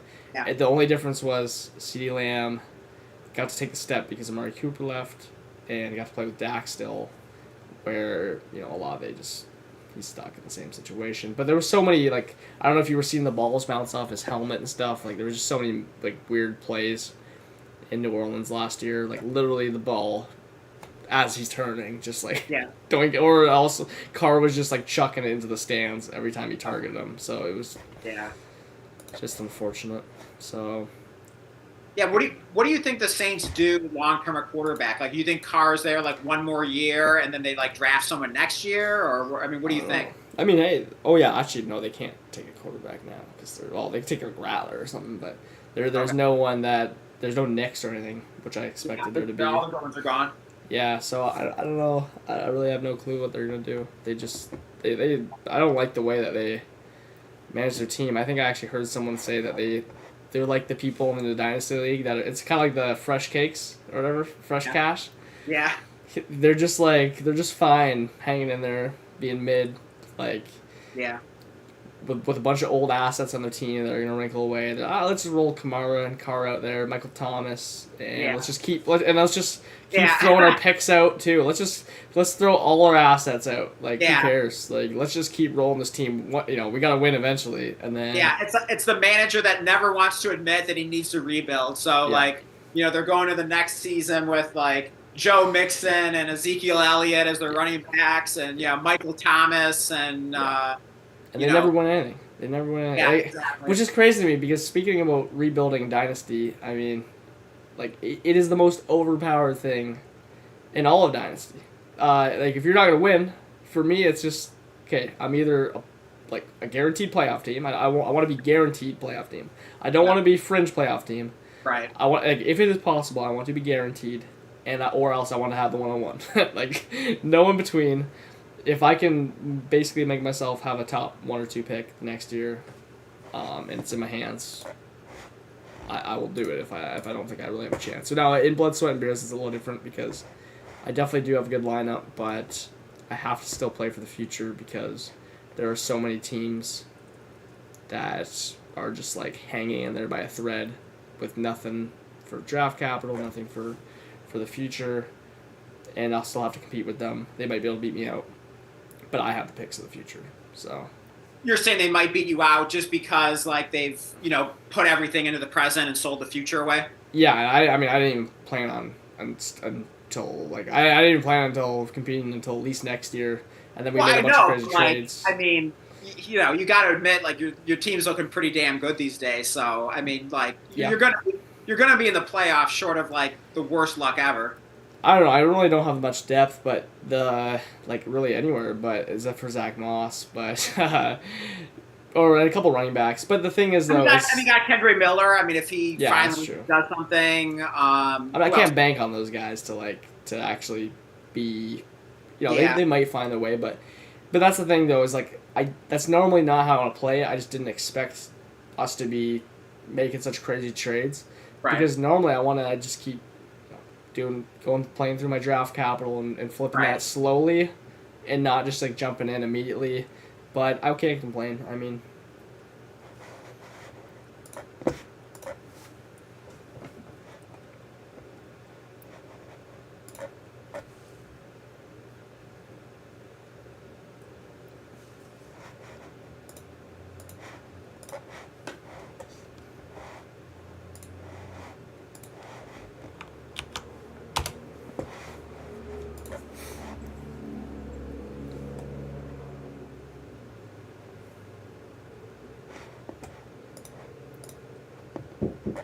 yeah. They were looking for extras for a movie? I don't know.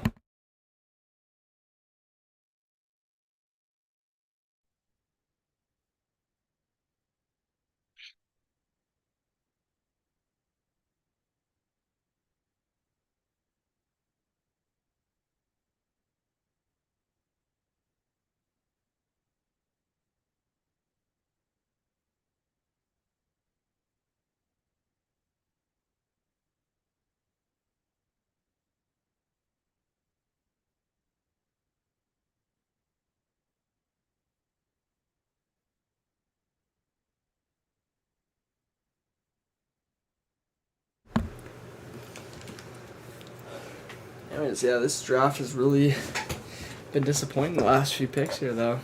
Yeah, I saw the Cardinals picked. What position was it? It wasn't Edge. fantasy relevant. Yeah, Edge. Darius Robinson. What a classic name. I feel like there's 12 guys in the NFL named that. Darius Robinson. Yeah, what's been the last fantasy relevant pick? Was it Brian Thomas? Brian Thomas. Yeah, it definitely. Things have definitely slowed down lately. Yeah. We were kind of spoiled there early on. Yeah. Everything was fantasy relevant. The one before that, believe it or not, was Brock Bowers, and every player before that. Yeah. Pick is in for the Chiefs, though. Moment of truth. You know what? This has actually been... I only own Rashid Rice in one league, and it is Blood, Sweat, and Beers, which... the draft receiver, I'm not too worried. The only thing I'd be worried about is his trade value. If I were to want to trade him.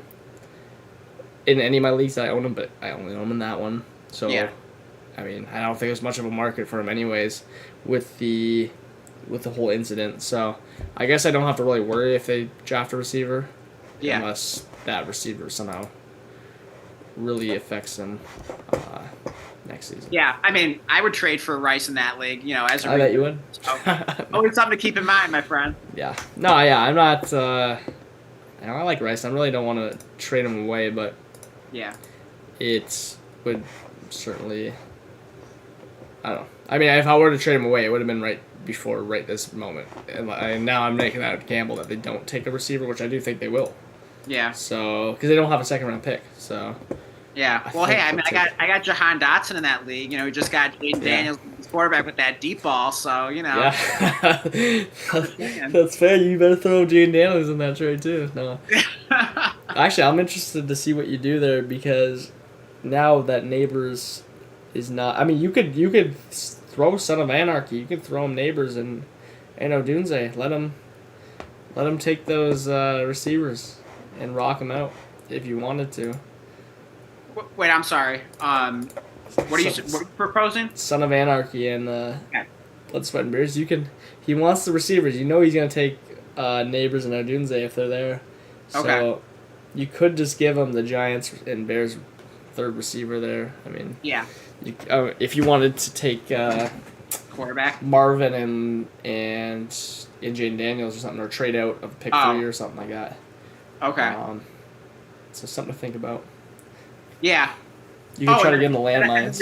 And then you're saying I'd have the stack of Jaden Daniels and Jahan Dotson. I mean, I wasn't actually saying that, but yeah, you would technically have that. Yeah.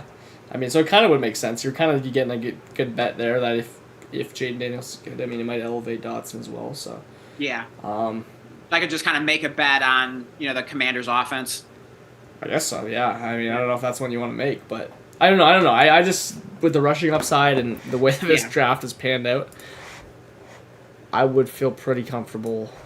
It's funny. I actually have the 103 but I just traded for Kyler Murray there. I can still take Jaden Daniels.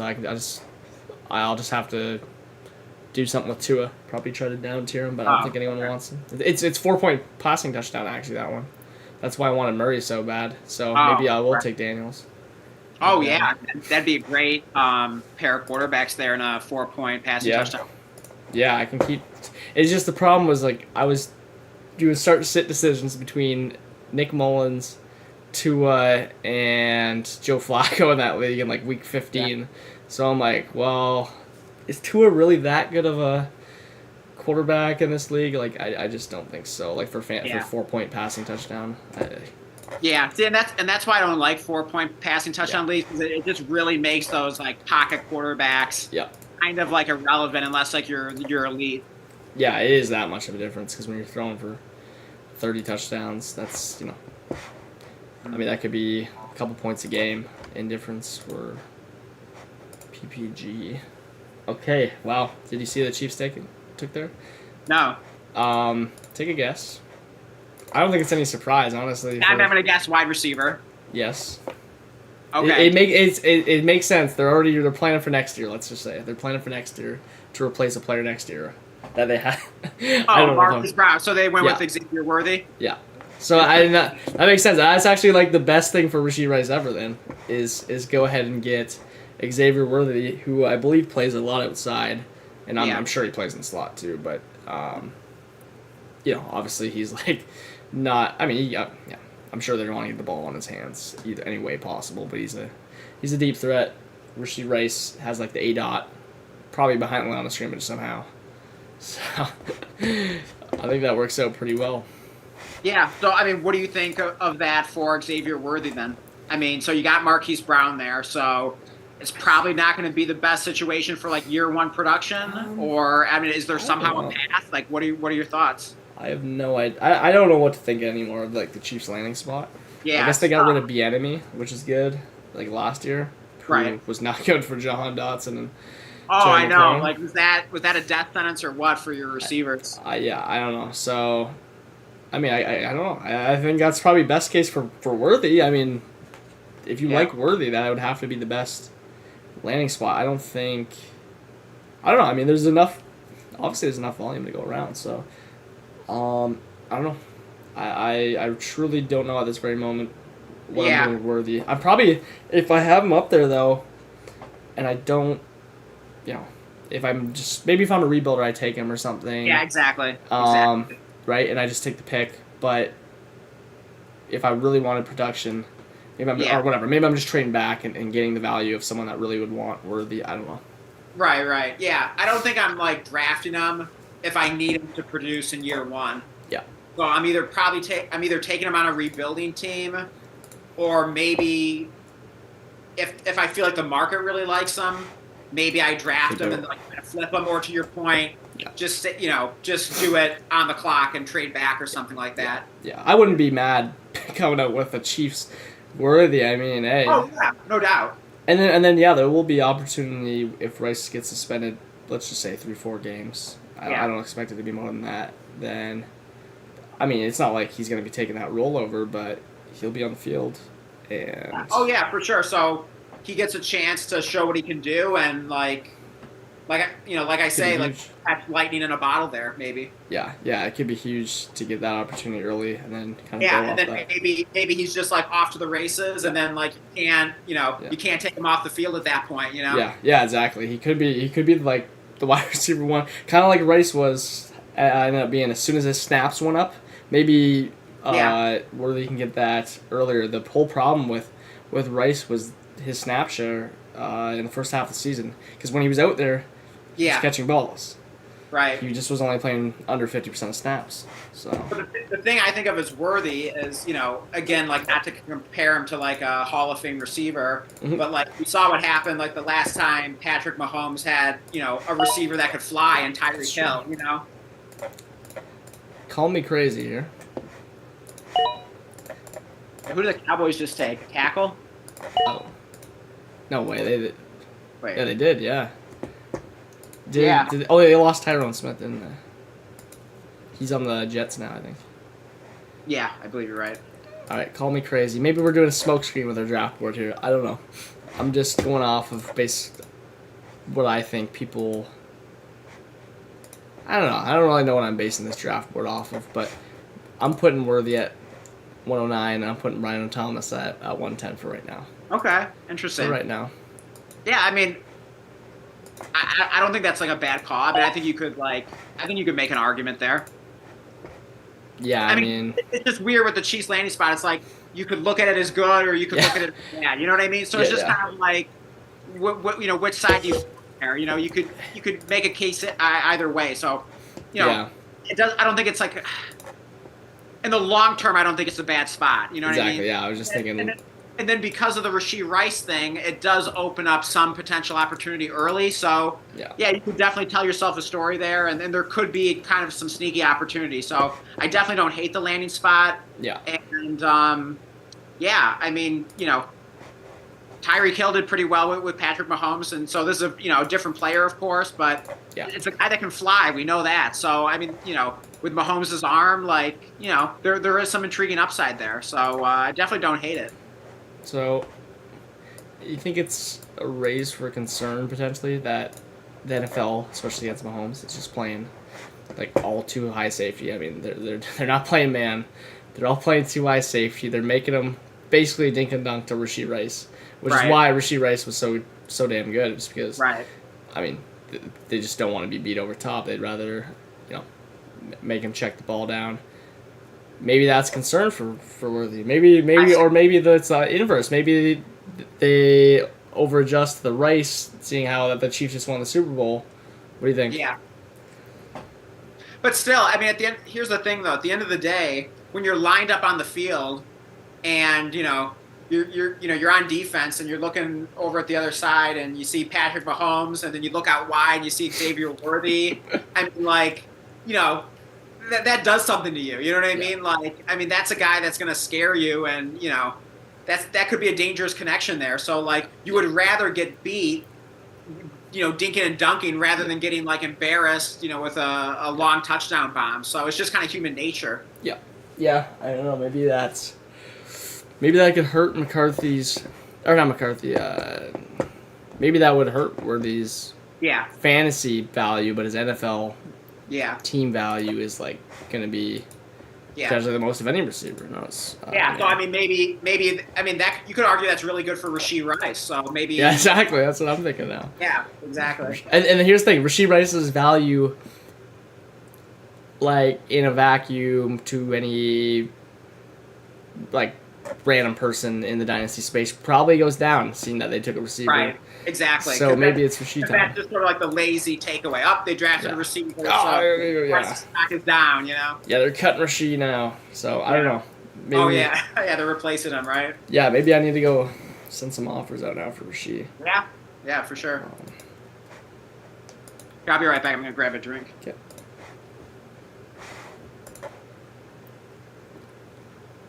Take us in. Here we go.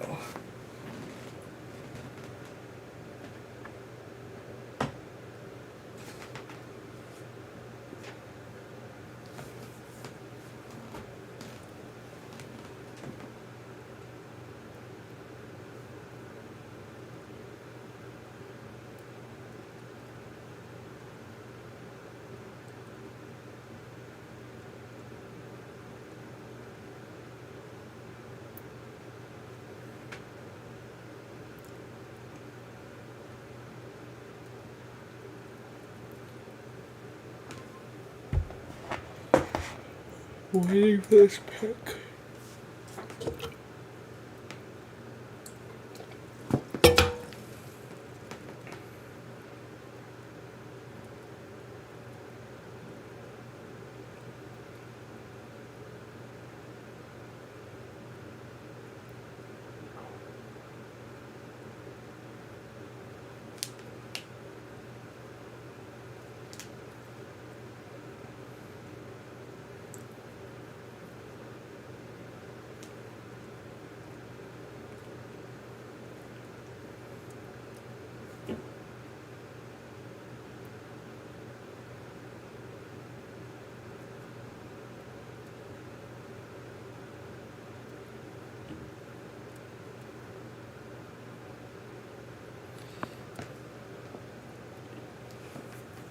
All right, so Niners are on the clock. Yeah. Okay. So. Hey, I mean, is this a spot where we could wait? No, I mean, if they traded Ayuk, it would probably be when another team's on the clock, right? So. Yeah, it probably would have been. Yeah. They probably would have been in that, I don't know, picks 14 to 20 range. Yeah. So, we have 12 fantasy relevant players drafted today. Penix probably being at the back of that. Yeah. Even though he was the QB4 at pick 8. I don't know. I mean, obviously, he will be put there, at the back of all these players, but I wonder what the reasoning was behind that pick. I just can't imagine. I'm so curious about that. I mean, that was a bizarre pick. Yeah. I'll have to go back and actually watch Yeah. some areas.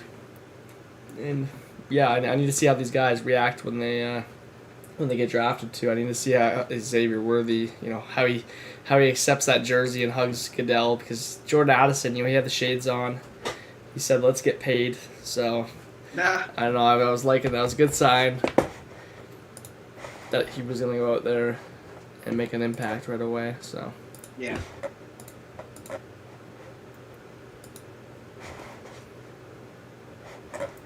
So I guess I mean, we kind of missed it, but the reason that the Chiefs actually got to pick at 28 was because they traded with the Bills, of all people. Oh, okay. Who had the same team need.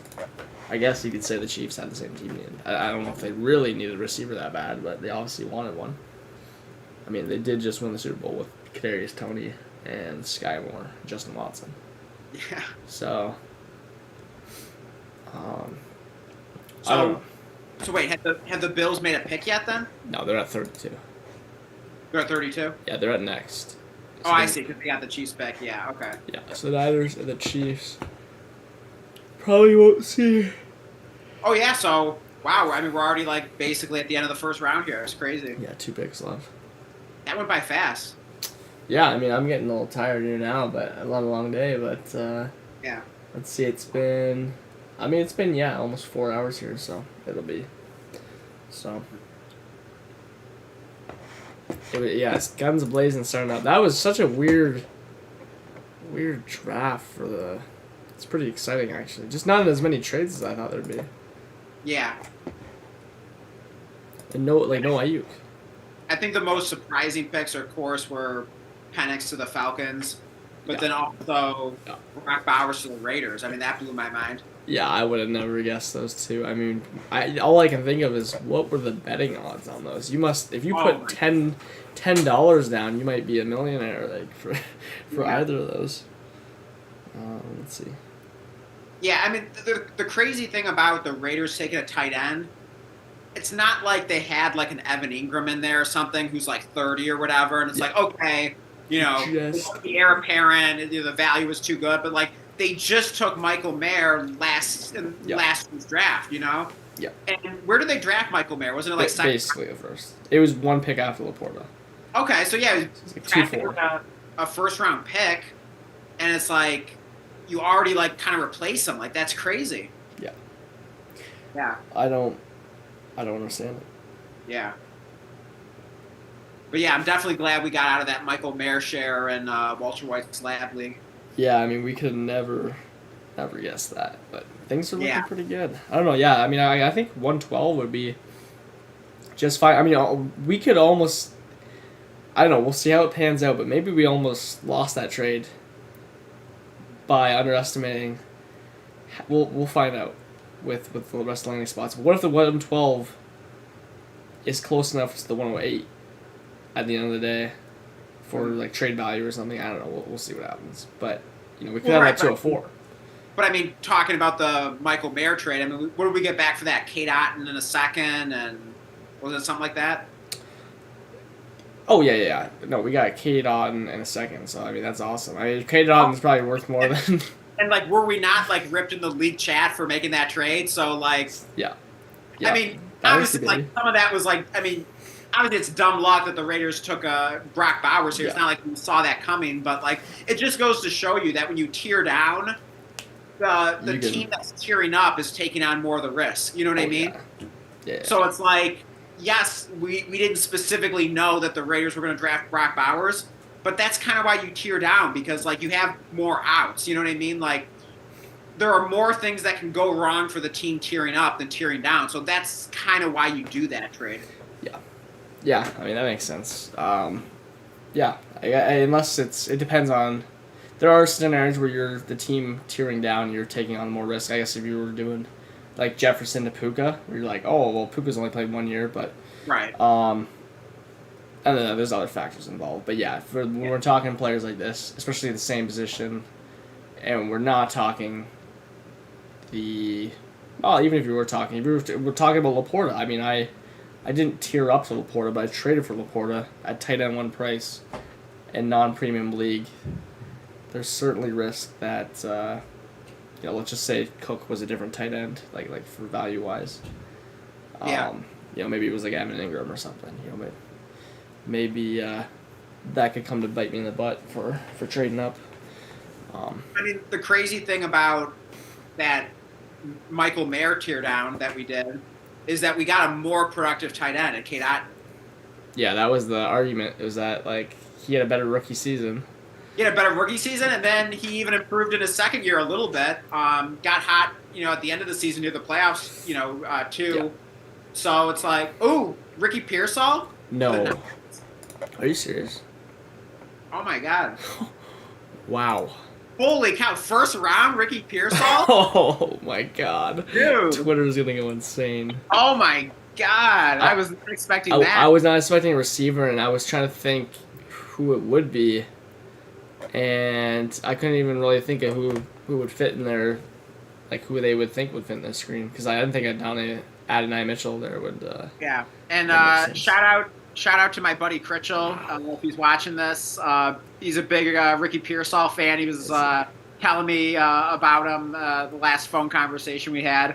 Wow. So yeah, I mean this is really interesting for Dynasty. I was not expecting him to go in the first round into the Niners. And so is this an indication that they're going to trade Ayuk? I think so. I mean, I don't know. Maybe not extend him. Well, yeah, they would have to trade him then in that case. Okay, obviously there's some uncertainty there about what happens with Ayuk, but just as it stands today, where would you put Pearsall on your Dynasty big board here?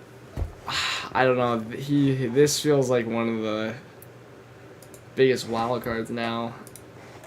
Yeah, because I mean, here's a good question for you. Pearsall. Would you put?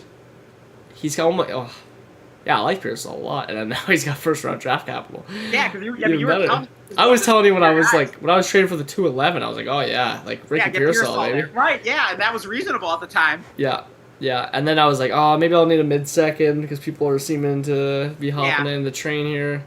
And now what? Do you need like the 111 to get him? Here's a good question for you now. Are you taking Bo Nix or are you taking Ricky Pearsall right now? Right now. Okay. Bo Nix to the Broncos, who went at like 12, so got great draft capital. Damn it, all my Stidham. Yeah, I just realized. All my Stidham. Oh, geez, we didn't even think about that. Week 1 Stidham. He's still alive. He needs to beat out Nix in camp for the week 1, but I mean, how long is he going to hold that job down? I mean, doesn't matter as long as he's making the lineup, baby. As long as he's making the lineup week 1.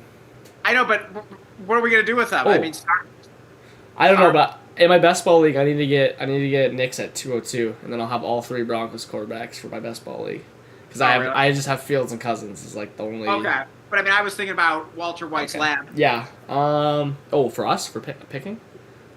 No, for Stidham. What are we doing with Stidham and Walter White's lab? Oh, we're riding him out. That's right. Yeah. He's not gonna be worth anything. He'll be on the waiver wire, especially with Wilson. Yeah, so I guess we'll start him for as long as he's the Broncos starter, which probably won't be too long. We'll start him on left bench. So. We'll start him where? At left bench. Left bench. Left bench? Yeah. You never heard that? No. Oh, okay. It's just like putting in position to bench. I get it. Yeah, we put it on right bench at that. Yeah. Middle bench. Yeah. Somewhere on the bench. I gotcha. Yeah. Took me a second there. I'm like, oh wow. The Bills are trading out of this pick, which is really surprising. Maybe they wanted Ricky Pearsall. Can you imagine that?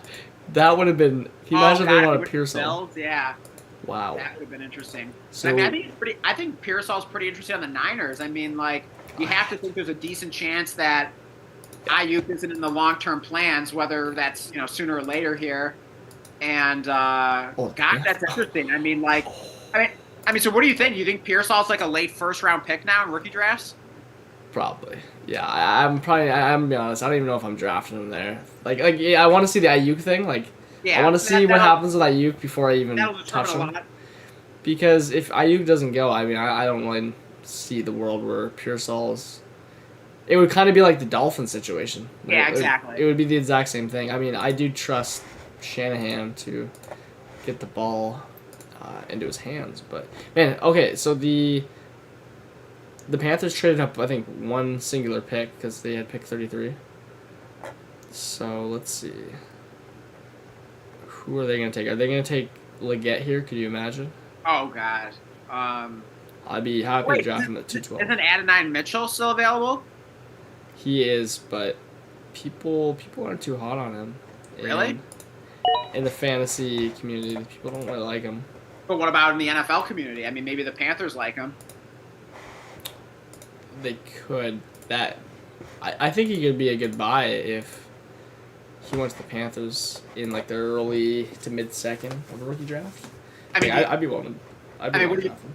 What's your prediction here? You think it's a wide receiver that the Panthers take here, or something else? Yeah. I think it's for sure a receiver. Okay, I mean, wouldn't Adonai Mitchell be the favorite, or who are you thinking? I don't know. They seem to have liked Leggett. Like, apparently Leggett was going around saying that they were going to pick him, and Canales had to recover from him. He's like, oh, I told that to 50 people. So, I don't know.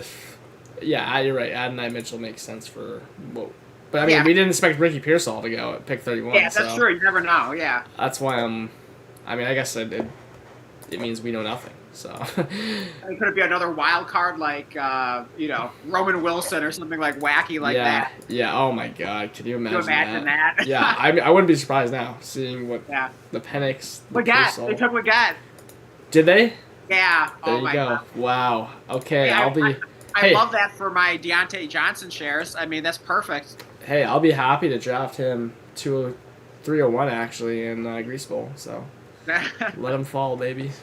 Yeah. That's awesome, though. We had the Panthers that ended up being right out of that mock draft we did. I mean, I can't believe they just seemingly take another Jonathan Mingo, right? I mean, like, that's just wild. It's the exact same profile.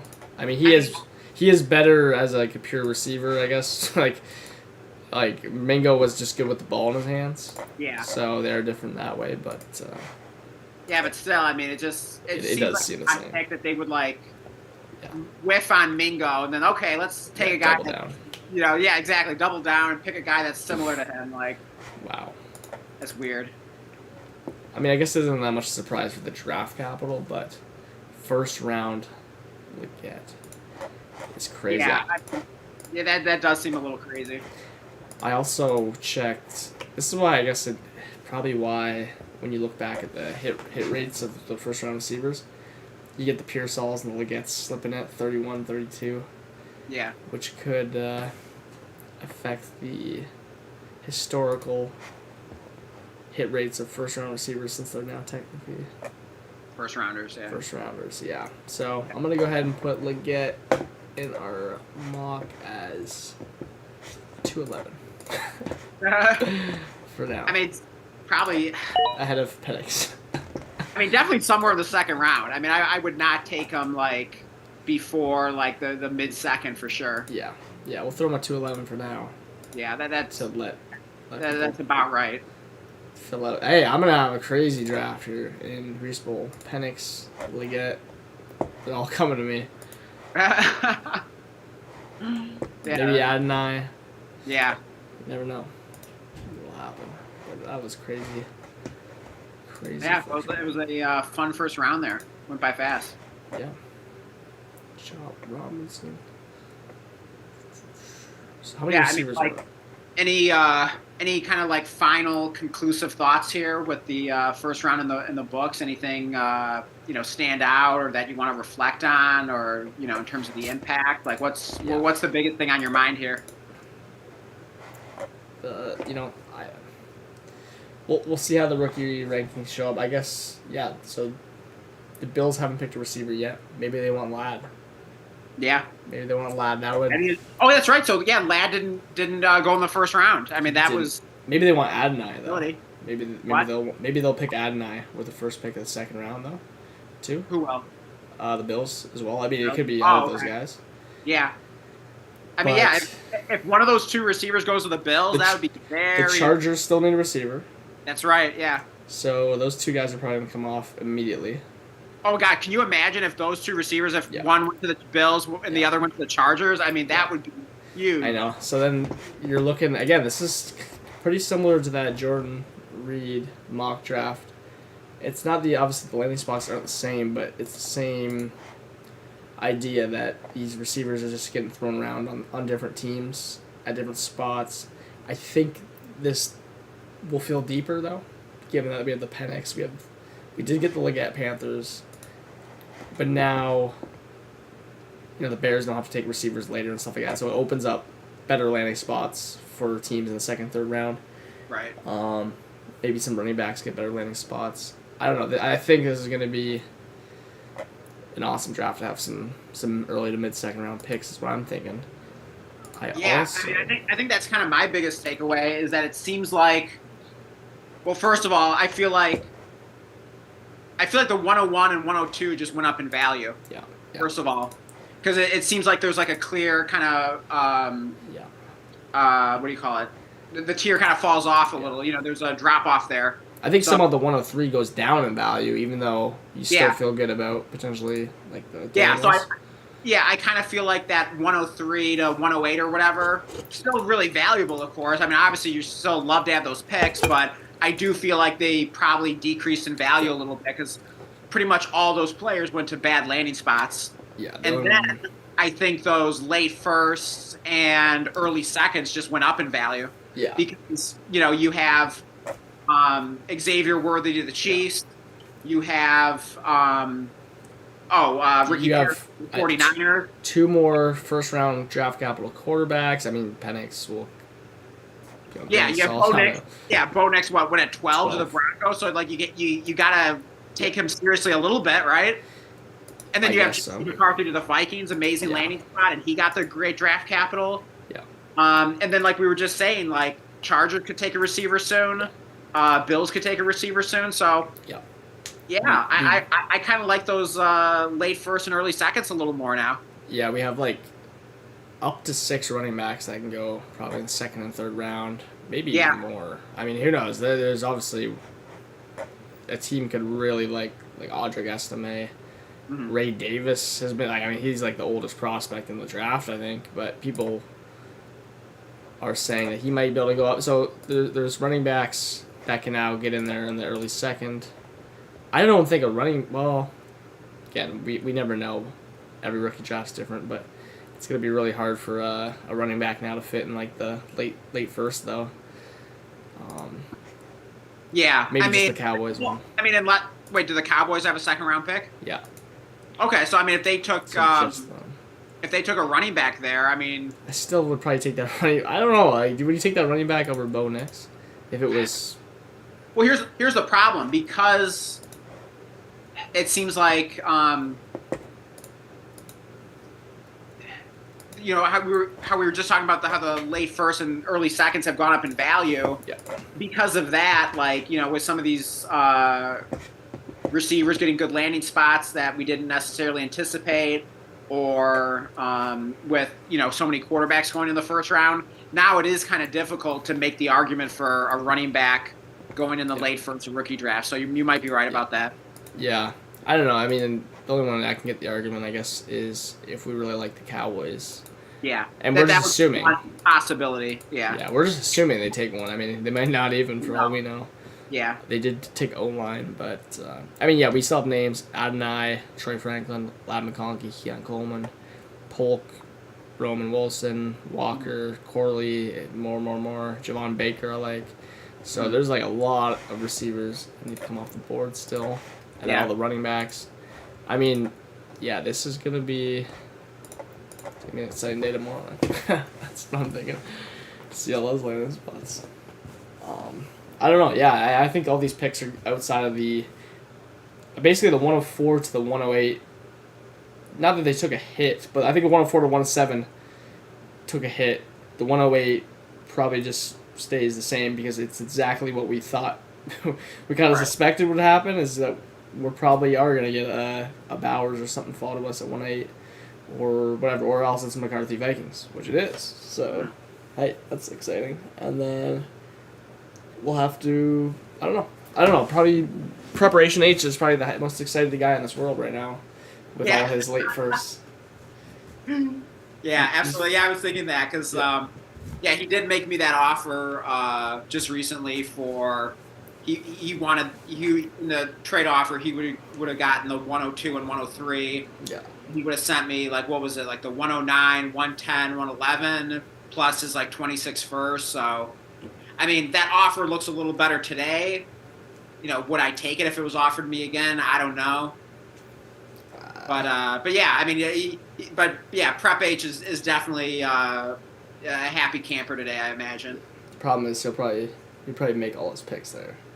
Yeah. So then he'll be torched, but yeah. You know, get a chance to trade off with him. Yeah. Yeah, I mean that's the thing. Yeah, if he wanted to trade off, like now he probably has the opportunity to do that. So, but yeah, will he actually do that? You know, who knows? I mean, I guess he'll try, but he probably won't be able to get off. Yeah. More than one, if I had to take a guess. So we need 10 more landing spots to fill out. 212. How many players have we got? We probably got 3.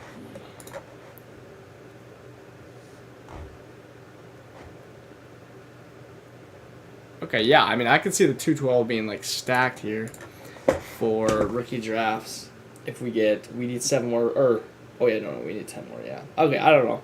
We'll see what happens, but there are a lot of good landing spots left in the running backs, so I'm excited to see what the hell happens. Yeah. At this point, I want to see what the Bills take and the Chargers.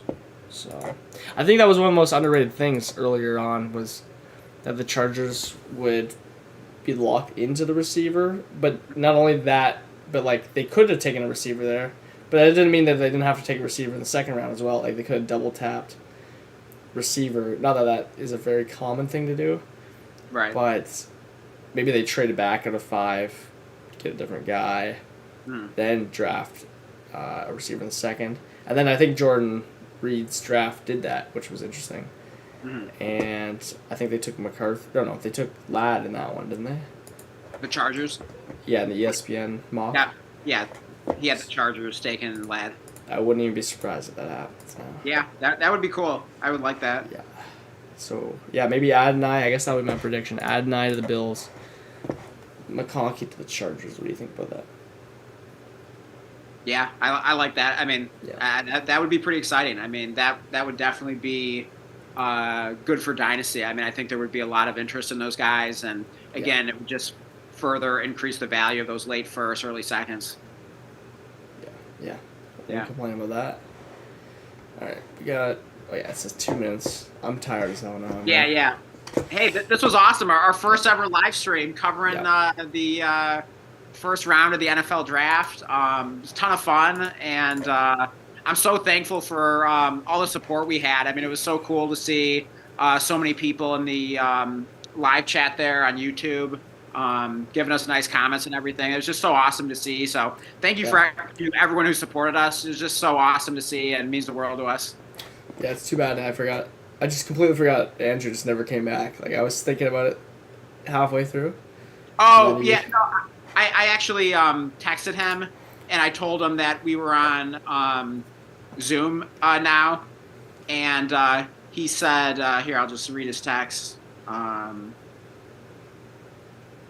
He said, I think y'all will just take this one. And then he added, would maybe be cool to each do a small solo video of draft reactions. So, so I guess he must have gotten busy or whatever. But who knows? I mean, we're talking about streaming tomorrow. I mean, maybe even Saturday. So, hopefully Andrew will get a chance to jump back in with us at some point.